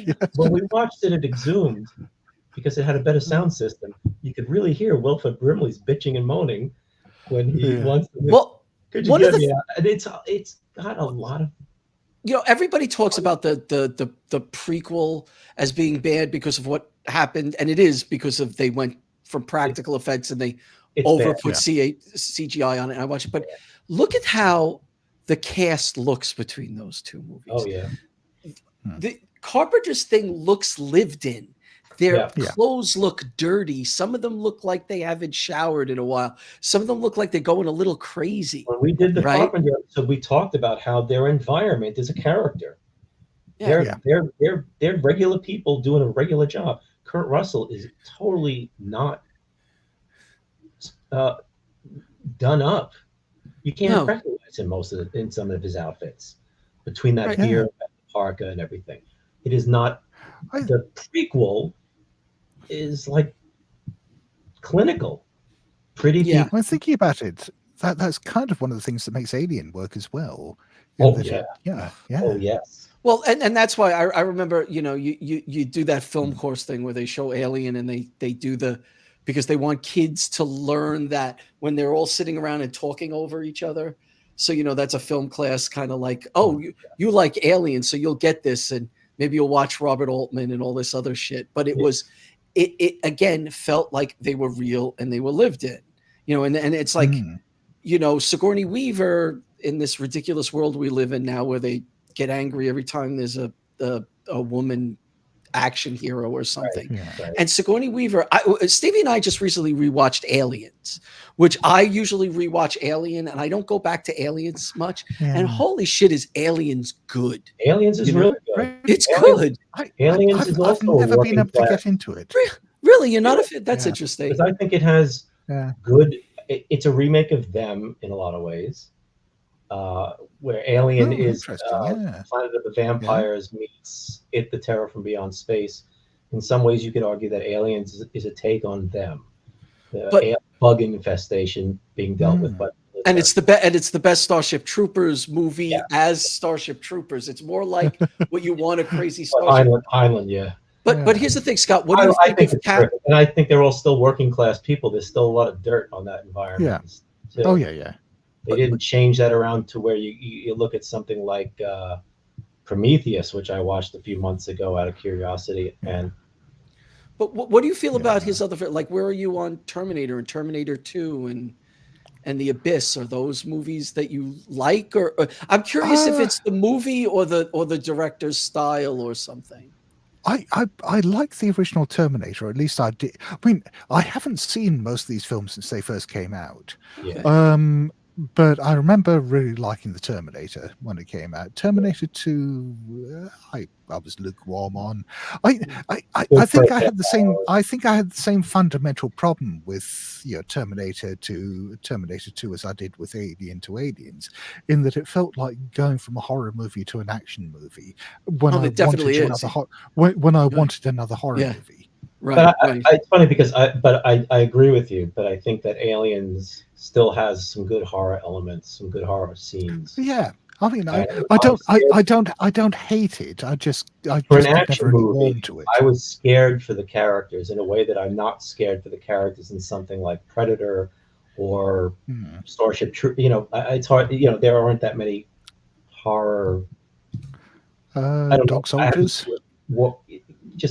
I really worried about those characters and felt bad when they were taken down, and I thought it was pretty scary when I saw it in the theater. It's not Alien, obviously. Yeah. But I actually thought it was, to be honest, I never had a problem with it, but I would think that once it's over and done, and it's been a few years, I think that Aliens was a very, very smart, cagey move to not make another hunt and stalk with the alien, because that's all it did. Oh, okay. I prefer the fourth one. I kind of agree there. I'd rather watch the fourth one than a lot of them. I hate the fourth one. I hate the fucking I think there's there you go.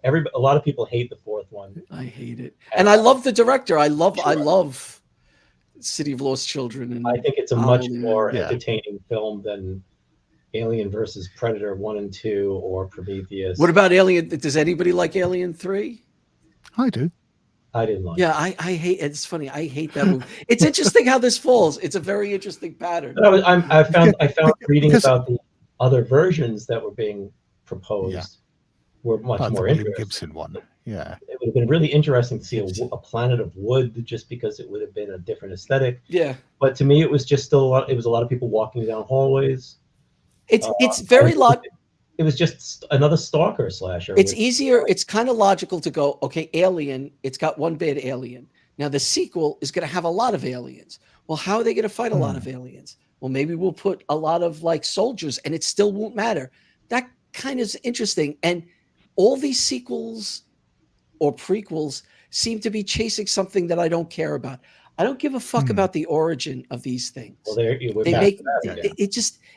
is not going to be satisfying. Well, it's something that happens in a lot of these things, where what we're dealing with now as audiences and as filmmakers, whatever, with blah blah blah. We're just we watch the movies.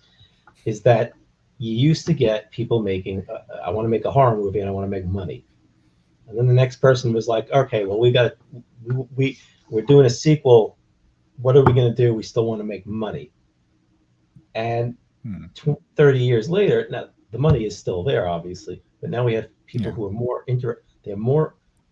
they're more working around how to make an alien movie, or a Terminator movie, which is a bit different than the thinking back then. The people who were making the sequels to Friday the 13th and all that didn't give a flying fuck. Maybe that's bad or good, but they really weren't trying to keep the character of Freddy or Jason or even Michael. They weren't. They weren't interested in lore continuity. But now they're all fans, and they're thinking about how can they make a movie they're doing the comic book thing. How can we explain how the aliens work? How can we show the beginning of the aliens?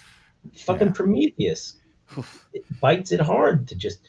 It has to explain all this shit, and one isn't necessary, and two, Ridley Scott to me is one of the most overrated film directors ever. He's made some good stuff, and he's made a lot of dross, and I think he gets a lot of pull from his successes, so that there are people who just have become Ridley Scott fanatics, which is like, I'm not your fan unless I'm only your fan if the next movie's good. As far as taking the next film, I love you, Carpenter. I love John Carpenter. I can't give you points for Ghosts of Mars or Vampires or Mouth of Madness people love that, but his absolutely flat Village of the Damned. Which I just don't think he's the right director for that, because he does physical stuff in his films. He's not the greatest action director, but there's a lot of Village of the Damned is people staring at each other for the most part, and whoever wrote that script and tried to jazz it up just didn't know what to do with it. How do you fuck up Village of the Damned, man? But they keep on doing it. But has there ever been a director who's gone from such a run of iconic films to dross so quickly and so? It's like there's just a line in the sand in his career, and they're beyond that point. He didn't have a lot of directors. You'll find they'll do like, oh, this is great, oh, they're terrible, and then sometimes they come back and show a little shine again. Evan and I always fight about this, but I think Frenzy shows Hitchcock still had a little something in him. For sure. He had some ideas, he had some stuff. So he's one of those. Frenzy ties it together as a full good movie. Right, but there's scenes in Frenzy that are as good as anything he's ever done. Right, but Carpenter didn't have the chance after 3 or 4 or 5 bad movies to do something that was different. And he wasn't allowed to make Psycho. He there was like either too much money or something. Like, you don't want to give him $5 million and say try to make something interesting. I never understood that. But the thing is also, look at the films that he made that bombed. The Thing, Big Trouble in Little China. You can buy toys of all this stuff now. Well, they're absolutely beloved. And at the time they were They Live. He's made more good films than most of these guys who have made a lot. Wes Craven has a terrible batting average, but he's had 2 monster franchises. I can't talk about Scream because I haven't seen them. But it's really funny also to me, just anybody who had who's created a horror icon, Hooper, Craven, actually Hooper's another really interesting one there, in that he's done a couple of standout films and so much shit. Many terrible. Because Chainsaw Massacre is just really is iconic and brilliant and horrific and an amazing film. And then I remember falls off really well. He falls off really quickly. He falls off. I don't like Eaten Alive. I don't like it. I don't like it. I don't like it. It's a cult movie because a lot of people who are into films seem to love the actor. I can't remember his name now, Neville Brand, because he's crazy in it, and I get it. But it is a very I like Massacre 2. I like Texas Chainsaw Massacre 2 because it's so crazy and over the top. It's not the same movie. It is not. It's not even. It's in some ways it's the only really good Rob Zombie movie. Yeah. The really fun winking. Right. The thing is, Rob Zombie doesn't know how to wink. Right. And, I mean, it's kind of like a joke, and but it's then you get into some misogynistic. like weird, and you know, and Poltergeist is good, but I think there's the argument with Poltergeist on who really directed it. I would, it's like the thing with Christian Nyby and Howard Hawks. It's, you know, there is reason to feel that Howard Hawks was involved with the thing to the point where his name could have been on the credits, and so much of Poltergeist feels like a Spielberg film. Yeah, it really does. And then you watch other stuff that that Hooper has done, and you don't quite see that in Life Force, which people seem to love now. But there's a bad movie that I love. What book is that based on? Yeah, Space Vampires. Oh, it's Space Vampires. Oh, Wilson. Yeah. Okay. Yeah. Which is what a great title. Oh, God. That's the better title. Space Vampires. It really is. It really is. It sets the tone better as well. But I remember seeing Life Force at the cinema afterwards. I don't think I've ever had such a visceral reaction of what the fuck am I looking at? It really is a fucking mess. It is a monumental mess, but it's fascinating. It is literally, it's like he built a miniature London or whatever it is on a half a block where they had to do all the fighting and stuff. It looks phony. It's you can tell they blew money and it feels cheap as shit. It's unbelievable. Yes. Well, I think that what is it, Railsback? Yeah, he's an interesting choice for our protagonist to say. In any I don't movie think I don't think he's bad. I don't dislike him. I like him. But it's just a weird choice. I just keep waiting for him to turn into Manson in every movie. What's his name should have been the star. I never remember his name. He was in the Three Musketeers. He plays like kind of the Van Helsing character in Life Force. Actor. What the fuck? The thing about Life Force is I've seen it 2 or 3 times, and all I remember is Captain Picard squealing in some crazy voice, and a lot of dead people on the stage. A lot of naked vampires. A lot of people dead on the stage, and that terrible vampire puppet, which looks it's not terrible. It ran away from Return of the Living Dead. Great. It hurts. The pain, and I'm like, that was not a good puppet, but you know, who cares? It's a horror Life Force is like, every time you see it, you're just going, I completely forgot how fucked up. How did this get released? Yeah. It's just, it feels like I don't know how you can. It's just, it doesn't work as a horror movie. It doesn't work as a science fiction movie. It doesn't work as an adventure. It only works as bad shit. What the fuck is this? Which is not a great way to have your movie. Not necessarily an expensive movie that they. I mean, it's not really a marketing category. If you want to make an art film or something for $1 million now or whatever, the kids with 6,000, you want to make something that's totally what the fuck. That's great, but that's a budgeted film. I've never seen. He directed Invaders from Mars, and I've never seen that. I like it. I remember quite enjoying it. It has a big effects budget, and there's weird monsters. The Martians I know are odd looking. Right, and it's Karen Black, right? Karen Black. I like Karen Black, but she can be. I just saw her in something that was not a good film, but you could see her. I just saw her in 2 things. Oh my god, where she's trying. One was Canadian, so there goes that. Where an astral project. Wow. It was an astral projection film. Some of my friends are Canadians. Wow. You know, what can I tell you? Canadian horror. It's like it doesn't go into second gear or something. It just only has 1 gear, and that's Canadian. That's Curtains only goes into 1 gear. That's the only reason. I read an interview with David Cronenberg, and he said the only reason I had a kid was that they'd grow up and make films and save Canadian horror. But he said, unfortunately, that hasn't happened yet. Because I haven't seen any of the kid Cronenberg. His films are actually really good. Cool. I like things about Possessor. Yeah. Is it Possessor?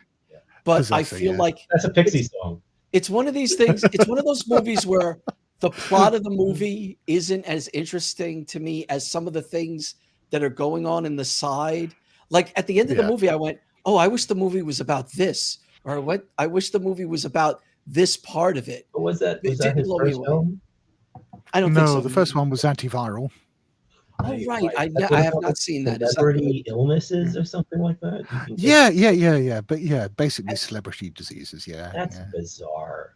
I have to catch up. You know, I have not seen a Cronenberg film since Naked Lunch. I rewatched Videodrome and went from hating it to understanding why people like it. I don't like it myself, but I see it. I remember liking it, feeling that the parts aren't the movie wasn't the sum of the parts or whatever. It had a lot of problems. But I never Videodrome. I think Videodrome had more of an influence on me as a teenager than any other horror film I saw. I mean, that one really clicked with me. I mean, it's an interesting film. I saw it. I think did I see it in the theaters? I don't know. But I remember going around yelling Channel 88 like an idiot all the time. Well, Cronenberg's early films have a kind of 70s porny, a Canadian sheen. Like it doesn't look like Maniac, right? Rabbit doesn't look like Maniac. There are no grimy. Right. It's like a nice porno 70s movie. I watched a Canadian film that was all about a guy in a sewer. Okay, it was by the writer of Pontypool, and it was a guy who's Tony Burgess. Yeah, it's a plumber. He's written some things that are on Tubi. There's one that's about a mortuary. None of them had the effect on me that Pontypool, but this one was about what the hell was it called? Like, well, the movie takes place in a sewer. Like the last 2/3 of it, the guy falls into a sewer and he stays there, and most of it. And the sewer wasn't even grimy, really. Right. It was a filthy sewer, and you're going, "This is a Canadian sewer." The sewer is not a real sewer. The worst is you watch a Canadian film, and they have very distinct phones in the 70s and 80s. Phones that we did not have in America. They did not look like boomerangs. We didn't have them. So you see that, you go, "It's not fucking America. They're not New York." It, though, because it adds to the unreality. Is this Septic Man? Septic Man. Yeah, it's not good. Oh, that's a great title. Septic Man is like a Legal Beans song that they've adapted. Disaster is a Pixie song, and Septic Man. Yeah, I had high hopes for Septic Man. So are we going to call it, gentlemen? We've done 4 hours and 10 minutes. We should. We've done a ton. We didn't have too many questions, I guess. Yeah, I got a lot of people were people were having a good time talking to each other in the chat. Oh, good for them. We had a good thing. Thank you for showing up. It is Halloween our time now, so happy Halloween. Is it officially Halloween? Happy Halloween. Yeah. Paul, do you have any Halloween plans? I'm going to give out candy to the hundreds and hundreds of kids that are in my neighborhood, because my parents would never let me trick or treat, nor would let me give out candy. Well, so to fuck them over, I become a murderer in a Halloween. I refuse not to have candy for kids. You want to hand out trick or treats now, and the tricks are great. There you go. There's a murderer franchise we have right there. It's kids get candy. Can't we? You had a good year last year, right? Wasn't last year busy? I'm sorry. What? Wasn't last year busy, if I remember? I didn't participate a lot in last year because I was not feeling well. But we've had 600-700 kids come through the day. Holy shit! I'm coming out. I want some candy. It's nuts. It's nuts.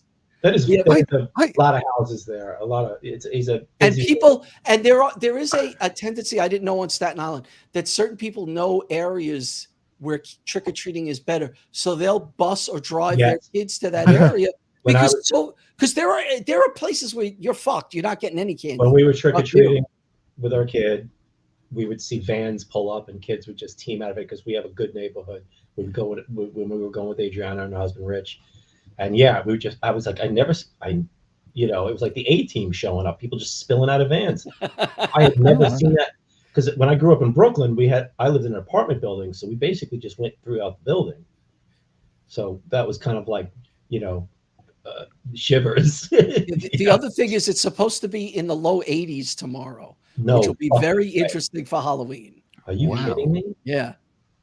There's going to be a lot of sexy baseball players or whatever. Sexy blow up dinosaurs. A lot of a lot of Tarzans. Yeah. Why's that guy in his underwear? I'm from the Jerk. Give me candy. Arrest that guy. Scott, you don't do. There's no real Halloween in England. It's been outlawed or something. I mean, Tories outlawed it. There's some, but Moggs Reese guy, that fuck. Sorry, I missed that last bit. The Reese Moggs. No, oh God. No. I mean, he's enough of a horror on his own. We don't need Halloween to make it worse. Yeah, oh, Jesus. No, but yeah, I mean, hearing about your 600-700 kids turning up, I mean, I had a kid knock on my door for trick or treat. Really? Oh, well, I'm frozen. No, you're fine now. You're fine. I used an anti-freeze spell on you. Yeah. Hold on, let me roll my dice. You're good. All right. Why don't we call it a night, gentlemen? I have no plans. So we can watch horror movies tomorrow. Yeah, we'll stay put. Yeah, but, that's a much. Scott, thanks for joining us. Do you want to plug anything?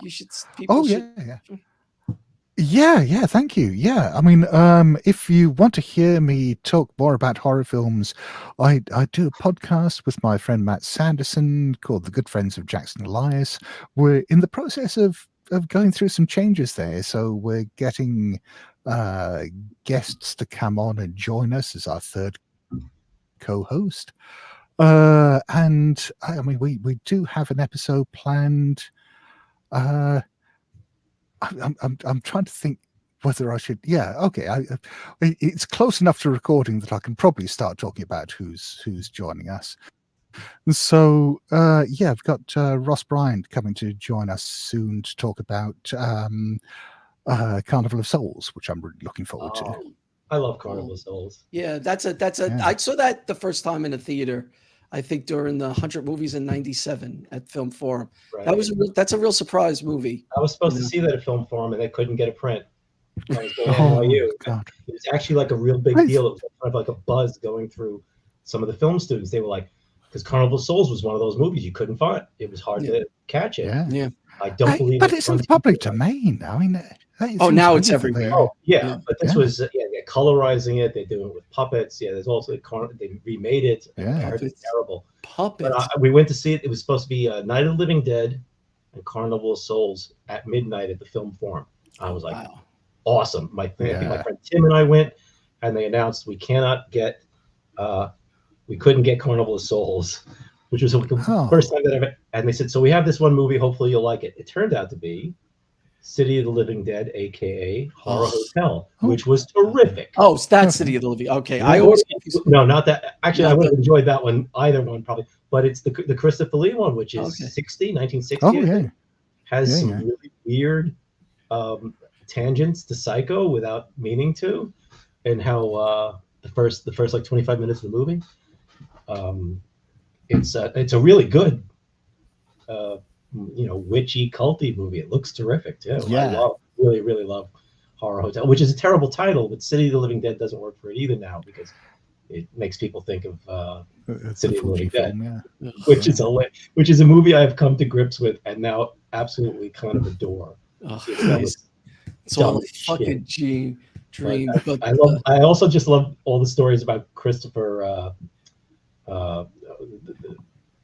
The lead actor and him and Fulci did not get along, and he put maggots in Fulci's pipe because of that scene with maggots. He got so Christopher George. He got so pissed off at him, he put a bunch of maggots in his pipe, which is just a fucking shitty thing to do. I'm like, it says in the script, maggots are coming at you. You know what I mean? You signed the fucking. Your wife was in pieces. You're in this. Deal with it. Oh, pieces.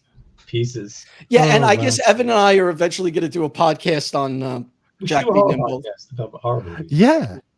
I was terrified to find out we've been doing this not much lately, but we started like 5 years ago. Yeah. Kind of scared the shit out of me. 5 years. Yeah. Wow. About when my life went to hell. Yes. Well, I know it's been a weird future. I was posting random old episodes to Blue Sky because people are coming in Blue Sky in waves. So I'm like, here's what we do, blah. And I looked at the Giallo episode. And I drew this in 2019. Oh my God, where are we going? We're all doomed. Good Lord. Yep. But that'll happen, and we'll you've been doing your podcast for how long now, Scott? You've got how many episodes? 11 or 12 years. Yeah, we've done 300. We've done 300 kind of full episodes, and then like about another 50 or 60 specials on top of that. So yeah, for 10 years, we'd like to get to 27 or 20. Yeah, we might have 27. Give us the name of the podcast and all that, because you didn't mention it. Yeah. Yeah, the podcast is called The Good Friends of Jackson Lies. I mean, it's primarily a tabletop gaming podcast. We work on the Call of Cthulhu RPG, and that's mainly what the podcast is about. But we talk about horror films, we talk about weird fiction and the things that influence us, and how it all feeds into the game. You've done a ton of episodes now. You cover Lovecraft stories and related stories in depth. You're doing a Charles Dexter Ward that's got at least 3 parts, I think, at this point. Oh, yeah. You've gone in deep on those stuff. You've covered a lot of the mythos creatures. I got into your podcast. I don't know how I found out about it. I don't know. I have no memory, but I got into your podcast. It's probably been about 10 years. And because we met in 2017, didn't we? So my God, yes. Yeah. I got into it, and I just thought this might be a good thing for my writing, because I think the way games are approached is different than screenplays, and there's so much thinking about logic and about bang for your buck in some ways. I mean, I was a gamer when I grew up. I know Paul does not do the RPGs. He's like, I've had very bad experiences. Yeah, I mean, although my only good experiences with Call of Cthulhu, but I've played several games with Scott online, and it's the only times I've ever played it. Because, like I told him, I tried rolling up a character twice with Ken Hart and everybody. By the time everyone got their characters rolled up, it was like 3 a.m, 2 a.m. We all had to go home. And next week, everybody was like, "Oh, we want to get back to the D&D game." And I was like, "I really want to play Call of Cthulhu." That's the worst. That's the worst part. Call of Cthulhu is just my favorite system. I mean, I'm not. I don't talk about the crunchiness of games, but listening to the podcast and listening to live plays is kind of like the live plays of things are horror in my ears while I'm drawing, and listening to them talk about the games, it goes off in it covers so many different things. Every episode ends up having a list of movies, books, comics, authors, conventions that they touched on. It's a terrific podcast, even if you're not into gaming. Oh, thank you. I wasn't gaming when I first got into it. Now I would love to play, but I have a shitty internet connection.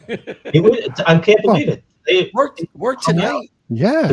Last time with our friend Bob Fingerman, I was disappearing, coming back. I was like tachyons from 1999. It was awful. All right.